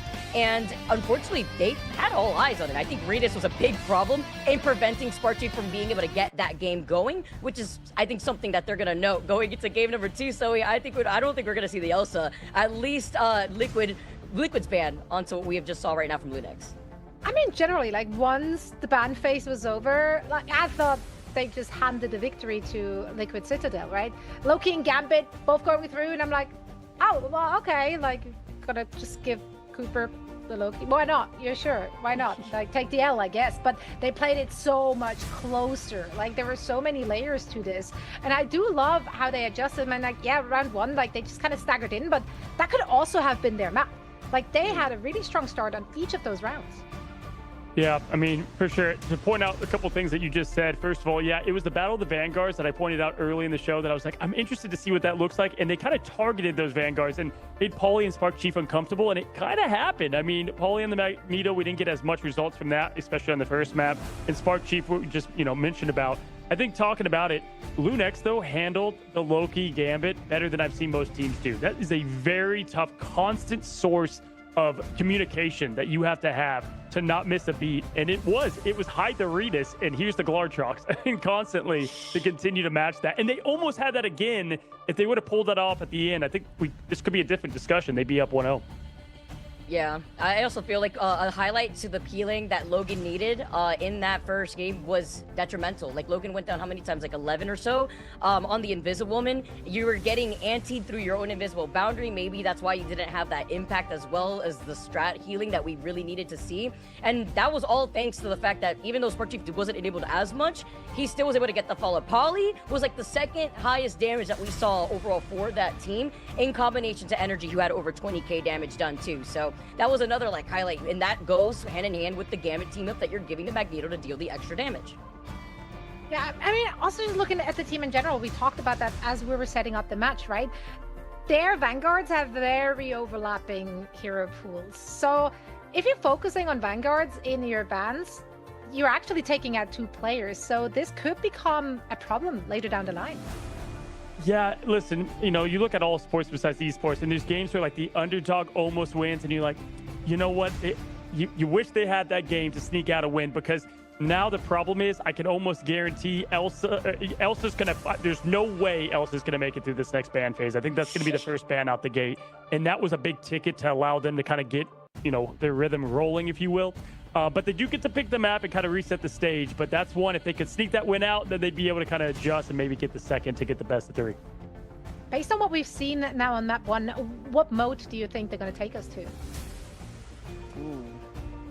Yeah, Lunex. So Lunex loves their New York. They do a lot of Midtown, a ton of Midtown. And so I wouldn't be surprised to see Midtown from them. And again, watched a lot of this team over the last month. A team that I didn't know. I knew the players, but as a team didn't know they existed almost. And then to see how much they've come together in a somewhat of a lower bracket run, they did well. The only team they kind of struggled against was We Lost, who was very dominant in the MRC. Mm-hmm. It's because they always had an answer. Lunix was the only team that managed to even take a map of We Lost.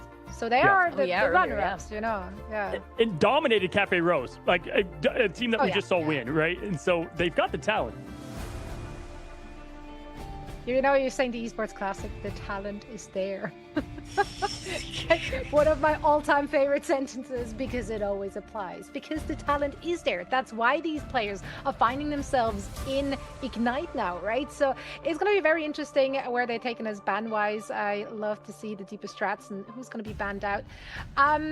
Generally, though, style-wise, Daredevil is seeing a lot of play. Did we just all have the wrong read on the patch notes? Like, are they having the wrong read? Like, who's tripping? I think it just goes to show how good a hero is, right? I mean, if you take something from it can still be, a top tier hero even with so many changes. Look at Gambit; he's on his 10th hit, right, and he's still doing okay out there.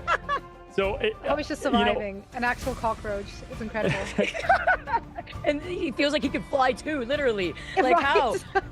When he pops the Raging Royal Flush, this cockroach is literally flying like a palmetto bug in my direction, but it's not one. It's like 5 others. Yeah, there's always 100 more if you see one, so.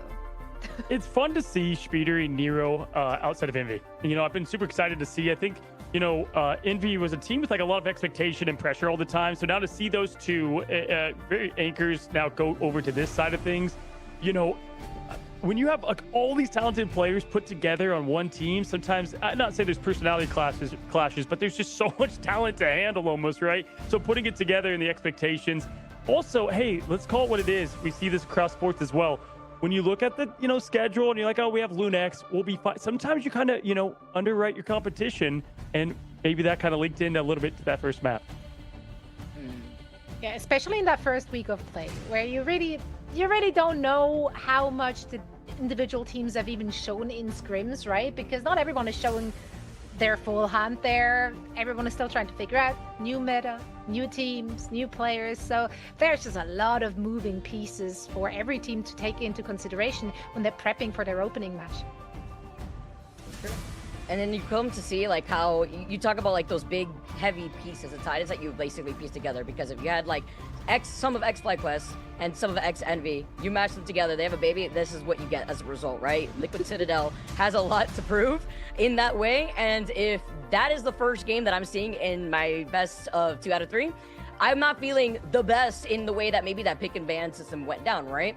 Elsa probably stuck in jail. We'll have to see how that plays out, but then you only have so many pick and bans too. It depends on what side these teams decide to play on as well. So seeing also if the Daredevil will be let out too, because that was also a problem that we've seen be repeated as a mistake in our other previous series when you go into the pick and ban phase. It's funny when you're your favorite team, how, Liquid just won that, and we're almost talking about it like they lost, right? That's the expectations that you have. Right. And we opened the show with this, Zoe, of this isn't just about, the preseason seeding and prize. It's about showing your org. Liquid, hey, welcome to the Rivals Esport. I know they all got flown in together. I think they're all together right now. They have high expectations of this very talented roster they signed, and so these players want to show out, and that's why I think we're kind of highlighting them like this. Yeah, especially in a system where you do have promotion relegation, there are opportunities for the org to kind of drop you, right? So there's kind of a knife hanging over players' heads. You want to perform each and every single day. And there's the map, by the way. This is where it's like I might watch an unhealthy amount of Rivals, all right? I had a feeling Lunex would take it here. They did this often. I think this is where they took the map off. Yeah, we lost way back when as well. It's just a comfort map. You know, all teams have a comfort pick, and Midtown is going to be that exact for them as we take a look at the graphic here. I like this though, Cozy. You called it out perfectly. And you know what? You also have a lot of more vertical sight lines to work off of. So definitely have to keep your eyes on your backline to make sure you can help peel for them if you found that to be a difficult thing if you're Lunex. As well, Regis has been able to just pop off and be able to have that mobility. It's about being able to also try to help out and make sure that your strategists are sustained too. Yeah, I mean, Regis' Elsa needs to be taken out of the equation. Liquid Citadel, I'm sure, wants to make this a convincing victory. After the first one was maybe a little bit too competitive for their liking. Let's see if they can bring it home. It is match point for them, so the pressure is definitely on Lunex. Yeah, for sure. If the team can take it, though, it will be them. And again, this is the team that replaced. They had Scarlet on their team back in the MRC, and so this is also like small changes. And right now we're seeing teams that have made changes are flourishing. So, you know, I think it's definitely going to lend towards them. The ban phase, I don't think it's going to look anything like we just saw. You know, if you are Lunex, you want to try to copy some of what you just did because it's a proven that it worked, right? And shout out to them because a lot of that comes from the scouting and what you can do, which isn't a lot out there on Liquid Citadel. There's way more tape on Lunex's side being in the recent MRC. Yeah, so you're kind of forced to either do just meta bans, right? Or you just ban out individual players, which was a very heavy Vanguard focus for them in the first set of bans. Absolutely. All right, let's get started here, Cozy. Group stage, we already got our team Liquid Citadel sitting at match point, as Zoe had already mentioned. While Lunex, I feel like they've built up the skeleton, but it's about filling up the pieces. Maybe no Angela, so that way you have somebody who could try to go in with you, because unfortunately, that didn't seem like the opportunity that Lunex was leaning into when Regis was popping off more so in the back line. Absolutely. With the quick ban over to the outsets, yet again, the same call to victory for Lunex. So they were like, you know what? We're fine with that. We'll adjust a bit. And there's the Mantis ban to follow. So they're going to go with the same song and dance. They came away with the W, right? So why fix it too much if needed? We thought maybe we would have saw a bit of a change there, but either way, just loving all. You can just tell these players are just ranked demons from all these animated icons. I mean, come on. How many you got in your threshold there? I'm still working on my second. It's going to take me God knows how long. But we've got our Vanguard Deadpool banned yet again from the side of Lunex. We'll see if they match it here. Thanks for reminding me I don't touch grass here, Cozy. But maybe here, too, because the Loki has been a problem. You don't want to have that out, okay? Because they've already learned their lesson as Liquid Citadel was able to cycle through so many Rage and Royal Flushes. And no Daredevil going into Midtown is very smart, because we were just talking about the back line here and trying to find different spots that you could get dove on. So that's something that Liquid Citadel doesn't have to worry about from Lunex's side. Tico already hovering over that Black Panther, though, is a nice sight to see, with a big conversation point going into how Dive has been so strong this season. Absolutely. The Loki being banned this time around, I think, is probably a bit safer than the, well, obviously with the rope pick being saved, but I just like it better altogether for the team, just to first for the mental, but also just for the constant source of ults that you're facing there in the Raging Royals. The ban on Daredevil continues to open up the odds, and there's the save once again so that Tones can be on the Merc with the mouth. Last ban going over to the Jeff, so a lot of similarities that we see with the Rogue Protect and open things up here for Spark Chief, who's going to flex not only on the icon, but flex the animated one on us here, Vic, as they lock in their teams. It's such a great animated icon. I love the Rogue icon. All right. Getting started now. Liquid Citadel, a little too close for comfort, knowing that they're going to change things up just a bit. The BRB goes crazy, but it's even more important to highlight, Cozy, that Liquid Citadel are starting on the defense. This is why they were able to pick a ban on their side over on the top of the menu, but it's also the triple strategist that you could expect, as well as a triple Vanguard. All right, so we've got the Emma Rogue on the defensive side with Energy, which Energy oftentimes back in his FlyQuest days would flex over to this exact Magneto. So does have this kind of up his sleeve and in the tool belt. Always important to have that flexibility. And you know, I think this aided a lot of players in the past Ignite because of how strong Triple Vanguard was back then, especially on the defensive front. Now in the aggression, I mean, the game plan looking simple. You got Regis, you've got the Groot. And Tico still trying to find what they want to do here. But one now over to the Winter Soldier, our first appearance of the Soldier this Ignite, or at least right here in America. Here we go, Vic. Doors open in 4, 3, 2, 1. Let's see what we got. Little change up here before Ritas looks ahead. Making sure that they got the communication going down right to pinpoint where they're located, because currently Energy's already hanging out on the high ground, being on that mag. Nice isolation with the bubble already from Tones. Look how quick. I always got to see it. How quick Thankful tries to get that ultimate already online, nearing 70%.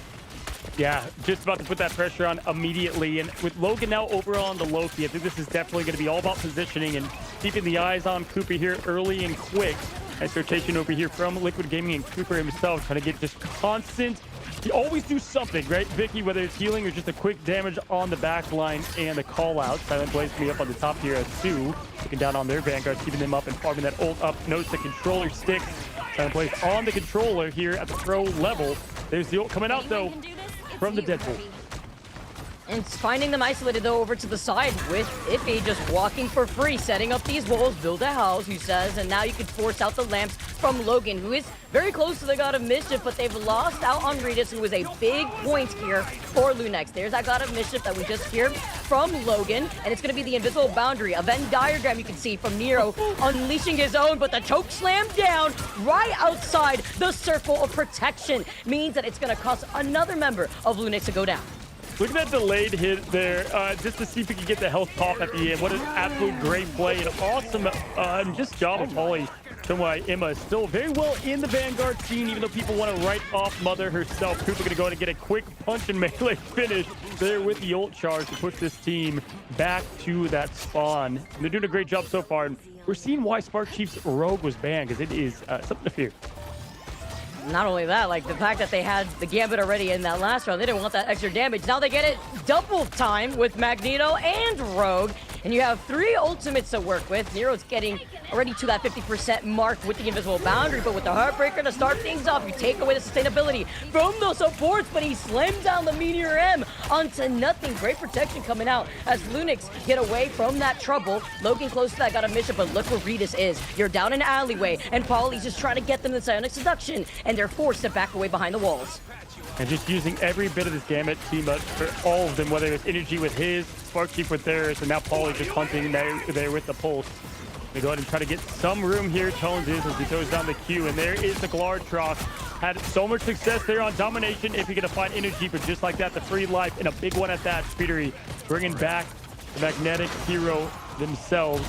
Tones gets a pick. This is coming down to the wire here on point 1. And that was a follow-up off of the slam down onto both of the Vanguards. They only get 1 out of the 3, though. Nero, invisible boundary.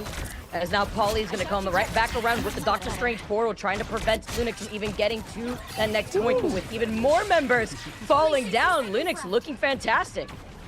Who needs the Qs? They're right now hunting Energy, by the way, in that backline as the mag. Now, Energy going to go to Wolf. This is an often pick when you portal. Just such a great swap over, especially with that second life.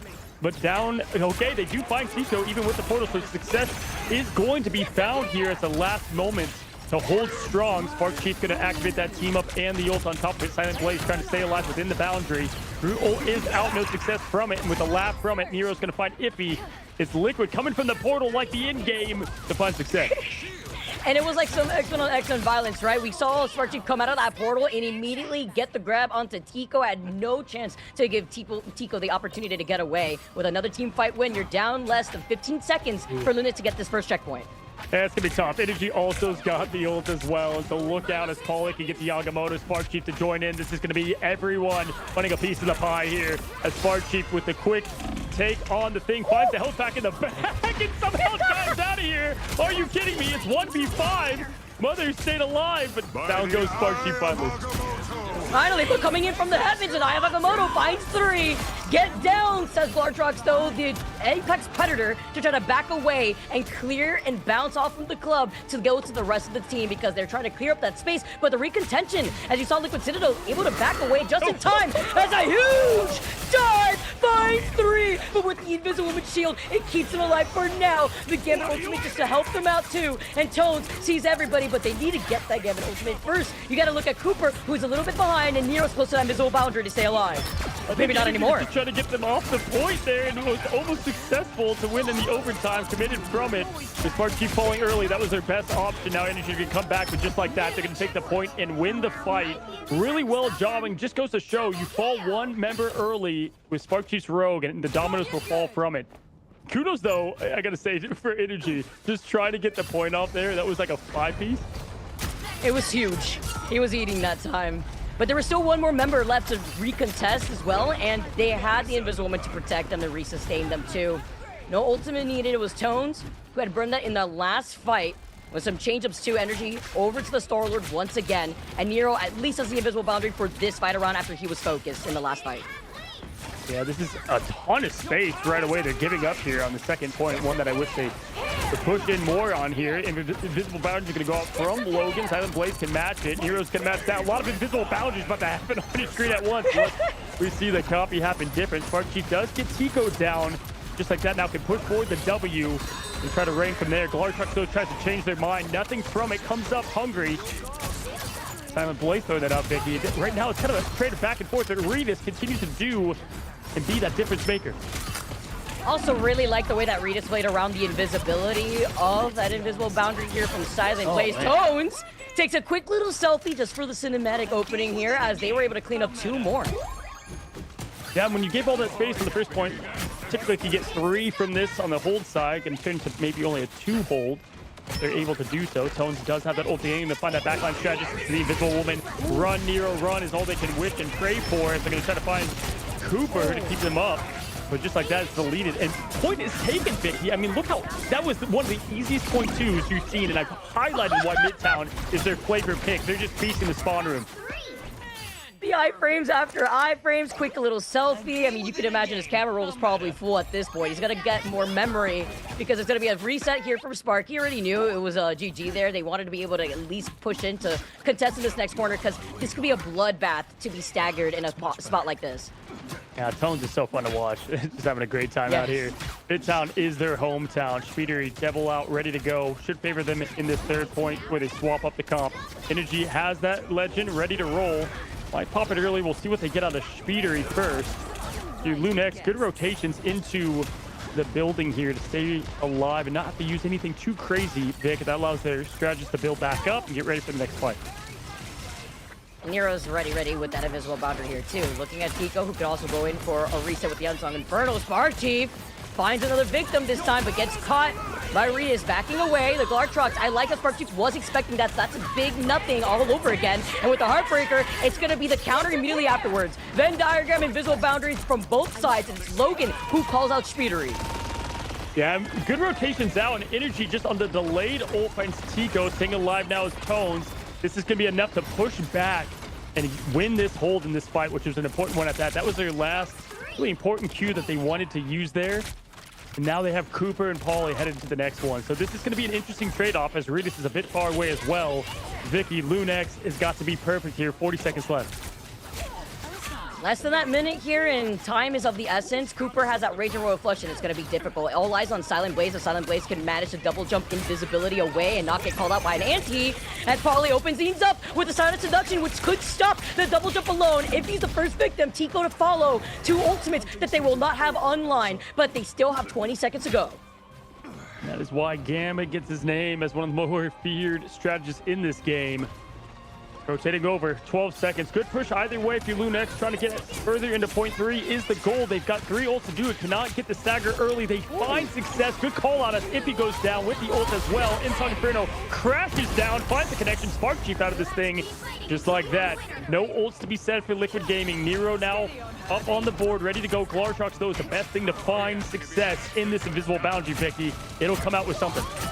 Huge back away, though, from Liquid. They knew that they did not have the sustainability. They're trying to get the space. They waited for Nero and the invisible boundary, but now it's up to Iffy to find his mark. Looking around, where is Nero? Good protection. Is it going to be able to land on the mark? Spark Chief falls incredibly low, and it's Regis with some help from the Glartrucks to really back him up, to do all the extra damage in combination of Tico, and they're going to be able to clear this point and around the next corner. Now Nero keeping the team alive with that quick shield at the end to burst the bubble, but either way, it's the duelist getting it done. Logan's got ult ready as well, pushing in. Love the aggression here. Down on the ground, low-key. Loki Looking for the clone on the damage energy to rotate over 91%. Look for this legendary. Cooper at 71. If they can sustain this fight a little bit longer, Liquid should be able to hold, but Logan's got the invisible boundary aggression-wise. Good rotation there from the strategist, keeping up speed. He finds a big pick, though. Down goes Tico. Invisible boundary up and ready for Logan. Keep the devil up! No! He goes down. He can't let the devil out. And Silent Blaze behind the other side of the invisible boundary is able to get that snipe. Got a mischief now over for Logan. Silent Blaze does not have the sustainability. It's up to Energy to clear the rest of the points, but they backed away out of his line of sight. He needs to move up and take advantage of the Rage and Royal Flush. Look at those clones just taking all of those bullets from the cars, and Peter Quill himself, Speedery and Spark find one, then two, and that was kind of the ticket to that last bit of the point, Vic. You saw how close Gambit was, or in this case, Cooper and Energy. They just needed that fight to last a little longer, and they got the lethal combination. And that's what happens when you leave Star-Lord available with Gambit. It can be absolutely disgusting. And also understanding the win condition, right? Like, if you do not find these two players, it could be difficult. You're just building up into another round of Strat Ultimate galore. All the invisible boundaries that we saw on our screen at the same time. And you want to be able to try to delay that here. Following up from the Rage and Royal Flush into the Galactic Legend. I do have to highlight, though, Lunex's awareness and knowing when to back away sure. and the help for peeling is chef's kiss. No, Lunex played the better match there. I mean, I'm going to go out and say on that specific point, even though they didn't get the 4-3 cap, I think that they played a very strong match. However, man, Speedery on the storm with Liquid coming out hungry here. This is going to be something interesting on the offensive side. We'll see what they end up kind of locking in fully. But yeah, Lunex, again, I'm impressed with the level of play.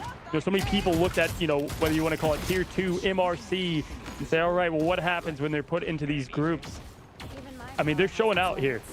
I was getting excited when I see Speedery go over to the Storm. I was like, what year is it? Going back to the OG, having some fun. Cooper already getting some information for the rest of the team as he still now on the Daredevil himself, making a swap of what Speedery was on earlier. And coming out of the gates, you see Energy already on the Wolverine, trying to see if they can fully expect the triple Vanguard, but it's really only Tones here on the other side, and if you're ready for that on Thing. Yeah, interesting pick here on the Wolverine, especially with the Storm. We'll see if this stays. He might rotate out once he saw how the counter plays have been a part of it. But we're going to go ahead and see what Logan does in the background here. Love this positioning if you're Loki main. Take note of exactly where these clones are in his stance as well, trying to confuse the opponent as much as possible. Energy is going to swap over. Did expect that, right? Saw the thing. He's like, all right, we're going to go over to the hand of Khonshu himself, try to farm that up. But Speedery over on Storm. Now is this a little bit all over the place. Different look entirely here, too. He's slicing and dicing, and it's Energy all over to the Moon Knight. The moon is haunting them with the follow-up from Polly. One after the other, the domino falls. That is Lunex. It's going to have to be a hard reset as Speedery sends back Rita's last. And Moon Knight. I remember when Moon Knight was just kind of peeking their way into Ignite, every now and then, Vicky, and now just an absolute could be just scary right out the gate. Always has that option. You take 20% cooldown reduction on ults. Doesn't really matter for the man who hands up Khonshu's all of the time. Logan now going to put out those clones to escape. It's the only form for Loki, but that just puts more out for the Crescent Darts as Energy is just throwing them, gathering ult like crazy. Have to get the finish, though, or you get the strategist. Too much ult charge, and he's finding those as Tones goes down as well. It was big, too, to try to harass Logan, but Logan manages to stay alive around his own clones, and he did use that invisible boundary, but it's the damage that's too much. The Rage and Royal Flush to answer that invisible boundary was enough for Liquid Citadel to get that first checkpoint. Yeah, one of these things that just make Liquid so powerful is that at any point, any of the six can carry. And that is what's so crazy about this team, and the Duelists especially on the front of Energy and Speedery. Two of the best on their old rosters now combined into one. And they play very, honestly, complementary roles there in the Duelist position. Cooper pushed all the way up in the W. Q ready to be pressed here from Spark Chief. We'll see if the Heartbreaker comes out early. He wants them to come into this left side here, Vic. We'll see if they do so. We're trying to wait for... Oh my gosh, look at Cooper's health. He was literally one shot for a second.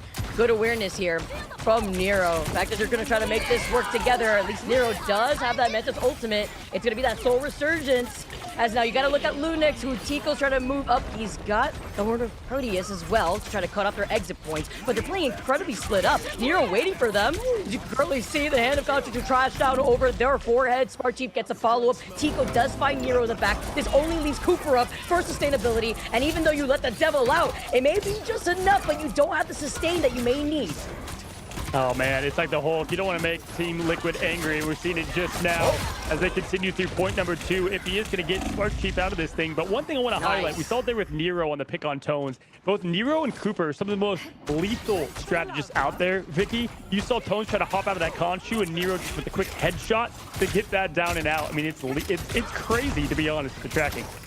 Yeah, it's also like the good communication of these follow-ups, right? Making sure you're able to track a lot of these players and their different positioning with the way that they've been able to back away so well. Read us up, trying to do enough of that damage, but no one's looking at energy. You see right behind you, just making sure that he's safe. You saw Iffy said, don't worry, I'm fine, taking care of these squids. Instead, he's close to that hand of Khonshu. He doesn't have it to try to deal with that invisible boundary from the other side, but Liquid Citadel, they do have Cooper and that Rage and Royal Flush waiting to push all together to cut off the exit point that Lunix has.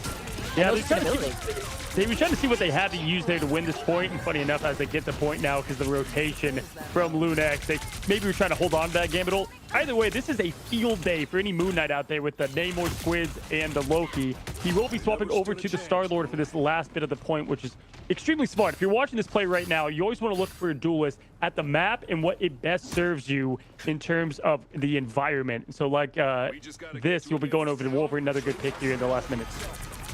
Especially we have much more open sidelines. I always feel like it's so difficult to get out of this choke, and that's why you see the portals now from Iffy, but it doesn't prove to really help them out because, yeah, you have a BRB, you have Logan on a rocket, but you've lost out on your entire team. We're just showing off now a little bit. Everyone's trying to see if they can pad their stats before we review it at the end. Cart is on full blast here, 3 minutes, 33 seconds. Lunex would need a defensive effort of a lifetime. But either way, there are no moral victories, but coming out strong here in the opening match number 4 here. Day 1, the Americas Ignite. Spark Chief going to lead the charge for the team now, diving in, going for the Hulk hello appearance from Tones.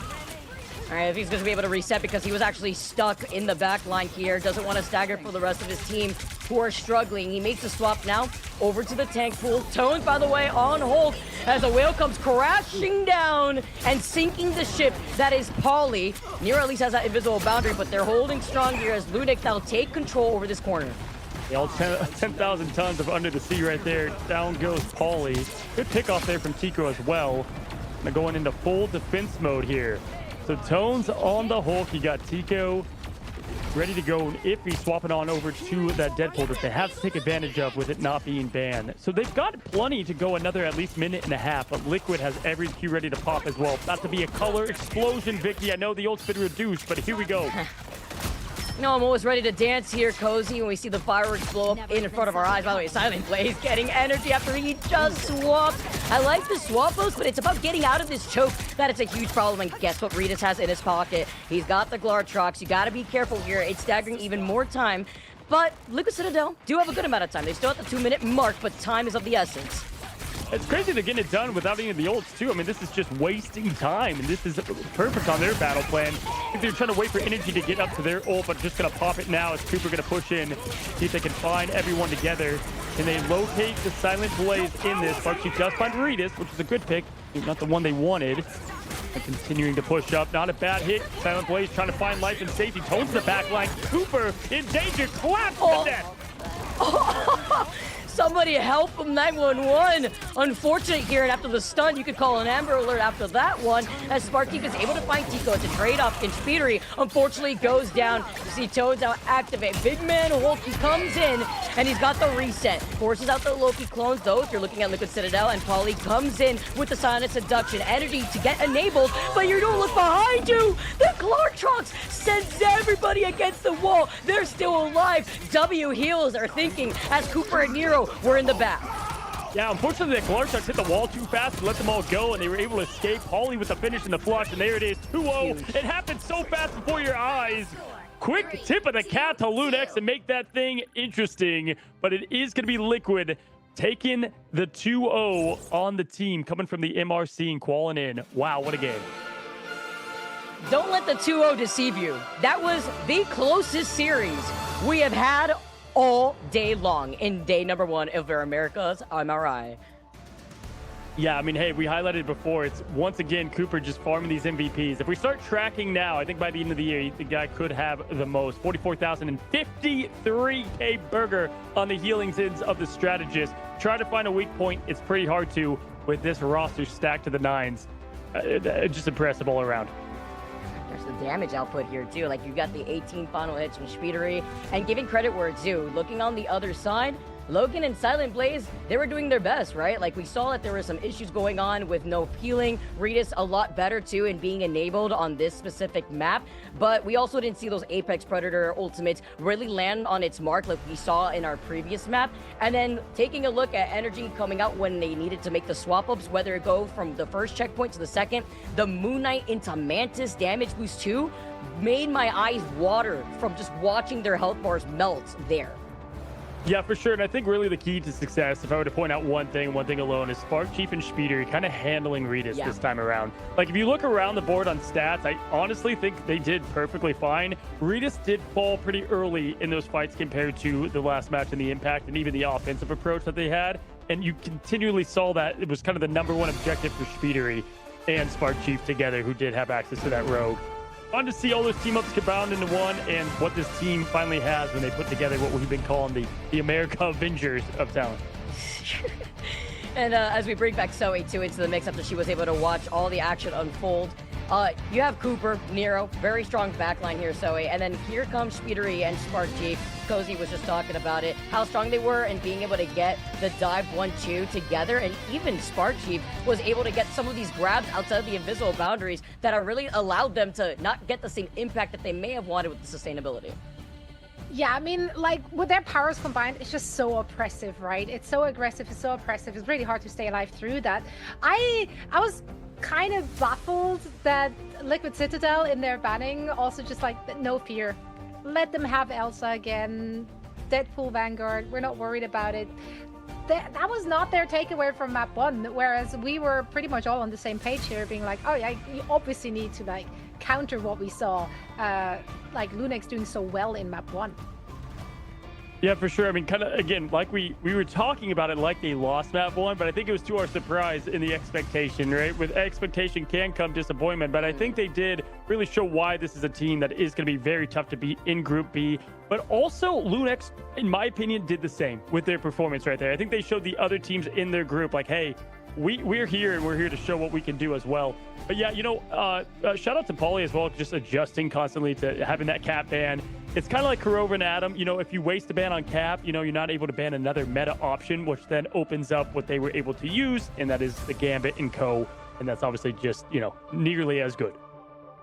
If you're one of the other teams watching now, I mean, obviously everyone had their eyes on Liquid Citadel. They wanted to know what they're rolling out of the gate with. What is this super team going to look like? What's going to be their identity? Vicky, what will be the takeaway from the opposition?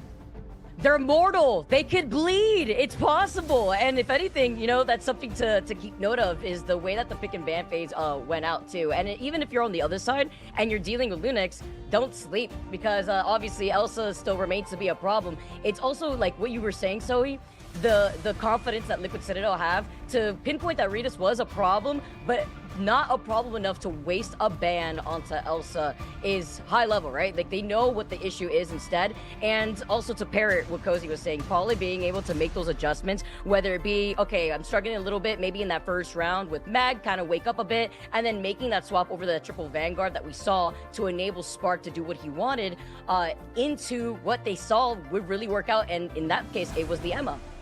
Yeah, it's actually so incredible impressive, right? Like, if you identify something like that, most teams would just go for an Elsa ban, but instead adjusting the way you play and your focus fire and the way you apply pressure, like, that's some high level play.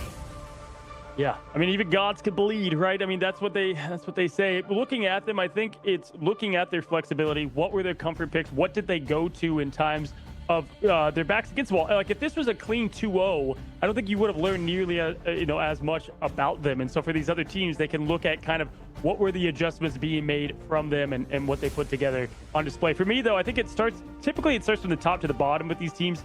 For me, though, Cooper and Nero, it's kind of like the strategist backline to where the worry happens. It's like, man, to me, that is by far the strongest backline, probably, I would say, in this whole Ignite series. I mean, they are a super team for a reason. I think you can make a really strong argument for each and every single player to be one, if not the best, in their respective roles. So it's going to be tough. It's going to be tough to, like, ban out their strong points. It's going to be tough to, like, just take them out, like, from a strategic standpoint. there's a good reason why almost everyone had them as a #1 in their group, Vicky. Yeah, exactly. And I'm just thinking, I want to really dig into the mind of Spark if we get to have him on here as our player interview, because after coming out of that, you talk about like the pressure from the Titans that are supposed to hail within that group respectively, and you wonder, okay, well, for a team that a lot of people had in their predictions all the way and last, even though it was a 2-0 for Team Liquid, how comfortable are you? Like, where do you think you need to iron things out? Because if they do prove that they could bleed, this could be a problem moving forward for the other team to take note of this about review. This is a team that is full of people with high expectation, right? If you looked across the board in the FlyQuest and Energy and Spark Chief, right? And people had high expectations of that team. Then you go to Citadel with Paulie, right? The expectations for Citadel.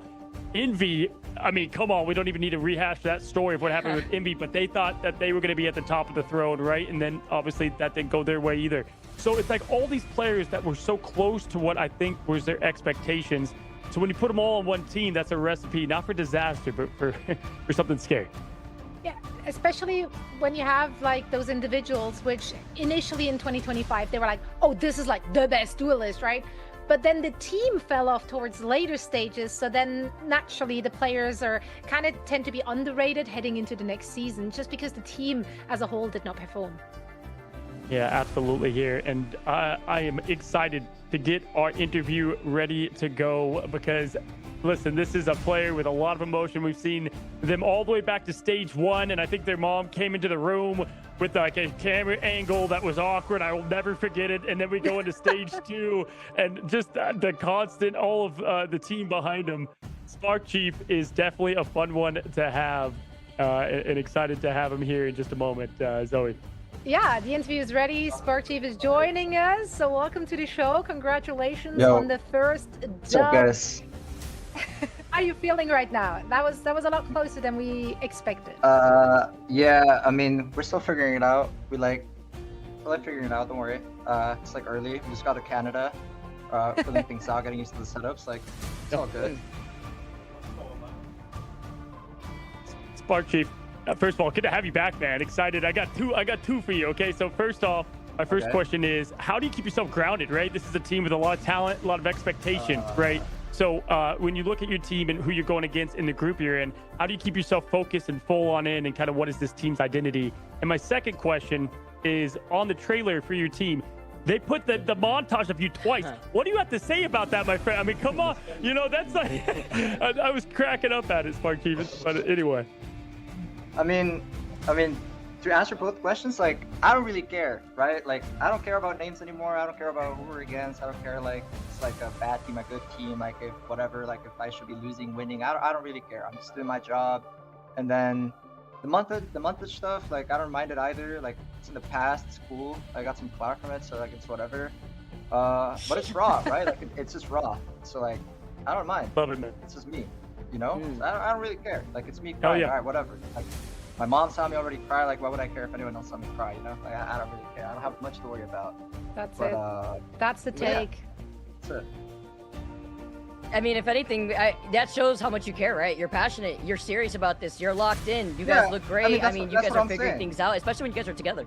Yeah, that's what I'm saying. Man. Like, And honestly, I just wanted to ask you guys too, like, that's what I like that mindset as well, because it also just makes sure that not only do you highlight that you care about your performance and what you could do for your team, but your passion, right? Other players at home right now are watching you guys compete from the in-game client. They're saying, man, like, look how flexible this guy could be. We saw you guys struggle a little bit in that first map. Specifically, I was talking about you. I'm like, okay, this isn't the Spark Chief that we're used to seeing. He keeps getting like contested every time he keeps trying to dive that backline. You pull out with Rogue because they don't ban Gambit. And that we've been seeing that happen a lot. A lot of teams also opting to not ban the Elsa like what you guys did against Ritas. There's only so much that one player could do. I mean, how are you guys feeling going into your next series? I believe it's Space Station tomorrow, right? Yeah, I don't really know who I'm not gonna lie. My mind's elsewhere, but I mean, yeah, I think like the Elsa ban versus the Gambit ban is like, it's really just like whatever you want to do. It's just like, it's a whole different game, right? Like, it's gotten to a point where like both things are beatable, I think. So like, it's not really like a big deal. But I mean, yeah, we were struggling a little bit in map 1 because we were like all over the place. Speed wanted to do something, I wanted to do another thing. I was like, oh, we have Loki Gambit, let's just kill the tanks. Like we have Loki. I'm just gonna sit on Brewer and shoot tanks. But like he wanted to just go on backline, but it's fine. We fixed it. We ended up going fully on one thing. Like doesn't really matter. And yeah, I mean they pulled out some cornball strap on my console. I know what they play over there. So yeah, I know where they got that from. But it's all good. It's corny. It's whatever. I respect it. Trying to throw some curveballs. It's all good. Yeah. I mean, Spark. Just keep getting better. Hey, I want to just say, buddy, keep having that emotion. And for me, man, you've been one of my favorite players to watch evolve over this entire thing. It's been really fun. I was calling it up before the interview. You know, I remember the first one, buddy, with the camera up, mom coming in the room. Yeah, like, my mom, I wouldn't have it any other way. Yeah, my mom brought me some pizza that day. She was like, she didn't know I was playing. She was like, hi, I'm sorry. And like, we're good. It's all good. Excited for you, buddy. Yeah. Mom's the real MVP. Spark Chief, Yeah. it's exciting to see you guys getting that first up. We can't wait to see how the team is going to continue to mesh together and taking on all these teams. Thank you so much for taking the time. Yeah, I mean, no one wanted to do it. This team hates content, so I'll just be here forever for the rest of the That's year. fair. I think, so. That's why we got you. All good. Yeah, that's why they got me. Yeah, But perfect. So we get a lot more opportunities to chat to you. What's up, Paulie? Yeah. We ain't complaining. We ain't complaining. Always a pleasure. Thank you so much, Spark Chief. No one else wants to do it. Yeah, why do people hate content so much? I don't know. It's a weird thing. But yeah, I love people who are just real. You know, like you can clearly see that he cares. Like he cares deeply, and yeah, like they also like the fact that he just shared it. They're treating every team as just like it's a team, right? Are they ranked high or they're not? Like what the community perception is, that doesn't really matter because each and every game day you should give your best.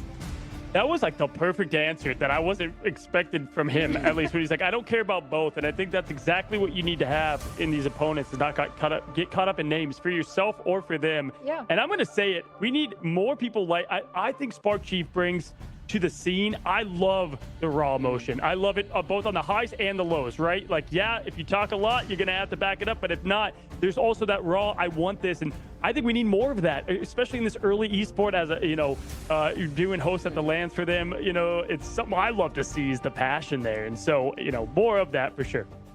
Yeah, I definitely agree. I mean, you see it a lot, right, in the FGC. It's all about showing how much you care, how much you're super serious, and he was able to do that. So I'm excited to see way more of Team Liquid Citadel in the future, Zoe.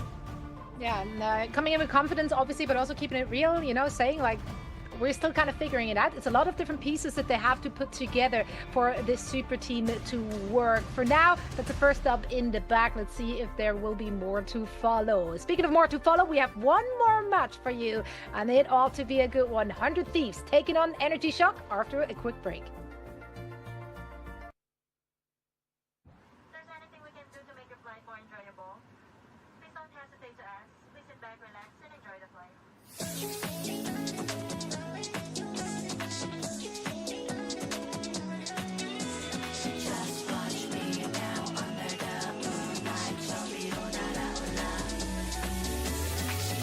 Shine on my window frame, audible to my flame, blinding shining lights. Oh, I feel it's skipping way out of control. Lock in, oh yeah. We won't stop it.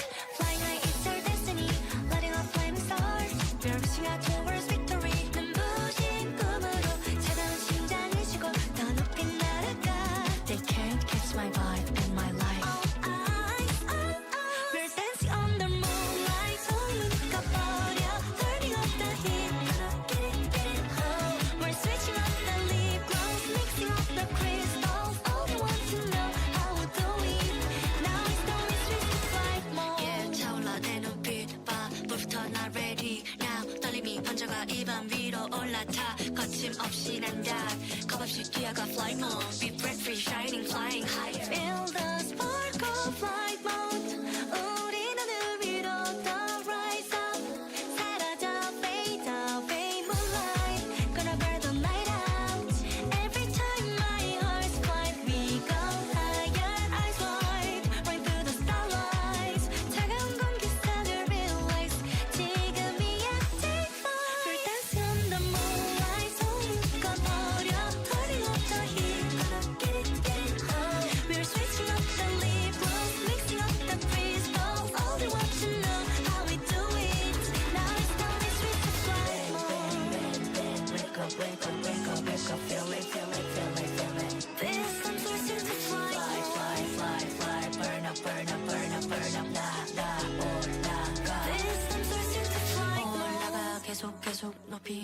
fly away 어둠 깨트려 이 무대는 우리의 게임 자꾸만 넘어져도 울지마 괜찮아 일어나 그 끝을 몰아서 run even 위로 flight mode we're dancing under moonlight 소문 꺼버려 turning up the heat get it home we're switching up the lip gloss mixing up the crystals all we want to know how we do it now it's no restrict flight mode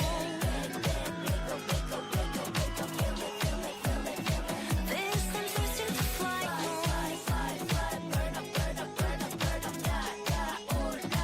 this time switching to flight mode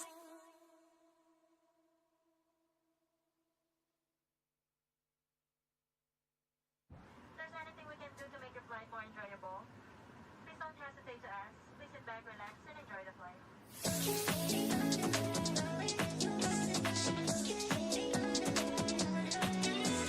Just watch me now under the moonlight 저 위로 날아올라 Flashing on my window frame Audible to my flame Blinding shining lights oh, oh, oh. I feel it's skipping way out of control Lock in oh, yeah. We won't stop it Flying high is our destiny Lighting up flaming stars We're reaching out towards victory 눈부신 꿈으로 차가운 심장을 쉬고 더 높게 날아가 They can't catch my vibe and my life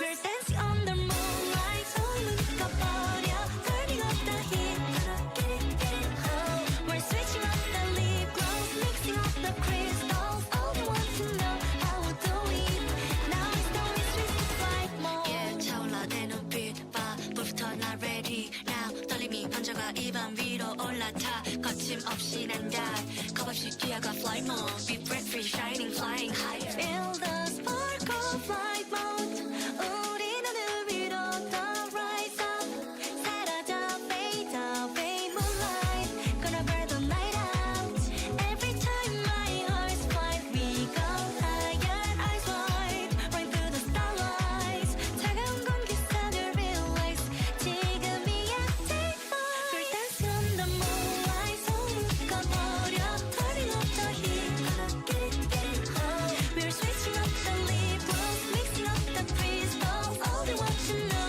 how we do it now it's no restrict to flight mode wake up feel it this I'm switching to flight fly Welcome back, one and all. Last match of the day to close out a very, very, very exciting start to the season, preseason even. I think what we've seen today should get everyone so very hyped for what's to come this year. Yeah, for sure. I mean, talk about good things come to those that wait. We've waited 5 hours for what could be right up there for the match of the day as well. And I'm extremely excited that we get to end on such a fun note. But it has been, I know there's been some 2-0s going on, but it's been a very interesting scene to see exactly how this America scene is unfolding after their roster mania, new teams, all of it combined. Yeah, I already feel like some of people's pick'ems are in shambles right now. I'm taking a little quick Like trip. all of them. Literally, Shambolic Town is calling for lots of people. But if anything, I think this last series is going to be a banger because you take a look at what everyone's been talking about between 100 Thieves and a new look of a team, NRG making their waves in the Marvel Rivals competitive scene. Yeah, it's going to be exciting. I mean, 100 Thieves obviously had an extremely dominant run in 2025. Like, what was it? The second in stage 1, third for the mid-season finals. Then they came first in stage 2, and then fourth at the grand final. So they're coming in as like a heavy hitter, right? People have high expectations, but the massive caveat here is the star player, Terra, is not making a return for them. Joined Navi for the season, so it's going to be a very different look for them potentially. Yeah, for sure. Like I said early on with the predictions, I think some people thought they could figure out the front and the bottom, and 100 Thieves and Liquid were the two teams people had the most common there at the top. Because 100 Thieves has been this team of consistency, going back all the way to when this team, outside of Terra now, was Mutants that was playing in Alpha and Beta, and it was kind of them versus what was old Sentinels, and that was kind of the main storyline of what we got to see from year 1. Now going into year 2, yeah, Terra's not here now. And you know what? In some ways, obviously, that's a massive loss.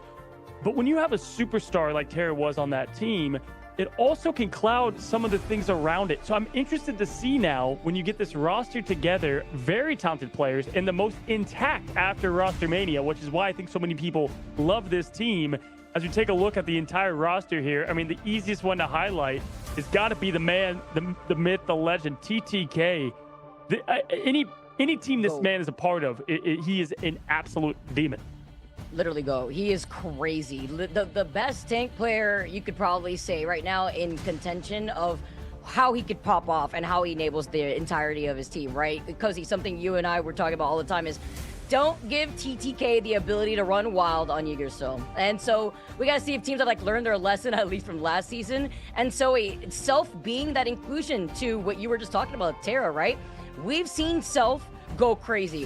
When we first saw Self on the stream, we're like, okay, this guy is like just Black Panther himself. Like he is just crazy. And now we have Dive that got buffed in the meta right now. I'm not expecting that too much with a lot of teams having that introduction of what they could expect from this team. But Cozy, I want to hear your thoughts specifically from NRG.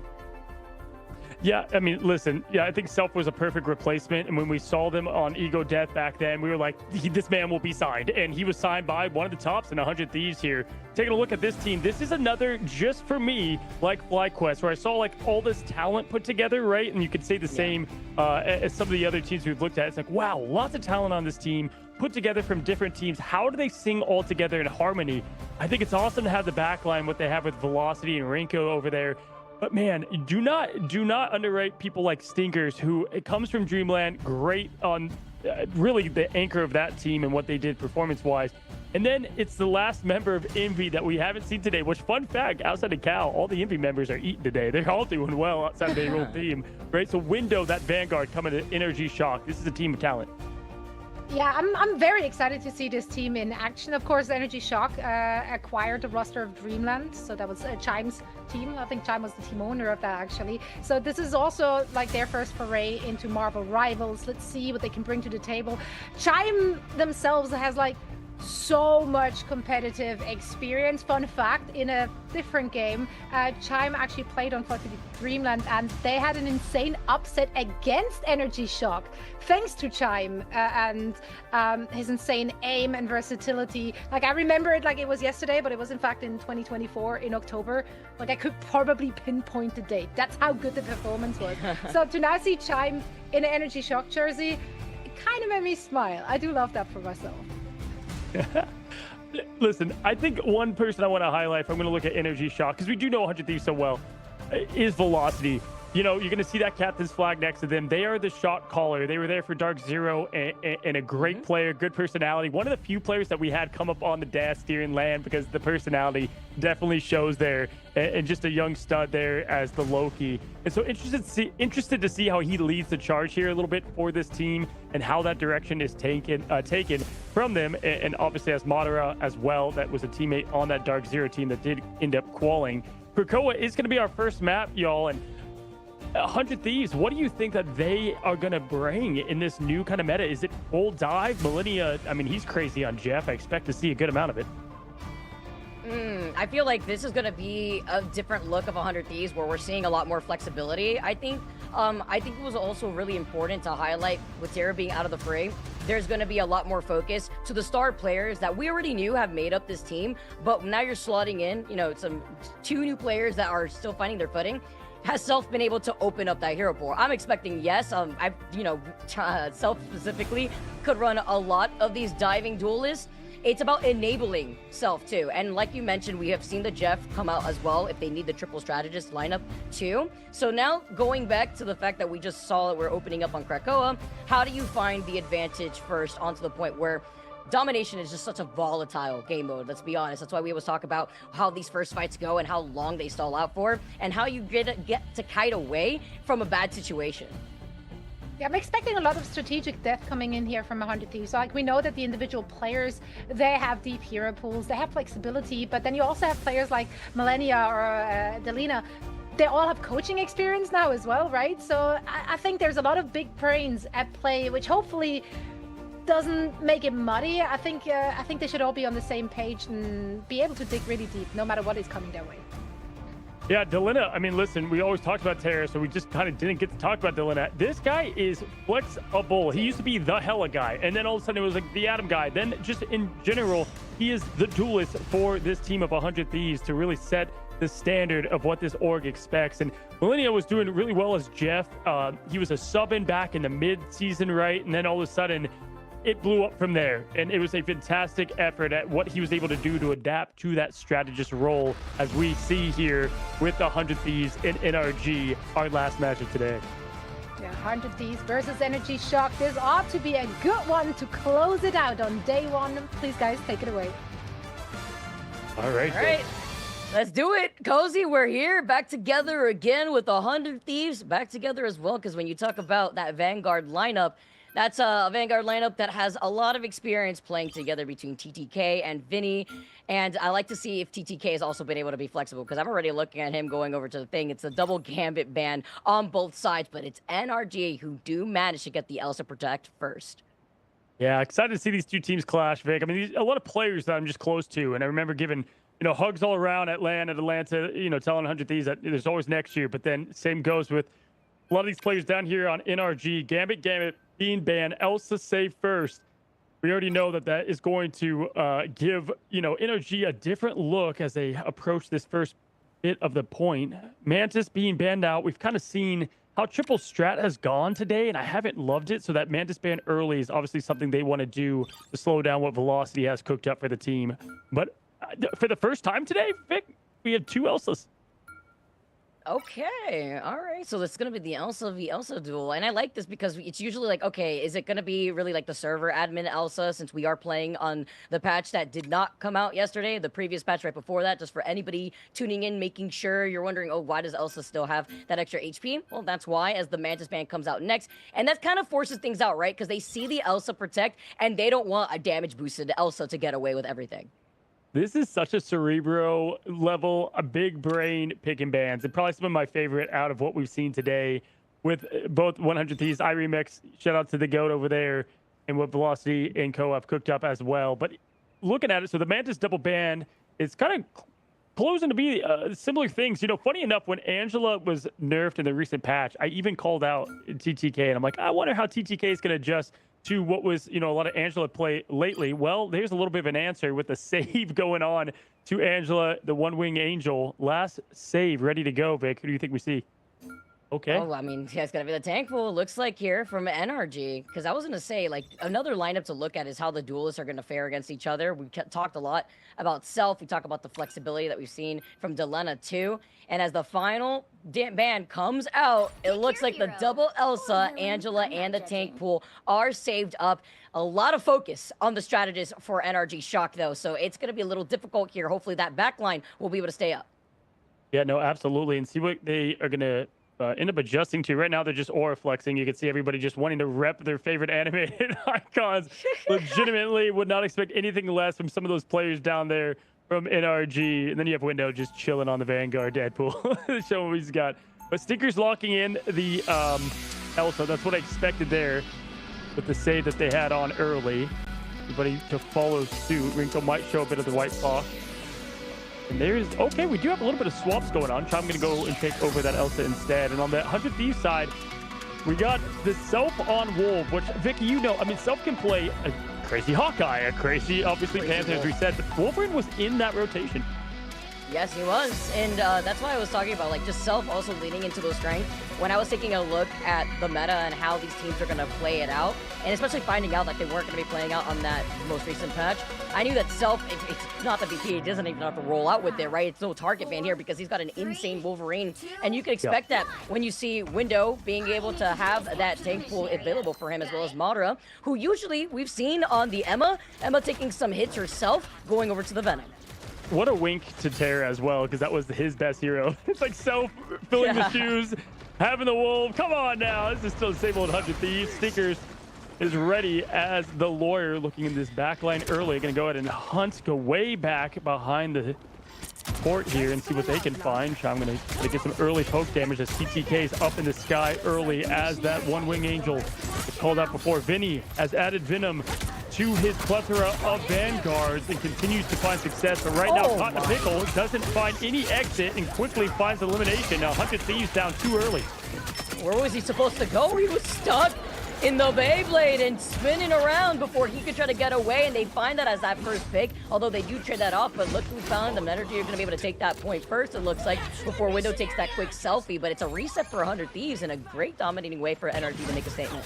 Yeah, what an opening right there, and especially Window getting close to that ult yet again. TTK and Vinny got to lock in here and be in one step. 100 Thieves, so we pointed this out before. I was actually talking with Shiv about this, is they're a little slow out the gates. And we've seen that not only in matches, but also like in complete preseason sometimes. And then they kind of come into form later when they need to clutch up. But we'll see if that continues with this new Thieves team now. And the quick ult Window going to throw on the back line. 2 White Fox involved if you're a fan of the new strategy. TTK goes down yet again there. Struggling in the Vanguard line, but Self and Vinny find success. Now it's going to be 5v4. See if they can capitalize on it. Not really rotating into point pressure-wise. Maybe to see if TTK can get back to help. They got the Glartrox ready, though, Vic. And they released it already, looking at the point before bouncing over to the side of the walls. It makes you wonder, for 100 Thieves, was this Angela safe worth it? Because TTK is having a bad time. That's the back-to-back 3 KO onto TTK alone. They focus down on him. Delena at least tries to answer back, finds Chime, but Energy already reaching that 50% mark before 100 Thieves were able to finally flip it back in their favor just 10% ago. Vinny survived with like 1 HP before popping the armor, and no one's looking at Winnie just yet. Beast of the Abyss is now going to target this backline. They try to delete him beforehand. A kidnap to make sure that there's Pio for the backline. Welcome to the self-show over to the side room, and Renko answers back to find Millennia on the trade-off. What game are we watching? I just saw 2 monsters up at once. Ninetales beat Ninetales. That was perfect timing as now diving in. Vinny finds success in the backline. And this is just like what we saw in the Lunex game, that they were able to get the point early. So this fight was helping them a bit more with 34% in climbing, 54 back on over to NRG. And boys, it's fun to see Delena back in action. Him and Vinny picking up right where they left off last year with yet another pick and a quick melee there, trying to get out that self-sustain. Speaking of self, is the one that does the period on the end of that sentence. 40% up. 100 Thieves now back in the point and in control. They have 2 ults to go to match probably 2 similar ones. This will be interesting. Try to see if they can get a wombo combo with Delena already, getting close to another Apex Predator, shining on this roll before we see another kidnap. Where can you go? Absolutely nowhere. TTK was also right there as the insurance policy just in case, but that's another one out for NRG. They're scattered a bit before trying to back away, and I don't think they really have anywhere to go. A nice freeze onto Vinny, but guess what? Delena is set up for shop uncontested. Oh, and that is really just setting them up perfect to T-ball and home run this ball, because now they're going to be able to build up the rest of these ults. You got the Lino with the Glartrox. They're kind of matching a bit of what NRG has, if being fair. Both Winnie and Rinko right on top on the Ninetales there in the ult charge department. In fact, if you look across the board, it's very close either way. We'll see what Window does here. Keep eyes on Window, because they can get early pressure to make it tough for 100 Thieves to win this kind of fair fight. Well, the Heavens to reach him. You want to get these follow-ups, though. Delays it just a little bit because the Glartrox is out, and he is hungry. You try to survive with your velocity, but there's not much you can do. With Renko going down, you let the devil out. You try to even this out here, too. You close in the gap. The Millennials right there with the dance-off to keep everybody from 100 Thieves alive. Woo. Yeah, finishes, it has both shows going at the same time, but this is what I was saying with the setup and the home run before. Just the way the rotations happen, winning that neutral fight early benefited so much. Delena with a demon on to Hella, and back now in form of the Monster Hunter in Elsa, showing what they can do. Portal coming out, body blocks ready. They do touch, which is huge as Delena takes down the Venom. Now staggering in for survival, Vicky. It's coming down the last minute. Berserker Rage up and down, taking out the point, but still on. Winnie gets a big Vicky. This is coming down to the seconds. Look at Delena! Somebody look at Delena, who is just getting away with mowing down NRG. Like, the moment Delena was able to set up, that was it. Like, that was a nail in the coffin, because if you tell me that you're dealing with Delena, who gets Elsa for free, no Elsa ban, I mean, you're just gonna have to deal with the onslaught of damage from the other side. And that was fun. I mean, we got to see what we wanted to see out of the newcomers, both Self and Winnie, right, on this team, but then also the core 4 of this 100 Thieves that we've just known and appreciated here in Ignite early and often. Energy Shock, though, we told you they'd have a lot of talent all together. Seeing what they've got, you know, I think right now, their opening fight was extremely well done, but 100 Thieves is on the ready for the Glartrox. Both times able to burn down very quickly. NRG is looking to do the same. Awareness and following up too from Vinny. Clutch moments on getting those antis as well. See the Deadpool just being a potty mouth. I just love this character inclusion in this game. He's so accurate to what he is, but it always cracks me up. I'm never over it. As we come out of the gates, will it be enough though going into this if we see some of these changes here, Cozy? Yeah, I think Self and the Kidnaps have been absolutely huge for the team as well, and been able to really benefit off that, just to separate a lot of the aggression early. TTK up in the skies. We've seen a lot of Angel play today, but not exactly to huge success. But if one man can show it, it is the TTK himself. Running in here in the backline as the Luna. People might be shocked at the Luna play, but not a ton of options here to play in the strategist department. Either way, Delena going to go ahead and pop up. Is that early poke pressure. Glartrox is moments away. There's a quick teleport to keep them alive and healthy. They continue to farm up. Now they're ready, Vic. Look how sneaky Self was trying to be, but they call out on Millennia from the hands of Velocity. That's a big pick, but Winnie's right there, submitting the Ninetales like you mentioned, and Delena is feasting like it is a buffet, unstoppable to help back and help heal for the backline too, while dealing so much damage. I gotta catch them all. I mean, he did. I mean, it's all four right there quickly, as Delena is showing why he can easily be the anchor in this duelist that he's been for 100 Thieves. Looking back up, Energy Shock has 3 ults that they can make a difference with, and I actually like what they've got available. Keep your eyes out on Charm and his positioning, where they can go with it now. Window continuing to farm what they got. Vicky, right? I mean, what would be the difference that Energy's got to do to try to get something rolling for this team? Harass Delena right now, and I think that's exactly why they're doing this swap up, because they go over to the Daredevil, and guess who's the first person Sneakers is looking at? It's Delena. And then you follow up with Velocity saying that they have had enough. They find 2 onto 100 Thieves. They really only had Millennia for that sustainability, and Millennia, unfortunately, does not have that Dance Revolution, and Chime now follows up to find Vinny, so with no sustainability, Millennia comes right back around because Energy haven't been able to flip it. Beautiful stall now coming in from 100 Thieves. This is huge. Yeah, I was going to say, wow, what an aggressive approach, but if they didn't cap, you might as well. They are backing out here, and they do end up finishing, but you know what? Every tick matters. Obviously, might want to have that one back. Was it worth the extra 4%? Not sure, but either way, do love the approach, and this is what 100 Thieves is. They are a very aggressive team by nature. Still up and ready, though. They've got the feast there, and they've got the window ult. So both Vanguards up and ready. If they can take down the strategist early with this pressure and keep this point up to 50, they got a shot to take it. See where this Van Hammer is going to be landing on, trying to isolate one of the backlines, but it's going to be hard when you still have Self, who is waiting to dive together with TTK. Delena has the Apex Predator available. Okay, Millennia immediately freezing Window, by the way. We're talking about Window wanting to try to isolate one of the strats. This forces Energy to play extremely split up, and they lose out on Madara. Winnie's showing the new White Fox and what she can do as the newest strategist. Absolutely lethal. Rinko they're going to take down, and this is exactly what you wanted to see. If Window can get the opportunity from the ult to shut down and let the dominoes fall as they may, now going to match the ult point for point. And 100 Thieves is pretty far from much. They've got the self-ult they can use, but it's going to take another neutral battle where NRG's got the upper hand. And so expect this to at least go to 99 in terms of shock. They can hold on. Especially if you get to see how this last stand from Self is going to fare. Just trying to maybe find an isolation pick. Madara's waiting, though. He's got the piece of the Abyss as he's hungry to dive here into the back. The charm! The charm! No way! Madara gets swatted away, and they slapped him back as 100 Thieves now back to the drawing board, as they're going to be able to try to control more of this space through this choke to try to take this point before backing away. Energy are nearing that 90% point. A nice stun from Winning, who is showcasing what this White Fox can do. The Agent of Atlas and that charm is just coming in clutch, being able to stop so many ults, and there goes the Glartrox, but quickly with a slice and dice. Time gets one, but Self is feasting, and that was absolute perfection in case of 100 Thieves. Now they're going to be forced to try to tuck where they can, sustain as much as possible. Point taken back, 57%, but wow, Winnie putting on a show, Vic. I also really like how Self didn't get overzealous, right? Waited for the opportunity to get the last stand dive down, and then the follow-ups came right afterwards for 100 Thieves. No, yeah, great point, honestly. Self has been showing extreme patience from the first map to now this, as Tribe almost got a quick pick off there. Just barely finding cover and get a quick living bullet there to try to get more pressure on him. See where they take this approach. Chime just getting that extra poke. You're going to be fueling up their strategist now as Millennia does have ult. We'll see if they use this aggressive. I might here, especially given the ult tracking on energy side.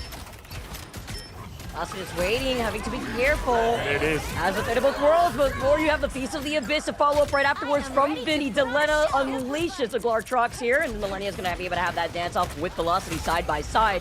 But all eyes too on Renko on how they're going to be able to use the Kumiko Unleash as overtime is ticking away. Energy are able to try to flip this, but 100 Thieves get right back onto it. There's a sustainability as Winnie wins the 1v1 versus Chime. Man, Winnie is getting clutch picks there with the White Fox. Again, this is pre-Pat.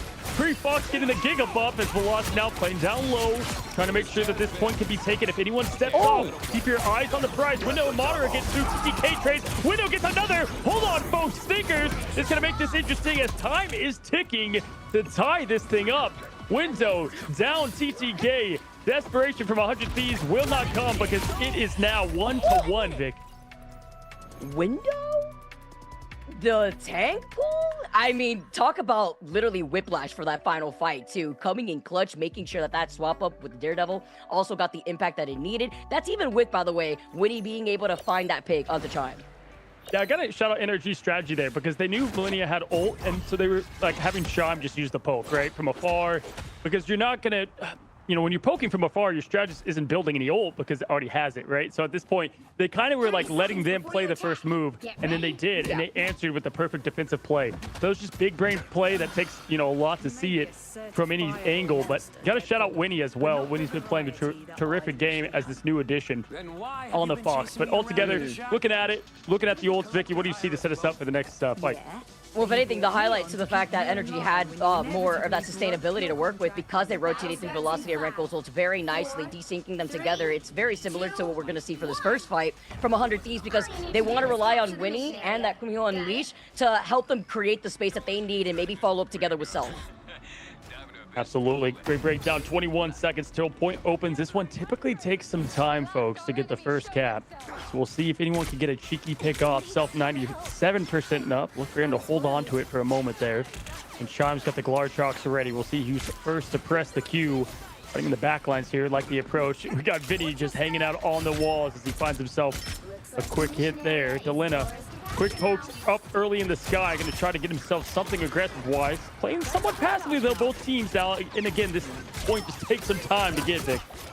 And this is like the neutral, right? It's very hard to find your opportunity with Wolverine, but when you do, you have to capitalize. He manages to swing away. Sneakers gets stunned temporarily. He falls incredibly low, and Self comes out on top of that 1v1. Now you follow up between Delena and Chime, and everyone is trying to eat, but it is Delena and their Glartrox that comes out on top. And then you completely go in with the dive down from Self, and it's Velocity who's the last victim.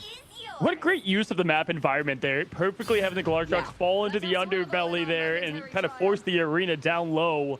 Absolutely pro play at its finest. And we still have got the Luna ult Vinny and Winnie on their side. Love the Vinny and Winnie. That's going to be a new thing here. But either way, Velocity and Madara can match. So kind of equal footing. See now as both teams charge up and their angles of attack. 20%, and this early point take is massive here on this third crucial last point. Yeah, very similar to like the Delena and Millennia. I've always had that in mind as well, looking at 100 Thieves. Now we get to add Winnie into the fray, who's been doing great. Delena's trying to look here at the Venom, who's trying to delay the anti. Wow, Millennia avoiding getting hit with an anti as they have that dance off from both sides. This time though, Vinny answers back even harder. Finds 3, maybe 4 here before the Heaven's Retribution sends everybody together. Absolutely perfect counterplay there, trying to get the damage boost into the healing, and both teams able mainly to stay up through that. And shout out to the spectators doing the color explosion to see the top in view of the chaos here as Delena continues to pick off one by one, slowly getting that Glartrox, hungry again for more. And here comes the Ninetales. This is going to allow the dive to happen with it. Keep your eyes on Window, 82%, 92, and climbing. Self, though, slashing and dashing. That front line, Stinker finds some success, Vicky. Now Window's got the ult. They should be able to collapse on this. And Seekers though finding 2, that's the strategists that are out for 100 Thieves. No sustainability that they would like, and with Vinny already popping the armor, it's just a matter of time before he meets them back in the spawn, and Energy are able to clear this point for their own good. And keep in mind, just like we said before, this Deadpool only getting more lethal as we get into point number 3. It's fully loaded with the golden deagles and katanas, right? Yep. Window ready to go with this ult. They did not have to commit it, as well as Stinker. So favor, even though 81%. But the next fight is for NRG. We'll see how much they have to use, though, to earn this W, but they've got plenty in the arsenal. That's a very good call out, Cozy. It's very important to highlight just the build-up that Deadpool has overall. Especially when he gets to level up and he's got the ultimate and he's isolated the back himself. Says, don't worry, I got you. And they get the double whammy. Does he actually make it back from that? Bouncing over to the ledge side? It looks like he did. And now Sneakers comes in. He lets the double out. Chime's alive and they find Winnie after they were being harassed. What a beautiful play as Window stayed up there. WTF, man, they've committed a lot to get Window out of that fight. So it's like, I got him. Dylan is like, no, me, and uses the Glartrox to didn't even get the off the map. So Window taking so much pressure and staying alive through it. That would have been a lot to commit, what we just said, Vicky, for one elimination, but didn't even find it in that. So now, Energy Shock side, they've got Chime combined with the Venom, but they're going to look to combine Luna with Venom here. Once again, the response is going to be there if Millennia can get their ult just in time as well. This is going to be exactly kind of similar to the fight that you just saw. Get a little bit of that damage boost going too. Really take advantage of the anti-heal that comes out from the Feast of the Abyss. Same game though for Madara, except they don't have that advantage. And definitely will have that sustain now with Deletta finding Renko.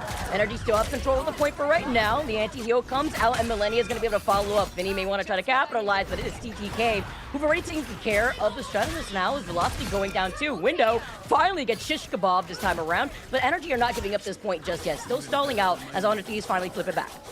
Yeah, tip of the cap to Millennia, who's just always had the perfect counter to what is the plan of attack there from what is going to be the lethal Venom and Symbiote from down below. TTK has the Heaven Retribution, which is huge in moments just like this. Watch out as Energy Shock has Madara summoning up the portal. The Sorcerer Supreme is ready. They're going to take the portals of the level itself, though. TTK was expecting it, waiting there from the One-Wing Angel. Ready to go. Throws it down from up above. Chime throws the Glartrox out. It's match for match, Q for Q. TTK down, Vicky. The Glartrox have clipped TTK's wings before they come in to recontest. Huge stun as Self dives in, but doesn't have the sustain from Winnie, despite having the Kumiho unleashed. Now it's going to be their turn to try to see if they can pour in instead, as Madara had swapped over to allow everybody from Energy to come back. And they have just enough time here as it's ticking up and up, closer and closer to the first map. It's as close as we've been today, folks.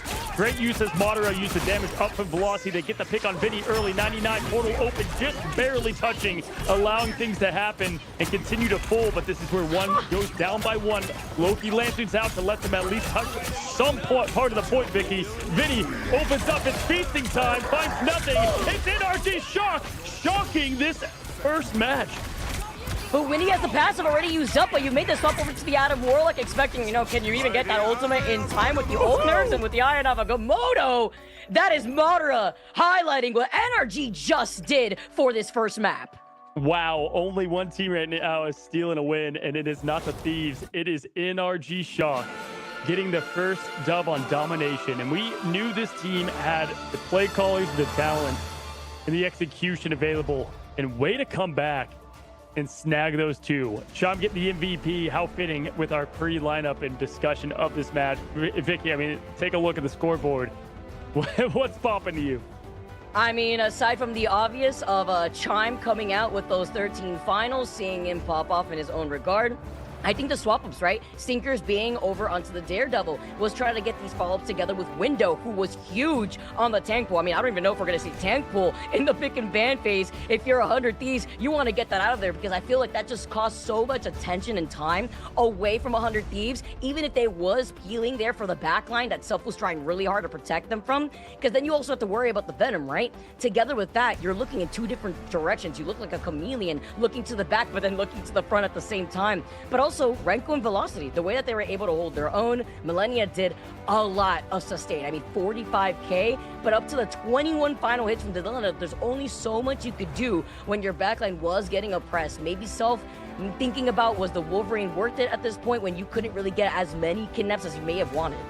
Yeah, I mean, shout out to the 6th member, or the 7th, and the Glartrox as well, because the fact that the 100 Thieves were able to have their defensive like approach there, and like even TTK knew where they were coming from, right? Like they were all ready, and it just didn't matter. They were able to break through that sustain. And yeah, shout out to Window as well. This is a player that I've continued to highlight that is just shown to be a star in the most clutch moments. Vic, you'll never forget when we saw that, what was it, 20-minute overtime. Blue Window kept on that sustain in, Envy back in the day, and continues to show it for this new team in Energy Shock, a team absolutely stacked. 100 Thieves is the only team shocked right now alongside all those that predicted them to clean this 2-0. Folks, we could have our first, I keep saying it, 1-1. Zoe, what do you think? I mean, this is exactly what we wanted to see. We were praying for a close match literally all day long. And granted, the scorelines don't really tell the story in our previous matches. I think a lot of them could have gone the distance. But this one could really be it. I love how close they played it. I also just love that we immediately saw from both teams that they have a distinct style, that they do have an identity already in this new meta. Yeah, certified banger. We knew this was going to be one for sure. And, how this next match kind of folds out. Got to give quick W's to the White Foxes out there, because that was just awesome play early, especially in such an adapting scene and meta to bring that hero out and really highlight the gameplay. And it wasn't just, one of the members. I think there's a lot of highlighted moments there from White Fox on both sides, Winnie, as well as the Rinko. So it was a fun match overall, Vicky, and I think this next one's gonna be a good one. 100 Thieves, they always used to take to Yggdrasil. Do they continue the old ways? We're gonna have to see. You know what's crazy is that White Fox is only gonna get better for next weekend. That's a little bit of highlight for some people to look forward to. I feel like a change though is question mark over the Angela save onto TTK. Because we saw some signs of life, right? But was it worth it is the question, especially if you do want to go to one of TTK's favorite maps. I mean, initially it didn't, right? It did kind of put a damper onto what they had planned, early on. The Angela was not working out for them. Generally also, I feel again, Elsa's coming through when you have Delena and Chime putting in so much damage, getting so many KOs. Are we gonna let the Elsa fly again? Are we gonna see that? It's the ego check. I think it's Delena's I'll play the better Elsa, and it's the same going on over there. And is it just a gentleman's agreement? It's we just it's belief in yourself, kind of, right? It's you know what, let him have it, we'll have it too, whatever. But I think it's interesting because it came down. I mean, we saw Window take 4 ults in one over there in one of the situations. The Glarshocks, I think, was a bit better, obviously, on the side of Chime. I think I can, say that pretty firm there, and that was a big difference in the Elsa gameplay. You saw the stats; they both put on a show, but it does come down to one of the most powerful pieces of their kit, that being obviously that ult. You know what's super clutch too, by the way? Stinkers had a lot of information being on that Daredevil, and that also enabled Chime to preemptively, there was 2 different Glartroxes that we saw that was able to cut off 100 Thieves and their rotation when they were trying to rotate behind the point in that last round too. Now, 100 Thieves get the map pick here and the mode pick with that as well, of course. Where are they taking us?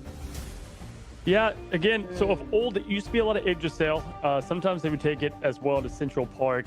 I feel like this is a new 100 Thieves team. They're going to bring it somewhere completely different and new. If I were to take just a stab of what they want to try to do. Listen, right now, there's one common denominator. There's, outside of, I think it was Necrise, right? Angela equals lost right now. That is just something we've seen so Sample far. size 3, I guess. This is the third one, second one. Yeah. All right. But that was the game plan. They saved it. That was not even just something that they wanted to adjust to. That was something that they've had planned, ready to go. iRemix is cooked up over there. And obviously it's because TTK is phenomenal at the One Wing Angel. But, in that matchup came down to, little small micro decisions. So the changes too, right? Because you have the peel potential from the other side to prevent the Angela and the Venom from popping off. I was expecting a convoy, but it's a different look of the convoy that we were expecting, Cozy. I had a feeling. I was we're going to see something we've never seen today. And I just had a gut feeling. We are going to the museum, and will be seeing the duck float, my friends, here. Or maybe not if they have a crazy defense. Zoe, I think it's important, and you've seen so many matches and, everything that you've done here in esports. I've got to ask, it's important when matches are this close not to over-adjust, right? Because they barely lost that. You try to stay things, somewhat similar. It's a really easy thing to do, right? But that's where the experience comes in, because most experienced players know that, like, no, this was literally like, this came down to like 1 or 2 fights, like a few decisions. It wasn't the game plan, it was an execution problem. So like, as long as the game plan is on point, it should be fine. If it's an obvious hole in the game plan, then obviously that's on the coach to like immediately identify.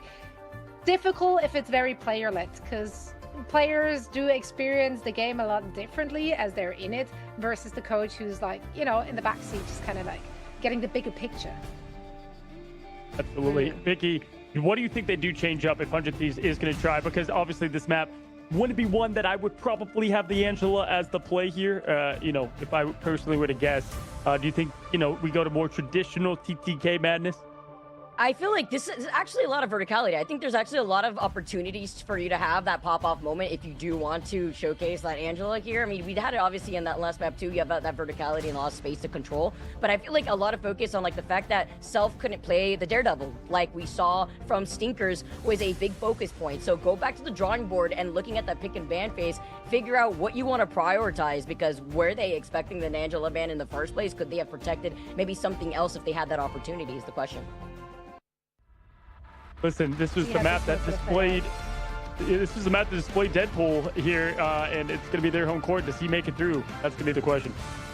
Yeah, I mean, he's been plenty of appearances today, and it certainly shows why he is on that ban list more often than not. Let's see what they have in store for us. It's match point for Energy Shock. Can 100 Thieves tie it up? All right, Vicky. Will we have our first 1-1 of the day? Will 100 Thieves fall 0-2 and shock the world?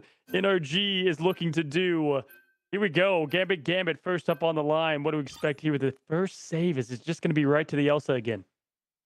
Let's see. 100 Thieves want to try to pry with that. I mean, if you are Delena with 21 final hits, you absolutely do that, because Delena will continuously pop off when you have these open sightlines. Imagine what the Glartrox could do here for the first time as we look at the Museum of Contemplation. One of my new favorite maps, by the way. Could be brutal if you're the one coming out of the attack side, but Energy Shock stick to their guns on this Daredevil ban, and I like this too. And they're also going to be able to keep enabling Chime, who will have that Elsa v Elsa battle out.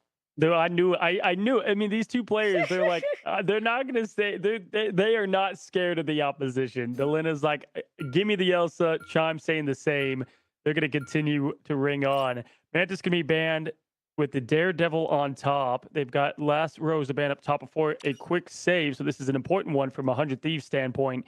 And looking at it, I mean, the Deadpool Vanguard was where we thought they might go, and that's where the top is with the Shock, but it's going to be Invis. So they're going to do kind of the same, you know, attack the strategist in the back and not change up the game plan too much.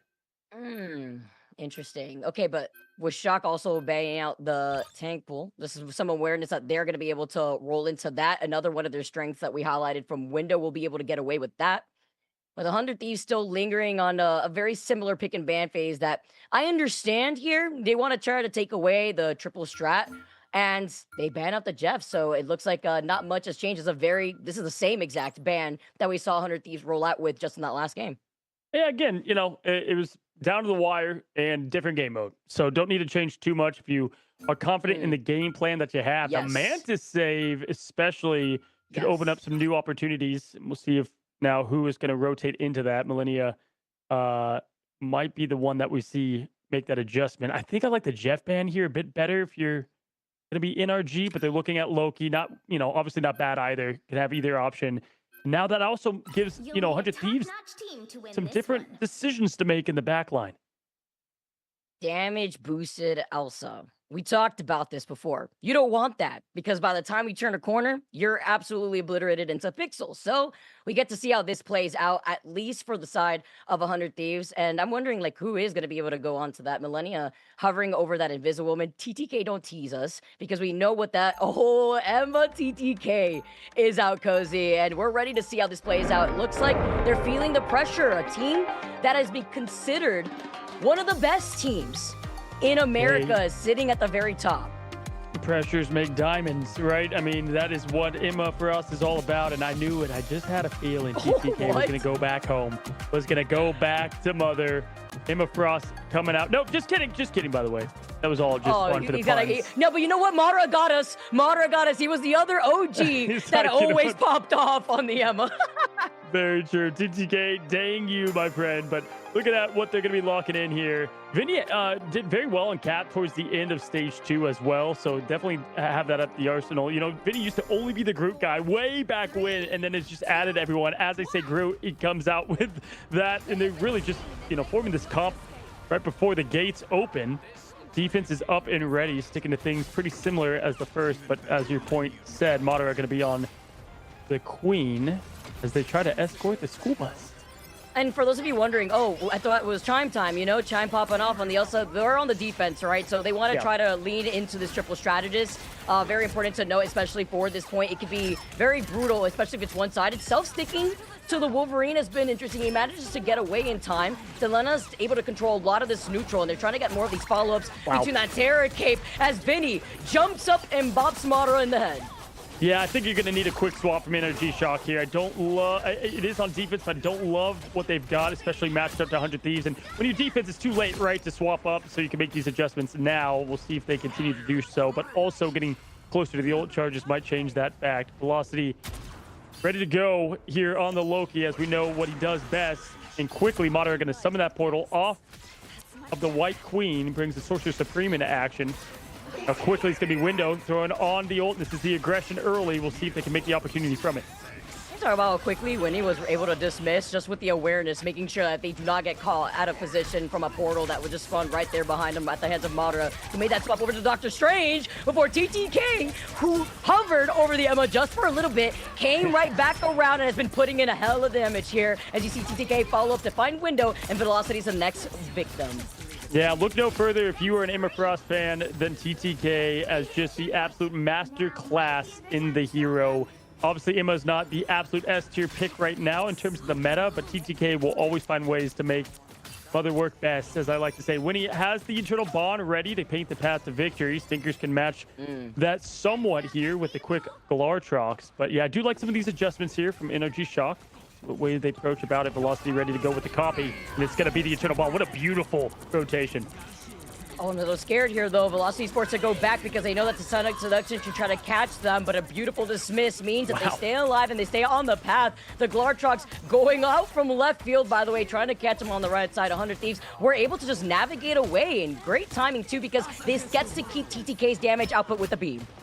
Yeah, but that was insane dodging from the Galartrox on Shock side. Like, that was like the perfect counter to it. Galartrox, finding nothing there. TTK is going to find Madara, but there's going to be the Galartrox in return. Going to hear that a lot. The release of the Galartrox, the Apex Predator, finds something, but nothing to come from it. Left hungry. Delena going to get the pick on Rinko, going to allow them to continue to push through this point. Very tough choke point here as TTK finds another. Vicky right now, 100 Thieves really dominating and showing why this is a new, maybe hometown pick. And I like the awareness from Energy to back away because how long has TTK been at like 80+% on terms of the damage output from that beam? It's been very consistent. We know with these nerfs it goes down a lot quicker now, but look at this. The setup with the wall self is waiting like an Apex Predator to find somebody. The animal stalks his prey, right? And there's the kid now trying to find the best from it.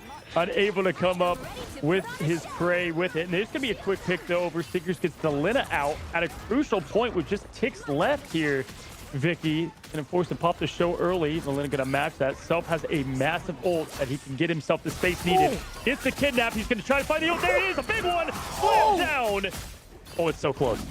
Oh, but they wanted to try to protect them. The Magneto bubble coming in over to the other side, too, from Madara's hands. And that actually helps Velocity. Yes, he gets a copy, but he gets it from just slightly delaying things before coming right back around as Renko at least finds TTK. That's 2 members out from 100 Thieves. No Vanguard to hold the front line. Kind of wanted to hold that one back from Stinkers. Right? I don't know if you needed that exact Galartrox at that moment, especially given the time left. But either way, I mean, crazy because Self had 4. They still had 1 on the point, though, and you got to get them all. If they would have had all 5 there, that would have been it, as the 6 was already out. But Velocity now going to set up. This is a bit better for their defensive comp that they're going to try to have. Chime close to the Ninetales and ready for the Kuma hole. And Madara to follow. And make sure you try to seal the Jinchuriki, though, before he unleashes the Galartrox. Looking at Delena specifically, who sees the group wall! The follow-up. It catches Stinkers, but it doesn't catch the Fox necessarily. Trying to resustain isn't enough, and that is Energy Shock with a use of Strout ult, not helping them out on top of Window, who also pulled the trigger on the Manhammer.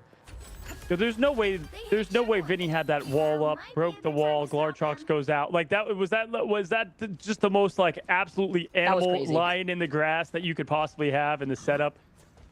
Insanity. But either way, yeah, that was great done, and why I think Stinkers would have definitely wanted to save onto that ult, right? Madara also had the counter into Winnie's Eternal Bond, but just the way everyone was set up, no chance to do so. Backing away now. This is going to be that open lane opportunity to fight in the neutral. Chime is going to be able to get enabled this time around after making that swap up themselves. More triple strat that we were seeing before. Madara does have that Meteor M. It's going to be crucial to see if they can catch Millennia, who has the invisible boundary. Yeah, good call out there. As right now, just giving them a little bit of a space, and Window going to find Self in the back. Nice little pick there to give them plenty of opportunity now to take this point right back over. 2 minutes, 24 seconds, which is a good amount. Now keep your eyes on the Doctor Strange ducky. It's hard to not look at it, I'm being honest. And the way that you have to kind of approach this point differently than others. As you guys know, with Madara's changes and Magneto's changes, in fact, making him a bit more of a selfish hero, his bubble becoming that much easier, allowing him to be a bit more aggressive. Window fighting TTK right out of this thing, and got a little bit of a stagger thing going on in terms of 100 Thieves. Might have to reset even with that self-pick, Vic. Yeah, and the used up invisible boundary misposition did not help out TTK, and that's a use up strat that is gone. Delena, though, still here on this point and has a Glartrox ready before TTK comes right back around to boost up that damage. Night Terror Cape, though, from the other side is going to be a copy of the God of Mischief in the form of the Cloak and Dagger to paint the floor. Ooh. And look at Winnie, so close to match it now, and there's the quick, wow, Delena's gonna go in and get a quick hit there. The Glartrox comes out, but doesn't find anything from it. That's yet another one coming up empty, forming a little bit too late there as Chime's taking over the duties of Elsa. Self finds another success, and Vicky, that was as perfect as you could get if you're a 100 Thieves fan, because look at what they have. The Groot Hug ready to go, the Glartrox to go off that, the Edge to throw the monster off for victory, or they can paint it with the Eternal Bond. This is 100 Thieves to lose.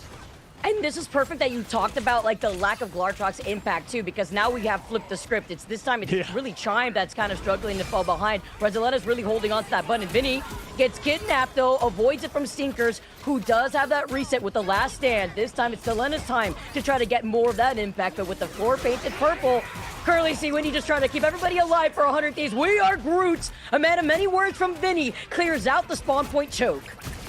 You feel bad for Stinkers, who took them all on a ride with the ult there as Wolverine, but ends up paying the ultimate price there as Vinny throws down the ult. Here comes everybody from the portal, and just like we just saw before, the portal goes one by one. TTK gets Madara, now sticking closer and closer to this finish, finding their prey as the Apex Predators not even needed this time around as the invisible boundary goes up. Gives life more to 100 Thieves to continue to steal this point, but time is ticking, 19 seconds down. Every second that they can keep this thing on gives them more to fight back when they are on offense.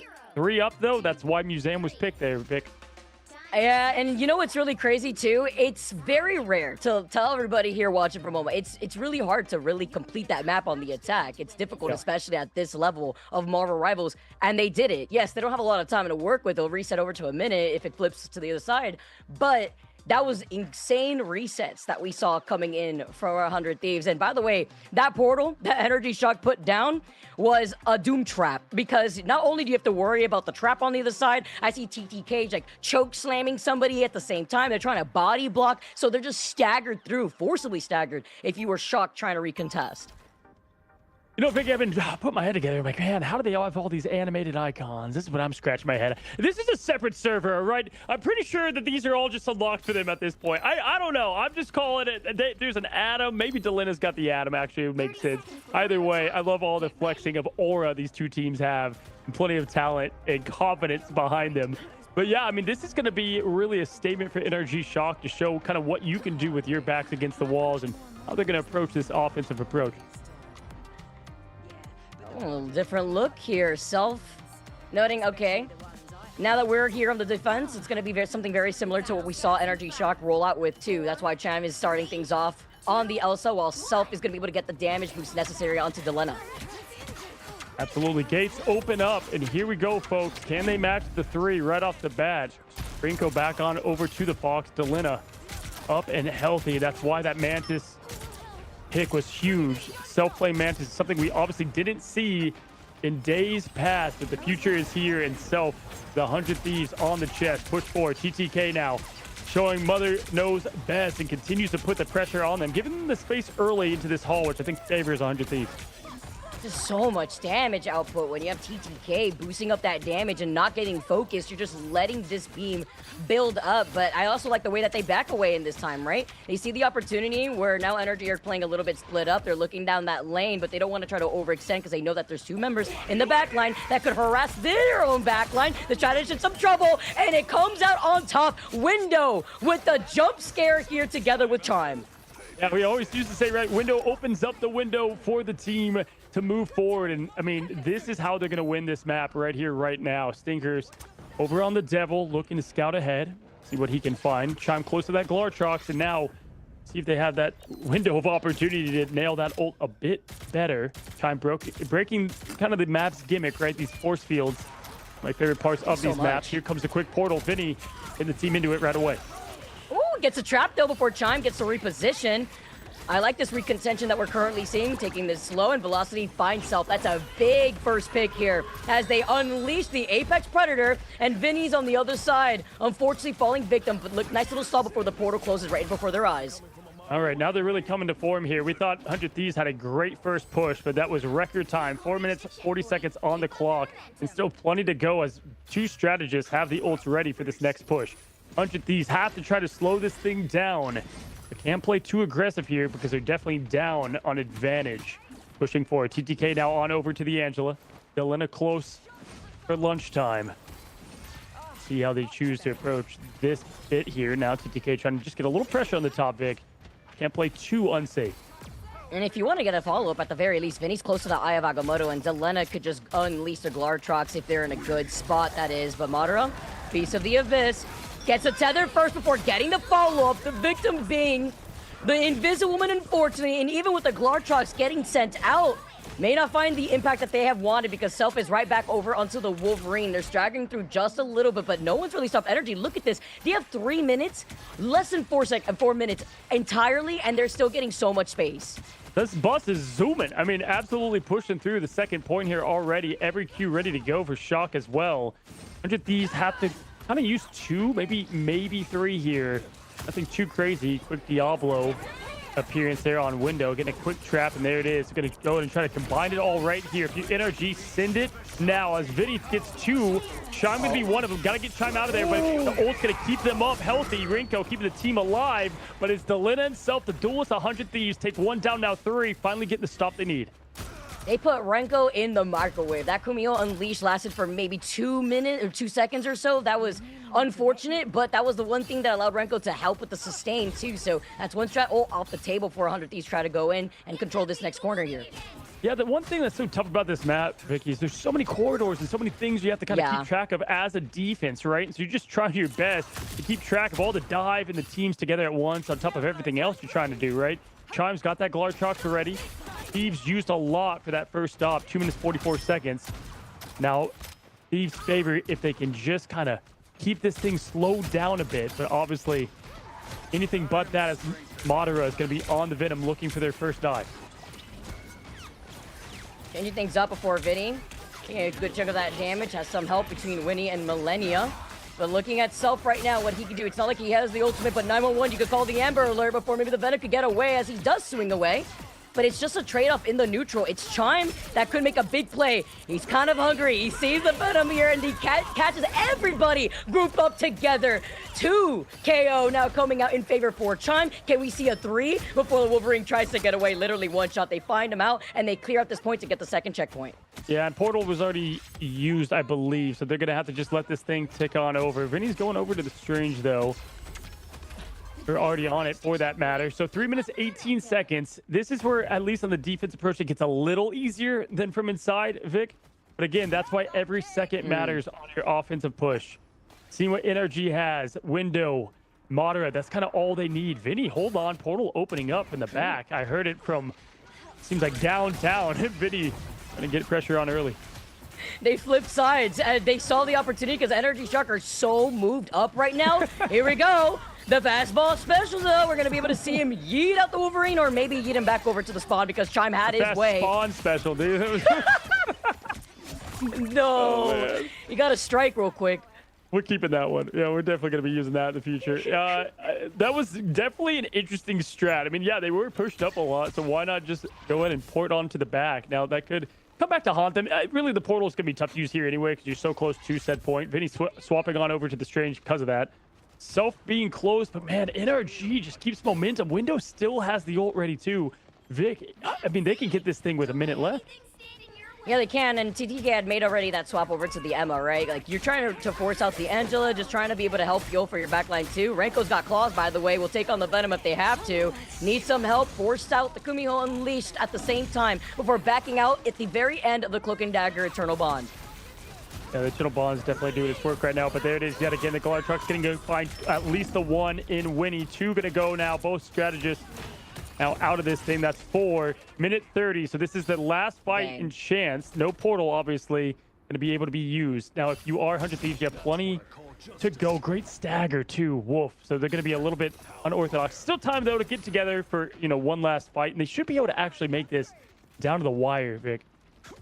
Cozy, they got a little bit more time, but remember, the NRG are sitting at match point in our best 2 out of 3, and they see victory in sight. They're hungry, and Seeker's just letting the devil out before diving on to the victim. Unfortunate for Millennia, but that's why Winnie goes over to the rocket. The BRB is there. You dive down, and this is the turnaround that they need with the Side of Seduction, and they get it onto the point. Yeah, there's only one on point. I was wondering why, but it's kind of full committing to that daredevil approach and trying to get the best shot from them. Either way, 100 Thieves survives that test. Now 58 seconds and counting down. Vinny's got the Feast of the Abyss. Look out below if you're Energy Shock fan. Quickly going to try to find what they can. If Chime goes down here, this is going to be their key to success. Now, Millennia also going to be close to their ult as well. So this is going to come down to the absolute seconds. Millennia, 82%. That's going to be their win con. If they're able to stay up 86, 87, NRG needs to put the pedal to the gas, but also doesn't have the weapons they need to push forward. Now time's at 30 seconds and at least going to match Thieves. We know what Window could do with the opportunity. He's already trying to isolate the backline. Nice push off, though. Millennia Ware has the invisible boundary, whereas Velocity tries to get the freeze here. Vinny does get frozen. He even chimed at the same time. Somehow he is still alive. He held onto that armor before diving back to his supports. Watch out for the Glortrox, though. Chime's just trying to set up the perfect approach. They know it. They see it. Here comes the Feast from the other side. Going to come up empty as Mono's trying to escape the best they can. Self wants to claw up and slice up the best they will. Rinko close to the Ninetales. Chime still waiting for that opportunity. Vinny going down. That's the big sustain that they're looking for. But the res is huge here, Vicky, as the Glortrox comes out. Tries to find something. Has one in the mouth. Gets now 2 down. 100 Thieves. Overtime. Vicky, this is it.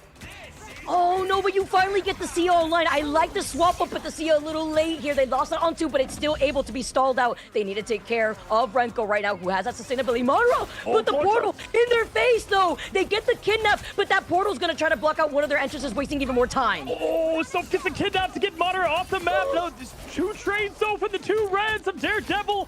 Twice now, Stinkers finds his prey. Delina has the Glortrox, but falls before they can use it. Energy Shock's looking to make this thing interesting. As now another goes down, the Lawyer getting it done. Objection, we will have overtime. The jury has spoken. And Energy now, we're going the distance here. They have the extra time, but it's going to be a minute apiece, whereas now 100 Thieves have that extra 17 seconds on their name. Dude, holy stinkers. Like, what? Like, you got the self-kidnap on Madara, and I'm like, well, chop it up. That's it. You have the Glortrox ready to go. No, not if the Lawyer has anything to say or do about it. Matt Murdock going full crazy. That was awesome, man. That was a lot of fun.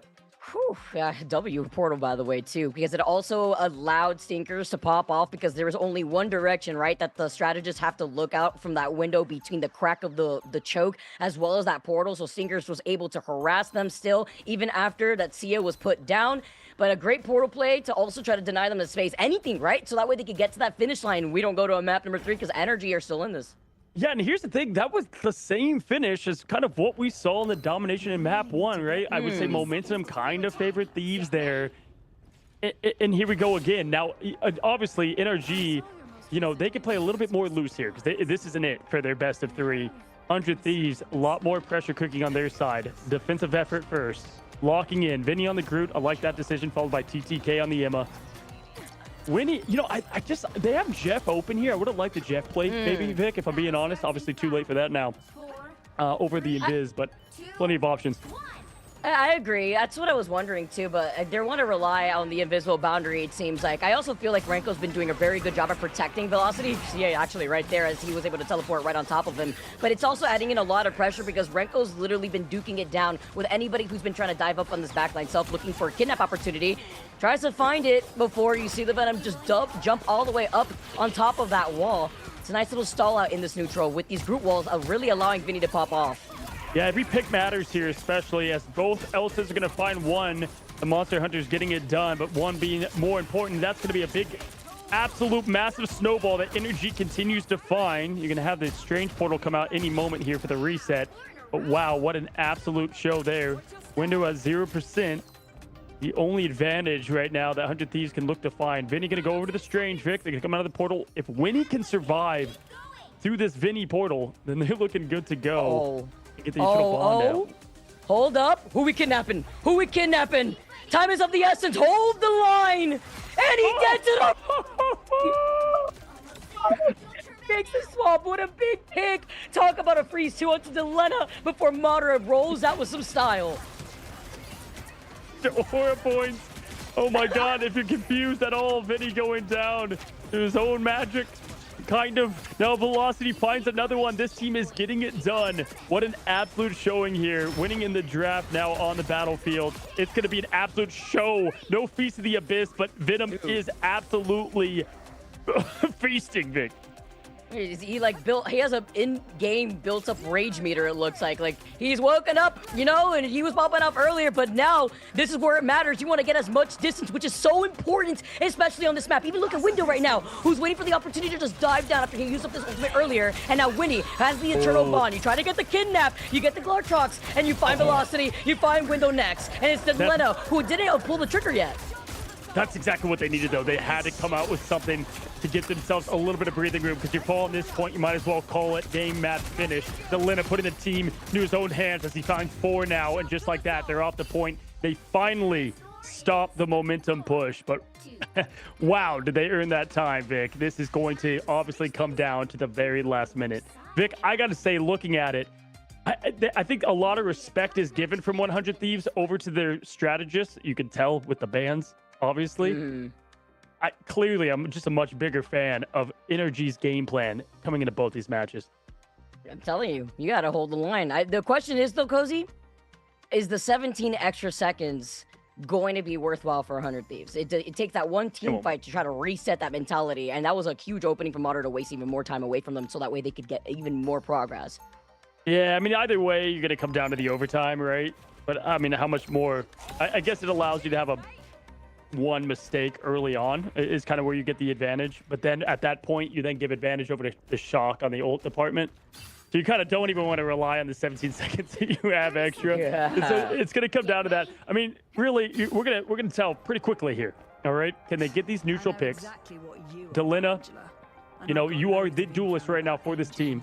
Terra's gone, you're what's left. You've added in Self. This is where it comes to, you know, start this new chapter for 100 Thieves. A lot of pressure. A team that everyone was looking at to be on top within Group A now. Backs against the walls, down an entire game. Looking to take this a distance, but Energy Shock are playing on another level, making sure the whole world is looking at them right now. Self rolling out on the Mantis, gets the damage boost as well. Millennia 2 out on the Adam Warlock, but it's something that they can't run. It's the Adam and Loki. Remember, the Loki was banned against 100 Thieves, so this is just going to be that one res that they have to worry about with TTK sticking to the Angela. Yeah, I do like the Adam pick here. Millennia plays it not near, you know, as much as what we used to see from Delena, but obviously has all of it in the tool belt. But here it is. This is the early neutral fight that we've got to see kind of who's going to be the first to fall. Time is ticking so fast, but more importantly, the ult charges. This is why you go for the Vanguard tank pool, throwing on the backline ult right away, and everybody pressing W at once. Look at those health bars. Just decimate one after the other. Stinker's window. Everybody wants a piece of the pie, Vicky. Hello, spawn room. 30 seconds left. I mean, Windows literally Thanos snapped this entire team out of existence with a huge ace. I mean, now they're nowhere in sight. We talk about that extra time that they needed. It looks like they needed it just so that way they could collect themselves before getting taken out here. To reset, but look at Madara. He's waiting to dive down on this back line. Says 100 Thieves, are they ready? I mean, Self is now on the Namor. Yeah, the new era of Thieves here, opening up here to end the day. All the pressure on the line. Delina does get the pick on Stinkers. That's definitely going to help out that back line now as they push in, finding more on. They can get here. Namor in the squiz, aim to help as well, but it's constant attack from Madara on the symbiote over and over. They do get the pick there, and here we go, Vic. They didn't use too much to get those neutral hits, and now you're lined up with a Vinny ult. Winnie's gonna have theirs, Delina as well. We're just getting started here, folks. Still plenty to go in overtime. Expect the portal, probably not as flashy as what Madara did to try to counter. But in terms of ultimates here, this is gonna go the distance because Velocity is also close to that fate of both worlds. Same thing Millennia with the invisible boundary. You gotta look currently though at Self, who may want to wait out for that here if you're looking at Chime, who wants to unleash the Glartrox, because you've got the Horde of Proteus to go down, the Dance coming in next, and Winnie painting the floor with the Eternal Bond. You survive for now to let us still up here, and now you're currently focusing at this portal and this choke, but Vinny is going crazy. I am Groot, 99 wood cutting before they desperately try to recontest. Oh, absolutely here. And they used a lot. Millennia, staying alive, but not falling. They're falling finally now as TTK throws on the Heaven's Retribution. Time is ticking. They cannot get off this point. They just have meters to go. They did tap the point, giving spawn advantage over to them, and that should just be enough to give them the victory. Now going over to the bus. Time is ran out, and it is over. 100 Thieves get the win, and we are 1-1, Vicky, for the first time today. Holy hell. That was awesome.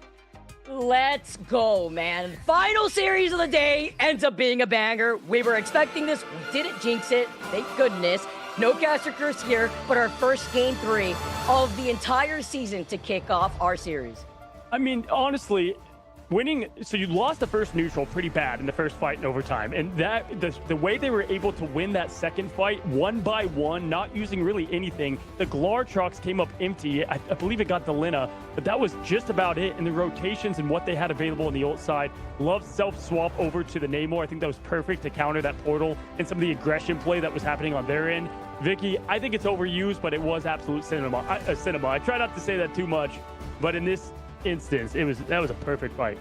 And then he proceeded to get like 2 extra KOs following right after being able to pull that off, and then swapped over to the Venom and then proceeded to just clean up whatever was left. Even with that though, 100 Thieves were able to sustain themselves making these swaps. It looked like we were kind of playing musical chairs a little bit on the different heroes that we were seeing, but it worked out at the very end. I think Vinny also having a standoff moment at the very end when everybody's grouped up together, having to deal with the onslaught of damage from the group walls. I mean, if we saw Window melt everybody down, same thing could be said at the very end there with Vinny and those wall setups.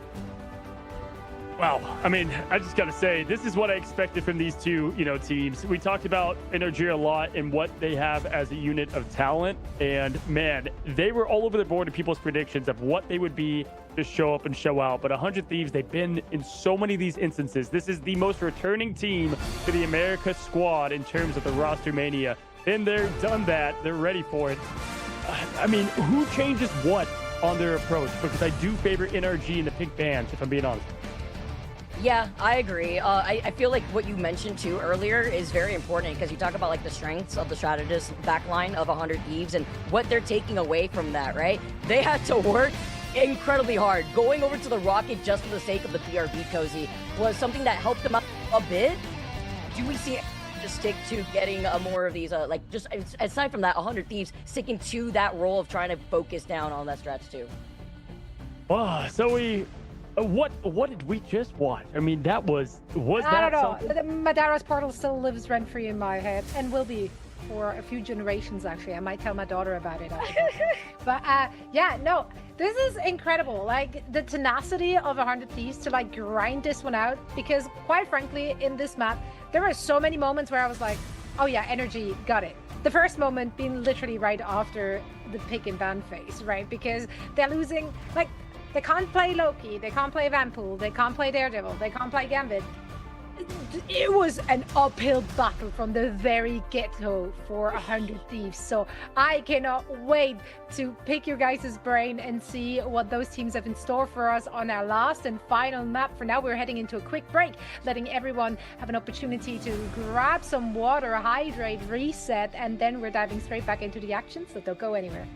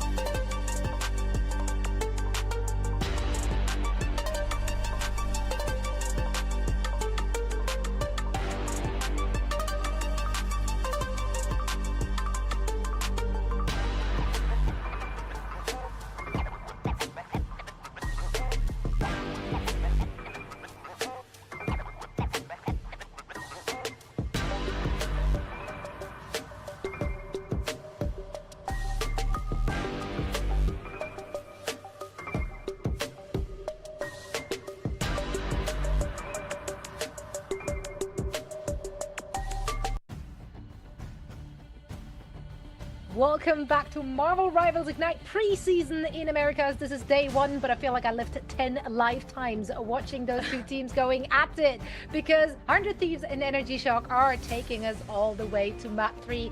Vicky Cozy, we manifested that. We spoke this into existence. Yes, I think my whole neighborhood wants to know what a Glarchox is because they keep yelling. I mean, it's been absolutely, crazy from what we've seen from both these teams.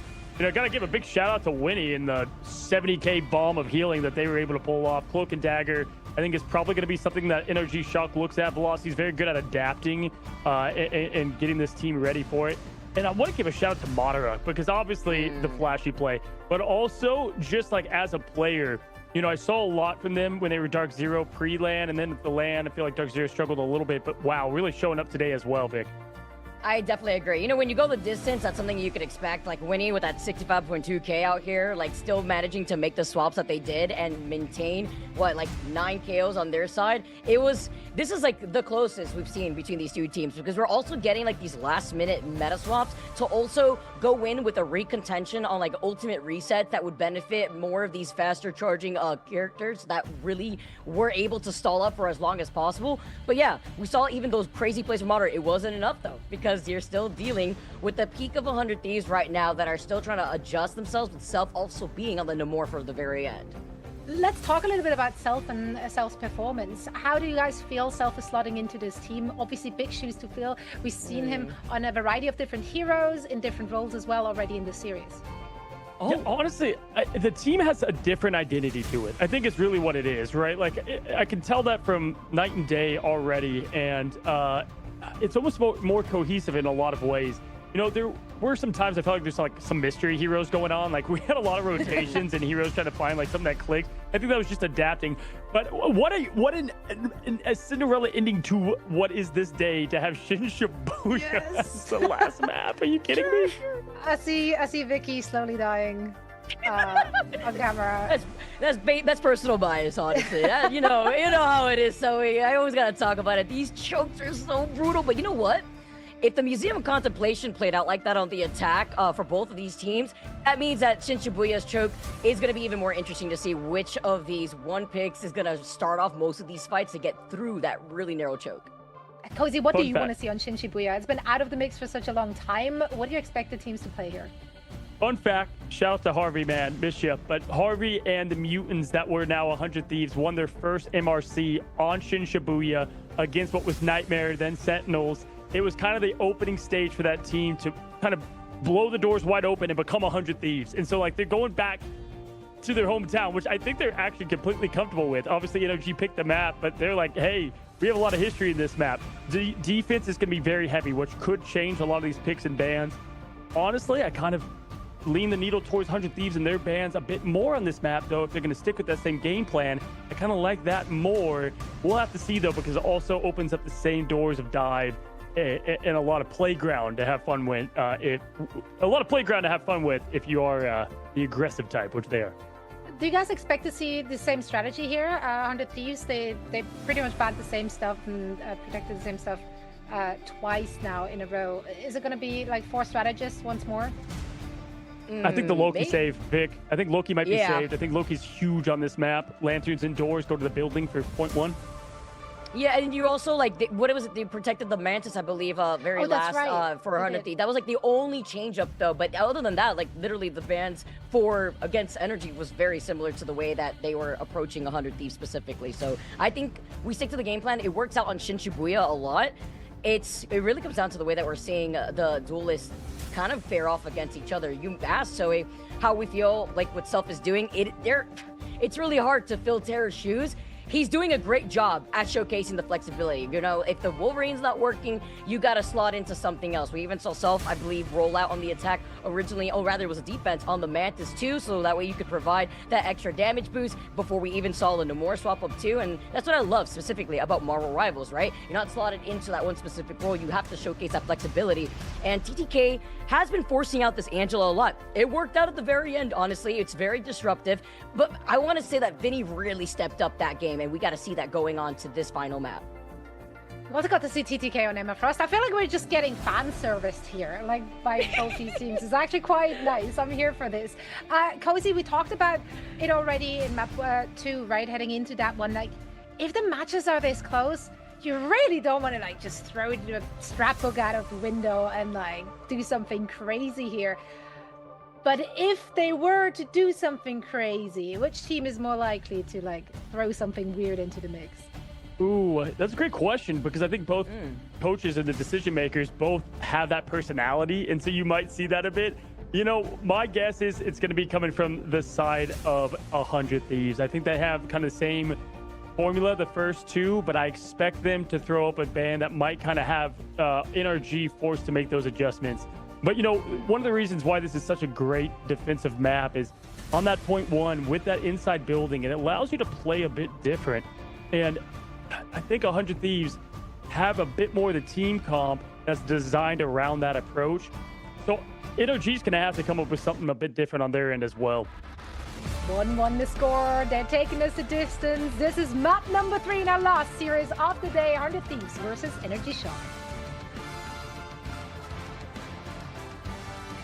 All right, okay, I just want to say right now, Cozy, as we get set up with the best series that we've had in the day. So yes, I want to see something crazy. Who do you think is going to kind of throw that out there? I'm just saying, like, imagine we just see Self just hover over BP. That would be quite interesting. I mean, talk about the wrench over to the side, something that maybe teams wouldn't expect, but maybe somebody could dream here. We got to see how this plays out because Gambit is still stuck in jail. It's like the Cap coming out of the portal and the Mjolnir Avengers Assemble. It's a fan service. Zoe set us up for it. We might see more of it. But no, Mantis ban going to come from 100 Thieves up top. So sticking with what they did on the last successful map. Going to go with the Elsa ban. So if you were tired of hearing Release and the Glartrox, well, buckle up. You got a whole nother round of it. This map going to be interesting, though, because there's a lot of corridors and buildings. So you don't have as long of a time. Outside of point 2, you've got that long, kind of narrow, way that you can have the Glartrox. And you have the off the map point, but this will be tough to hit, Vic. Yeah, the off the map, like by the health pack over to the other side of that lane, right? And okay, they saw it, and I'm happy about this. I was saying, Window's been a huge problem. We literally saw all their health bars disappear before our eyes when they were originally coming out on the attack. They don't want to deal with that threat anymore, especially when it comes to trying to enable your back line. Yeah, that was such a huge adjustment and change. To be fair. Looking at what they could do, I mean, obviously, you just said it. I mean, Window on that overtime hit showed every reason why tank pool is just so important, to have down in the meta right now. And they get the Manta save. There's the Loki ban. I would think Loki would be the ban from 100 Thieves here up top. Potentially. Venom going to be the save. I think that's huge for Moderate, obviously, what we saw in their plan of attack. They've got Jeff available, so Jeff ban would also make a lot of sense here, especially with the save. Could be a bait, though. Don't take the bait, Vic. Do they end up catching the shark or the trickster? I feel like I would take the bait. I don't know. We're gonna see because we got the team up now available. But they don't take the bait. They don't take the bait. Yes, they don't let the devil out, and they get that final ban. No Daredevil for Energy Shock, especially when they get away with the Elsa. We've been seeing that Elsa 1v1 duel. We were calling it with like the ego check between these two duelists. Yeah, for sure. I mean, hey, Zoe just asked, what team is going to pull off the more surprising picker ban? I had a gut feeling that Remix was cooking something up there with the team, and it really wasn't hard to do the homework on that last match. It's like, gee, well, what really gave us struggle there? The guys in red, get them out of here, and they did just that. NRG forced to adapt. We'll see what they end up putting together for the team here. It's going to be 100 Thieves on defense first. It's going to be the lineup that they've got rolling. You're going to have Self on the Namor, which I like this pick, Vic. And stick with more of the same. When are you going to go back instead? We're going to see if they go to Cloak. And okay, we got Winnie on the Invis. What they have. Okay. TTK sticking to the Emma, it looks like, as well. Bit different, so that way you could try to choke out what you could expect from the other side if they have the opportunity. Maybe opportunity onto Chime, but if they're expecting Window to roll out on this group, you already know that TTK being on the Emma is going to be able to get that damage boosted early onto the beam just by trying to farm those walls. Yeah, and there's going to be almost always a portal. Typically, to open up Shinshibuya, there's a lot of portal play just because of the way that this map is set up, right? So we'll see when they decide to use that. I think they're trying to already get a little bit of a neutral hit in there. Might as well farm up that ult. Starting right away from day dot. Stinkers on the quick long-range poke. Like that, swap on over. Doesn't have access to the devil anymore. Going to play another fire hero. Velocity on the Loki that we know so well. Thought maybe that would get the ban, Vic. Could aid them pretty well in this matchup. Again, you only have so many bans, right? It's Energy who are rolling out with Velocity being on the Loki, so they'll be able to have the God of Mischief into the invisible boundary. Talk about Brew Walls, though, and the cutoff from the strategists who do not have line of sight. Window says, make way, I'm the one moving in here. Being on the grid is no problem, no damage boost for any Emma here for TTK to shine. Instead, it is Window's time to close out the gap and clear up this free real estate. Yeah, and if you can try to hold it, they're not going to be able to touch, though. And yeah, now Moderate. Okay, very interesting on how they approach it. Yeah, go and hide in your building, by the way, and we'll just wall it off and shut down and close every window. Vic, what a call, what a call. He's building his own house here, and the community rolling right behind him together with the rest of Shock.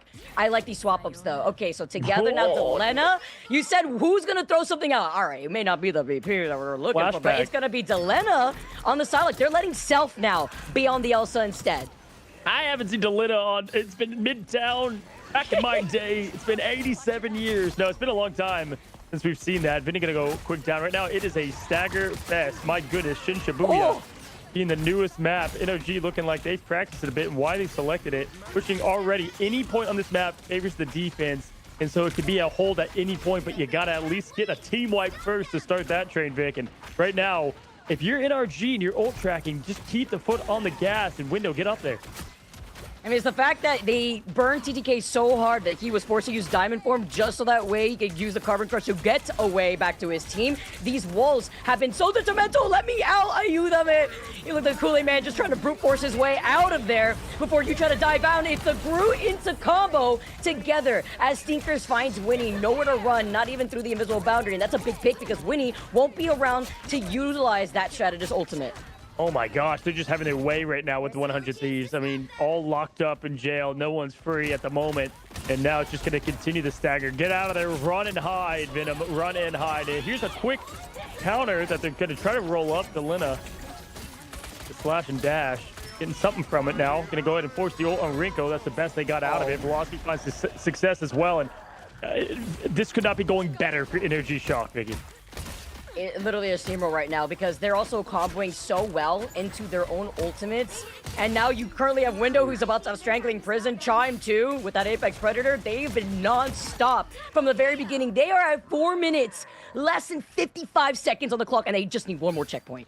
Our break was 3 minutes. This is 5 minutes left on the whole dang third part of the map. So, I mean, look at this aggression pushing up early. 100 Thieves still don't have anything to the name. TTK, sure, but outside of that, really, it's going to be just complete uphill sledding. And Chime can put an end to this part of the point as well. This is the last part of the choke that's really going to favor Thieves, and they have to keep it here if they're going to have this thing even be competitive for this last part. Oh, look at this wild Apex Predator with the cartridge and the wall right behind him here too. Just so that way he can be in a better position. And they let Chime unleash. The shackles have been broken. The Invisible Woman is fighting for their lives, but there's only so much you can do when you're left alone, and they still have not stopped Cozy. The aura points that NRG Shock gets, you got the portal. Now you have like the somersault cartwheel off the bridge into the Galartrox. Come on now. Just completely farming it up all day long. Chime's going to continue up in the spawn room. This is just absolutely nasty. Madara throwing out the counter portals on each point. Shin Shibuya, welcome back to Ignite. My God, we missed you. Oh, this map will drive some on the edge of their seats because nobody's there to push off. No invisible boundary. Disappear back to the other side of the map. Time to switch things up. 3 minutes and 36 seconds left is an absolute disrespectful time to be putting up on that board. That is crazy coming out for NRG Shock. They did not, I think they just taped the W's down on the keyboard. Nothing. I think Winnie got a pick maybe on the first point. Like, and Delina as well, like on the second. That was it. There was nothing going Thieves' way.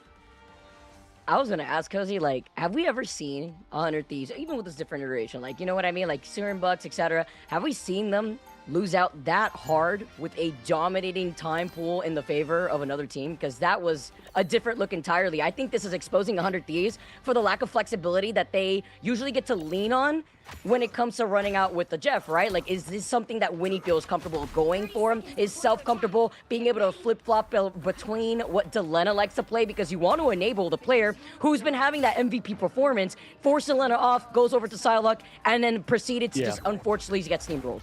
I will say this, they played Sentinels long ago on Central Park, and Sentinels had a 5 minutes on the clock time. It was beautiful. It was crazy. 100 Thieves held the whole thing and ended up winning. So, I mean, I'm not saying that this same thing's going to happen here, but, you know, they've been against it maybe once before. But, yeah, this is definitely going to be tough. And here we go. We got Madara looking for some fun already as we see the eye of the portal ready to go, and there it is. Does he find Vinny? Goodbye off the map. Another one for Madara. Clip that. I'll see that on social media later. Got it 3 of them in the last 2 games. This being the last one. I can't. I mean, can you imagine, like, the confidence boost, the momentum shifter that is as well for Madara being on the Strange right now before you see Window 2 kind of looking at Vinny. Yes, he's on the Venom, but it's like, I'm the real Groot real quick. The diff is insane when we were expecting elsewise. No, for sure here is now Window is going to continue to rotate back into this one. The skin to boot. Gotta love it here. Nothing like it but in Marvel Rivals with the rotation over. Winnie now going to be on the Deadpool. Really opens up some of their stress that they can try to pull, and it's going to be a bit of desperation stress with that much time on the board. Here it is, the ult already up and ready, trying to use that aggression with it. Vic, this is right now just a stalemate. Okay, hold on. Seeing the flexibility, though, because we have Winnie Good coming through on the strap pool, and Delena following up to find Window to stagger fest in a very different look here, but it's going to be NRG who do lose out onto number advantage in favor for 100 Thieves. And Millennia is about to have the invisible boundary. They want to save that, though, but they're playing very split up if you're looking at Energy Shock. Unless Madara goes crazy with an Eye of Agamotto before diving down. Can he find one of the strategists from the back line here? He uses the Eye of Agamotto and finds Self and Vinny. That's big onto Self specifically because Millennia doesn't have invisible boundary anymore. Oh, yeah, crazy boundary to keep things going for the team because they were right there trying to stagger the Strange when set up. Them not able to get the portal back, but Madara gets the pop on Winnie. Trades quickly. Self gonna go ahead and find the best with the green team. Vinny finds another, and just that comes yet another window open as Venom is trying his best to keep that cart there. Spider Zero will not be stopped though. Heading to the point. So not as perfectly clean, right? If you had 10s across the board for NRG Shock, there's like a couple 9s and a 10, but not a bad point one. But the thing is too is that Shock are also giving 100 Thieves a little bit more time to like get set up down the lane, but Shock are also going to have that same time to look down at what 100 Thieves are going to do, whereas on the other side when Shock was on the attack, they were pushed up very far up. They were rocking the perfect composition for it, and they still have chime in window that could go in for a follow-up. Nah, for sure. And NRG could just play this so different with the time that they had available and, you know, on the board there with 3 minutes, 30 seconds. They're able to play their push, the aggression that much different. Even the comp, right? Nice. Self does find window, though, through that with the Soul Resurgent coming up with the Glar trucks to follow. This is a great job from them staying alive through it. Now it's going to be Winnie and Delena finding more success here. So with a ult disadvantage, 100 Thieves again are able to go from 0 Thieves to like 50 at this point. They're at least getting halfway there. 3 minutes, 34 seconds, Vic. Again, Winnie with the flexibility here does have that trap pool ultimate ready to go. S here already. Looking at NRG and what they have in store, though, they don't really have any of those offensive ults just yet. No God of Mischief actually very close together with Renko, where they could utilize that Venn diagram with a double invis ult, whereas TTK searching for his victim before getting the scoop up the shish kebab as they want to stop the Elsa. Beautiful protects here for TTK. The controller player himself now tries to get in the follow-up. Another wall to allow them to try to reposition here, but it's going to be Window who gets harassed the most. Crazy that no one fell through that Glartrox too, because they got a good bit from it. Now forced to go ahead and rotate all the way back here is 100 Thieves. They were moments away from this point, and that is exactly really what NRG just needs to do to end up winning this thing decisively. Gonna go ahead and now put the pedal on the metal. Invisible boundary used aggressively. You love to see it. Winnie already using that ult earlier, and that was the one they relied on. TTK's got ult and Heaven Retribution, but time's ticking. Honestly, Velocity really had no other choice there, though. He popped the God of Mischief very early, unnecessarily, and kind of just put it down so that way it doesn't go entirely to the waste. But could have held on to it, honestly, seeing how they were able to restabilize here. Renko at least has that invisible boundary, and he's going to try to match that with Millennia. Yeah, this is where it gets tough, though. 2 minutes left, and you've got yourself some windows of opportunity. Oh, his window on the other side and Chime to follow. Really, they're just trying to stay alive to get even odds in the ult economy-wise. Heaven Falls, Retribution ready to go. TTK hunting that backline, the Phoenix in particular. Seeing what else they can find, but right now just has to rotate out. I mean, there's not much they can do here, Vic. I am Groot, though. You follow up the Clark Sharks. That's the bubble cover we're looking for, but through the invisible boundary. Benny with some whiplash gets saved for now. Backs away. He's still alive. W invisible boundary here from Millennia, at least to help him out. And also called out exactly where the Glartrox would try to put him so he could at least get the extra health. Now, that was a magic trick, though, right? We saw Delena throw their Glartrox in, and then out comes Chimes, and then Vinny gets it. I'm like, what did we just witness come from the invisible boundary? But just like this, yet again, another pick happens, and it is NRG taking it to 100 Thieves. The favorite in the region, showing why they need to be feared in this group of death. I mean, this is why it's a group of death, Vic, and why every team has such a huge shot to show what they can do. And something else that we have to pinpoint, Cozy, I just saw it there with Madara. They have the team up, the new season team up between the Doctor Strange and the Invisible. The pull in, the extra damage there really have benefited themselves into just a slight stagger. He's got the Eye of Agamotto. You know Madara's hungry. I saw him jump up in the air, and everyone knows that's when the Doctor Strange wants it the most. But Stinkers with a beautiful snipe. Phoenix still on the table is able to get another pick. Yeah, mental is in the dumpster right now. You got to completely turn this thing around and try to keep yourself alive. Now 42 seconds. Have to play absolutely perfect, but nothing to give. I mean, look at even their choices on the ult front. NRG's got enough to bring down a graphics card, while 100 Thieves just has Winnie himself, right? So just trying to stay this thing going. Is it gonna be enough? Maybe cut the mouse while they're at it here as well. See if they can take any advantage, because they got everything in the books. Renko's close to that invisible boundary. Velocity's got the God of Mischief ready. And 100 Thieves don't have their own invisible boundary. They need to get big on this wombo combo between Vinny. Vinny's gonna be able to try to get the follow-up right afterwards here with the Deadpool before diving down and Song Inferno for a reset. Well, Vinny goes down though. 100 Thieves only down to 5 of these members. Soul Resurgence keeps him up a bit, and here comes Yagamoto available, but 50% in cut is just cannot be enough. TTK trying to get something from this ult, and with it, time is ticking down. 100 Thieves in desperation mode. Glartrox comes out, does find that prey. There's the side to be out, but going to catch the building. Now coming back to the point to the boundary, kept alive. Chime finds one, Winnie's down. More to follow. Self gets another. Vicky right now, NRG is shocking every 100 of those Thieves. It's over. Final score 1, 2, 3. 100 KOs, maybe, as 100 Thieves bow out in the best series of the day to end our first day of America's Within Marvel Rivals Ignite.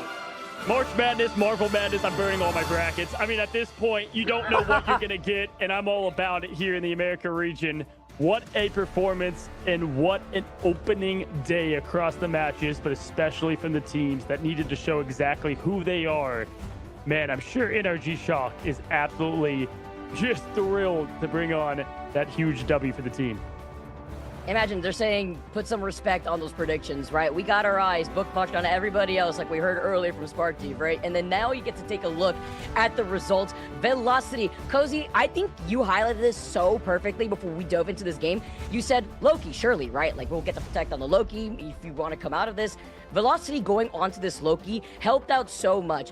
It felt like we were still playing hero magical chairs here, music chairs, on the 100 Thieves side, trying to see what slotted in, what works out, even rocking the triple strategist in a different variation than what we may have expected would have benefited them with the Jeff. No, for sure. It's a game of adjustments too, right? It's like, all right, hey, Window, you don't get to play Deadpool. Stinkers, no more Daredevil for you. And they're like completely fine. I mean, Stinkers didn't give a dang about the devil on that one. 25k damage up and 10 eliminations out. That was not just a win. It was a firm statement across the board of this team. And we saw it, and we've talked about this so much. You know, it's interesting because you have some teams with a lot of talent all come together from different teams of the past. And then what's the makeup of that new squad? This is definitely one that, to me, is singing in harmony. Yeah, I agree. And then you take a look like at the way that they were able to play around the strat line too. Chime, who, by the way, went down twice. Like, when you take a look at how dominating that was, not only did Unthi struggle to even get that payload moving, but it was that one area going down the lane I know is so difficult when you aren't able to get preemptively set up too.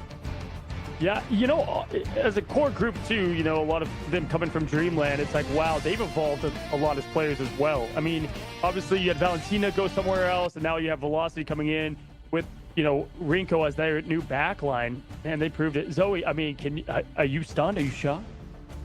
No, I'm not shocked. Thank you. Good job. Well done. I tried.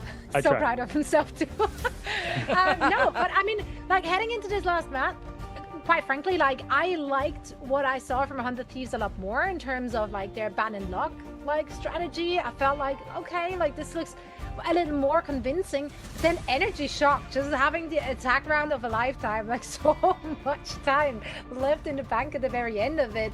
They made it look easy, which is crazy to say as they went up against 100 Thieves. It's not a lot of time that we could call something early, but with 3 minutes on the board, I mean, it is being down, you know, a lot, because you have so much to overcome. And kind of what I was saying mid-match there, you're able to play different defensively once you have such a great offensive time, right? Like, you're able to be a bit more aggressive here, or maybe make a little bit of a change there. And I think that also just aids the play style of NRG Shock in general too, Vic. Yeah, I agree, because now you also, I feel like, have way more slots that are able, and by slots I mean like the players are able to kind of influence what these changes are looking like, and a lot more diversity, at least from energy side. And we got to talk about like the individual plays that force staggers at the hands of Madara. He literally just took him somewhere else to a different dimension. Very true to the theme, because you were talking about the Nine Tails earlier, but straight up put them in the Genjutsu, and he kept them there on the strange with these portals. There are so many fantastic moments from the individuals. I mean, it was chime time as well, right? Some slick acrobatics on Elsa. It's just every individual, I feel like, on that team had their time in the sun. It was a lot of highlight-worthy plays.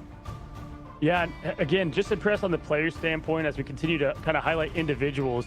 Like, I kind of knew what 100 Thieves was going to bring in some sense of the word, but individually, Madara, Window, the way that they've shown that they've improved as a team, even like where there were some like Stinkers and Velocity and knew how good they were as players, even showed a level up, as well as Chime. So it impressed me individually, not only as a team, how they've adjusted in, the break that we've had going all the way back to November and what that esports year was. Yeah, and you guys just mentioned him at the very end of the game. Velocity was the MVP. The Loki really helped out greatly in this match. So Velocity will be the one joining us for a quick chat after this dominant way to finish this last map. The series went the distance. It's been an absolute blast. So I can't wait to pick our players' brain and just get a little bit of insight in the adjustments that had to be made, or the general approach against 100 Thieves. I mean, we know what to expect from those individual players. I'm not shocked as Velocity taking the interview. I'm going to be honest. I definitely knew that this king was going to come up here and say, what's going on? Let's welcome him in right now. Velocity, what's up, brother? It's been too long. It's been too long. How you feeling, man? Hello. It's been a while. Yeah, how are you, dude? Oh, dude, doing great. But I mean, watching you guys, I mean, you can't even call you underdogs with that performance. We knew that you guys had so much talent. I gotta ask, man. I mean, Shib and I were talking a lot about this. Like, the talent is there. What's the identity of this new team, man? And, with what you guys have put together.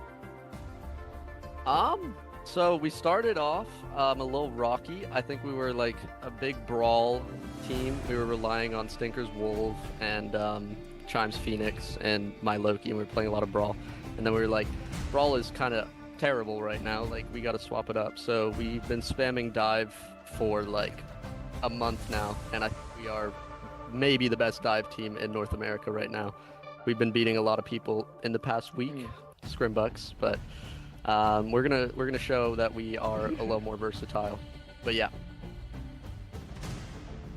Hell yeah, brother. I mean, the Scrimbucks have been actually like accurate when we're looking at Swap Gaming just earlier, and that's actually like I think your next opponents for like day number 3 or so, if I recall correctly. But it's the way that you guys were playing, and you said that you were working on what you felt like was your weaker point to get better on dive. It took you guys about a month, and you guys got your practice in. You look fantastic. I mean, I'm curious, what is your thought on Shin Shibuya coming back into the fray, especially that being like the closer of the day?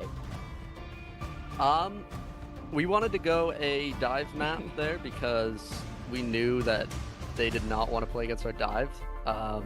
So it was a smart play. Me and Tenso were like, let's go Shin Shibuya, because they have to ban Daredevil on that map. It's just too strong on that map. So and then we know we're better than them at front to back. So that's kind of the idea behind it. But I'm a big Shin Shibuya fan. I think it's fun for poke. I think dive can work on it, and as you saw, brawl and front to back can work on it. So I think it's a good map. Spoken like a Loki player. Yeah, it is a Loki map. Yeah. Big Loki map.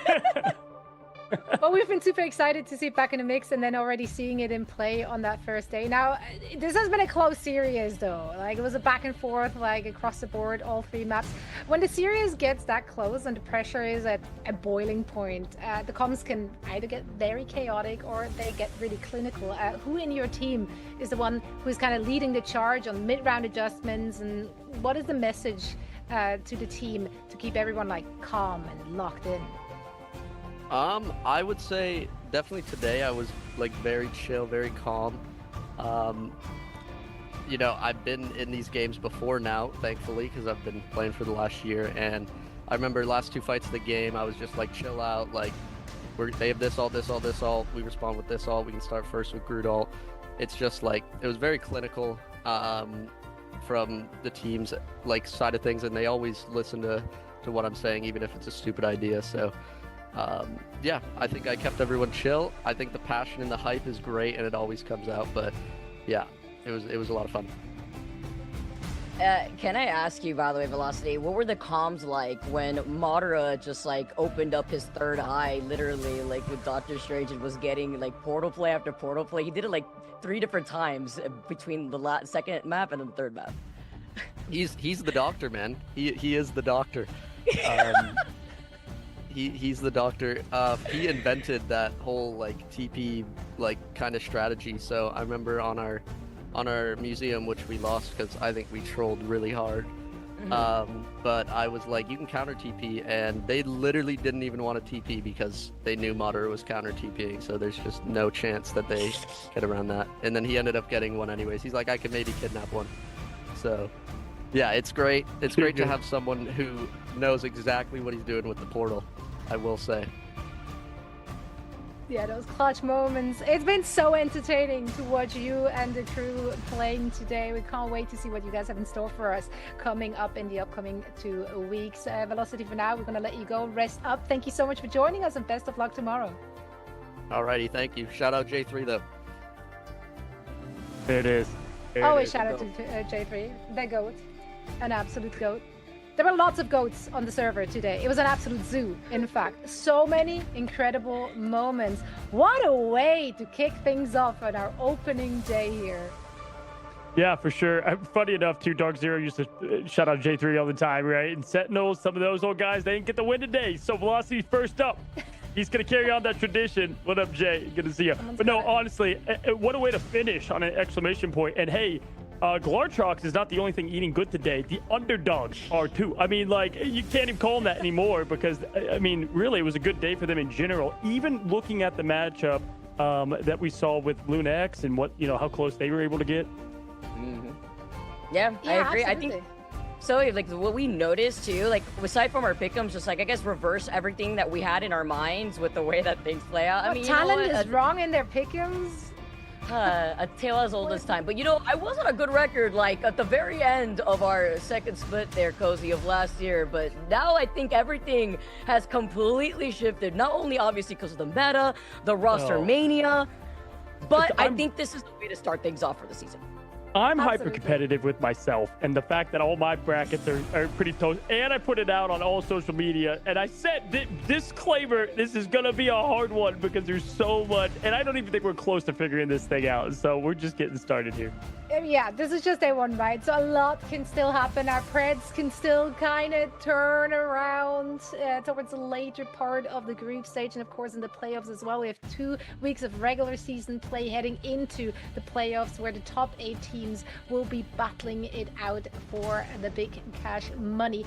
But yeah, I love being wrong in this regard because I can go for the safe picks because I want to look smart.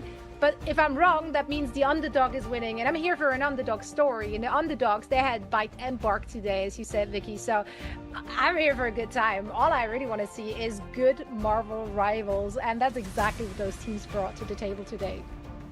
Exactly. I would love to take a look at how today played out as well, right? Just seeing how that's entirely shifted for us, our pick'ems, other people's Preds too, everybody watching from the Marvel Rivals client and looking at the results because that's another region down and dusted for our day number 1 here, Zoe.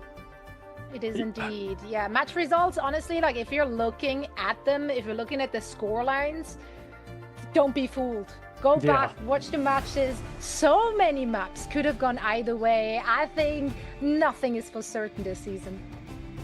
Yeah. I mean, one thing I want to see too is just how these teams evolve. We saw a lot of teams kind of find their way as they continued on.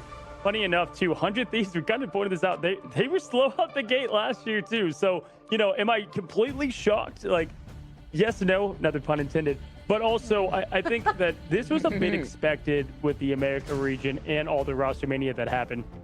EMEA, in some ways, are a bit more tight, especially, with some of their rosters. And so we've traded some over there. We've had some over here. And obviously, those additions have been huge. But yeah, back to the drawing board. That's what makes it great, though. Now we have the tape. These teams have the tape to see kind of where things went wrong or right. Yeah, of course. The turnaround is not awfully long. Like, it's 1 night of rest, probably a lot of work for the coaches to trying to figure out like where did our game plan go wrong, how much was execution, how much was the actual plan, how much is prep, how much is just the other team, because every once in a while it's just the other team playing on another level and there's absolutely nothing you can do if someone absolutely pops off. We definitely had some individuals doing that today on the server. Here are today's results. Yeah, of course we started off with a pretty big upset because I don't think anyone had FlyQuest going down 0-2. Yeah, I mean, that was the shock of the day for sure, even with what happened here at the bottom of the bracket. The top and the bottom were the two biggest wows, but Cafe Rose, I can't tell you. I don't know the percentage numbers, but I can tell you it's probably pretty low on taking that first win against such a prestigious org. And yeah, that was definitely, what a way to open the day. Shocker sandwich, guys, like literally to open a day like that and then to end it like with 100 Thieves losing out to NRG Shock. I just welcome back Marvel Rivals Ignite. It's Chef's Kiss. It's so glad to be alongside you guys. So cozy, but looking beyond everything else, Space Station also coming out, kind of sticking true to the breads for some of those that were keeping their eye on TSM and their flexibility and moving forward to see how everything went down between Cafe Rose winning that previously as well. We saw that with Swamp Gaming also taking it in a clean 2-0 fashion versus Sentinels before we actually transition over to that Liquid Citadel versus Lunex Gaming, which, by the way, even though it was a 2-0, was incredibly close. Yeah. Yeah, here you can see the Group A rankings. Obviously, limited sample size, right? So there's not too much to go off. I think the teams that won definitely put a bit of a target on their back. Swamp Gaming, for example, like they've performed really well, so people need to be really careful going up against them. And yeah, not to get ahead of tomorrow too much, but I've got to say, just circling on my calendar, Fly versus Sentinels tomorrow, that's two teams that lost today that, you know, probably thought they were going to get the dubs. I believe that hits us on the 28th here, and that's one that, yeah, there it is. The match number 2, I mean, talk about such an important game for both of these teams, but it's still, you know, a lot of cool things coming up here for tomorrow. Absolutely. We also, Vicky, get a first look at Nightmare, and yeah, we lost. The only two teams we haven't seen play yet. Yeah, I'm excited to see how that fares out because I think a Nightmare is a pretty strong team, but also we witnessed what we lost was capable of doing in the MRC in a 24-minute best of 7 series.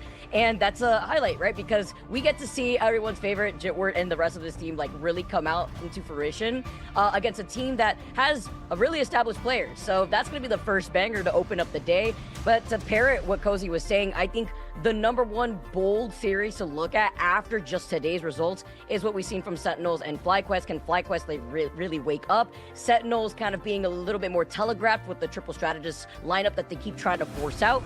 And then you got TSM versus Lunex, and I'm excited for that one too because Lunex really woke up. Cafe Rose, this one is going to be a lot harder because you have to deal with Swamp Gaming, and you heard them in the interview. You know, they don't want to cash in too hard when it comes to the Scrim Bucks, but they're one of those teams that have not lost out in the current meta right now that this tournament is being played on. Yeah, but Cafe Rose may be still flying under the radar, but this is a great opportunity for them to show that today was not a fluke. You know, they can hang with the best. We might not expect them to like get the victory here, but if they can make it close, then they still put themselves in a very good position.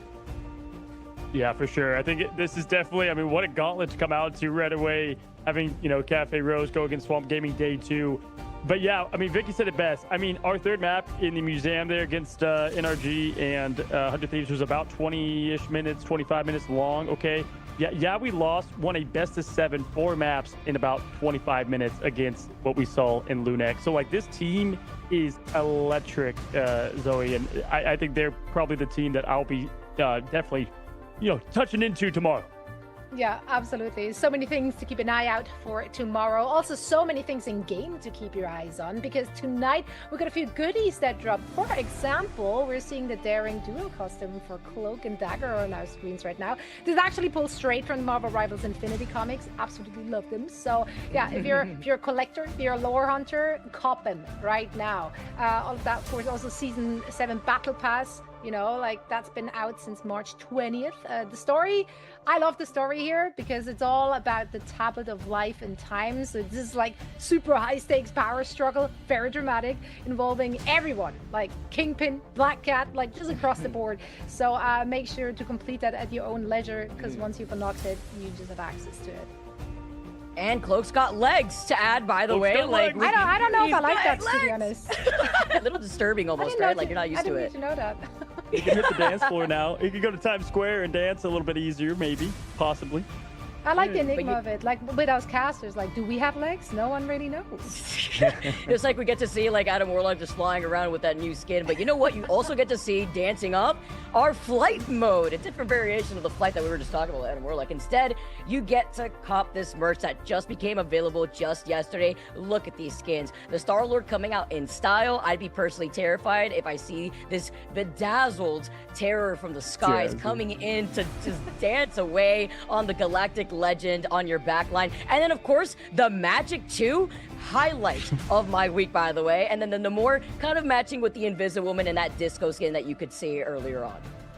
I mean, Vic, with the hype, I already bought these. I might go back and buy them again. I mean, come on now, it's just too good. No, honestly though, if that's the last thing I saw before I went down, is that Namor staring me down, I don't think I could ever live it off. And but what I can definitely see myself rocking as a big fan of football is the Captain America skin.